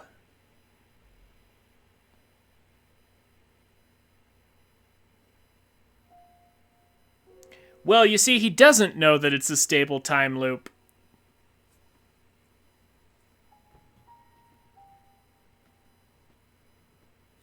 He actually doesn't know that, and that's a very good point that you've brought up.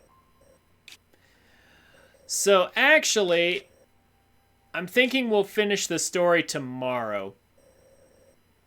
And here's why I say that. Because there's actually a bit of the story here in the Korok Forest. We have to save the Deku Tree. And when I did the story,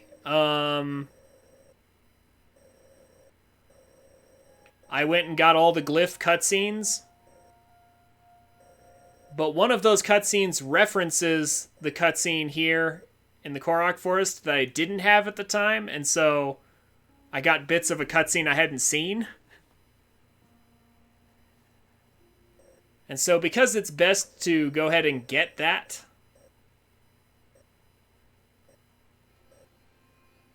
before seeing the rest, I think we're going to wait until next time to finish up. Because I don't have quite enough time left.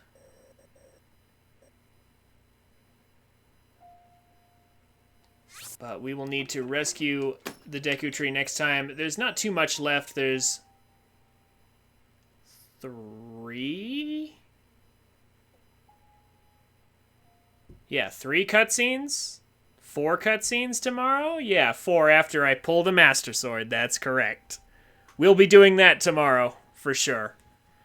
So, just a few cutscenes and we'll pull the Master Sword, and then I guess we'll help out the Gorons and do the Fire Temple. Probably.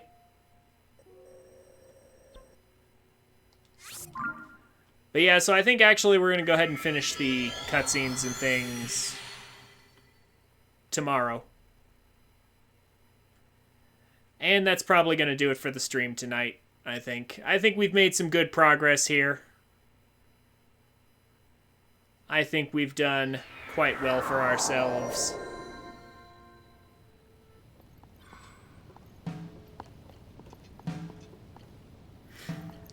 The Yiga clan outfits. If you go here to Robbie's Tech Lab where you get the one, look on the walls. You'll see a map where the other bases are at. Like, you'll see a map of Hyrule, and you'll see, like, they marked the locations on their crude little map as to where the other bases are. Or do you want me to just give them to you?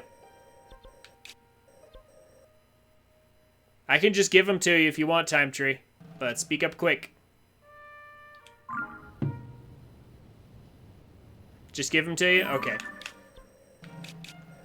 So one of them is right here in the Aldor foothills. It's like somewhere around here. There's a little cave somewhere in here-ish. Just go in that cave. It's a Yiga hideout. You'll have to fight some guards and just get the other rescue the tailor they kidnapped. And then the other one is at the old man's house. Right here at the old man's house on the Great Plateau.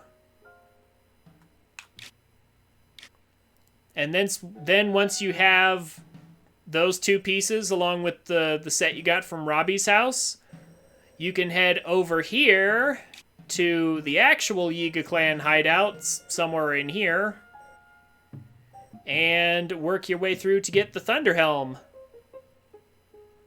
by impersonating a Yiga and sneaking in, doing a little challenge with them.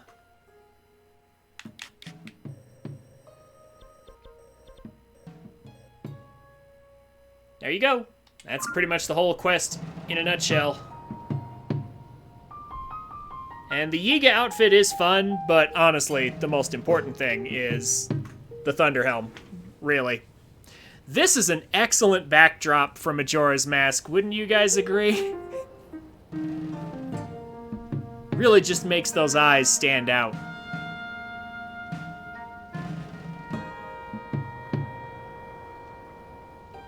Alright, that's gonna do it for tonight.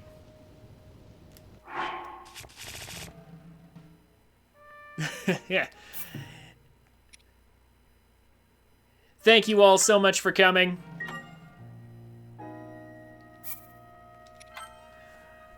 Duck Game, Time Tree, Avalon, Judex, Aurora, and Endorsty. Thank you all so much for coming by. I hope you guys have had a good time. I will see you guys tomorrow. Have a good night.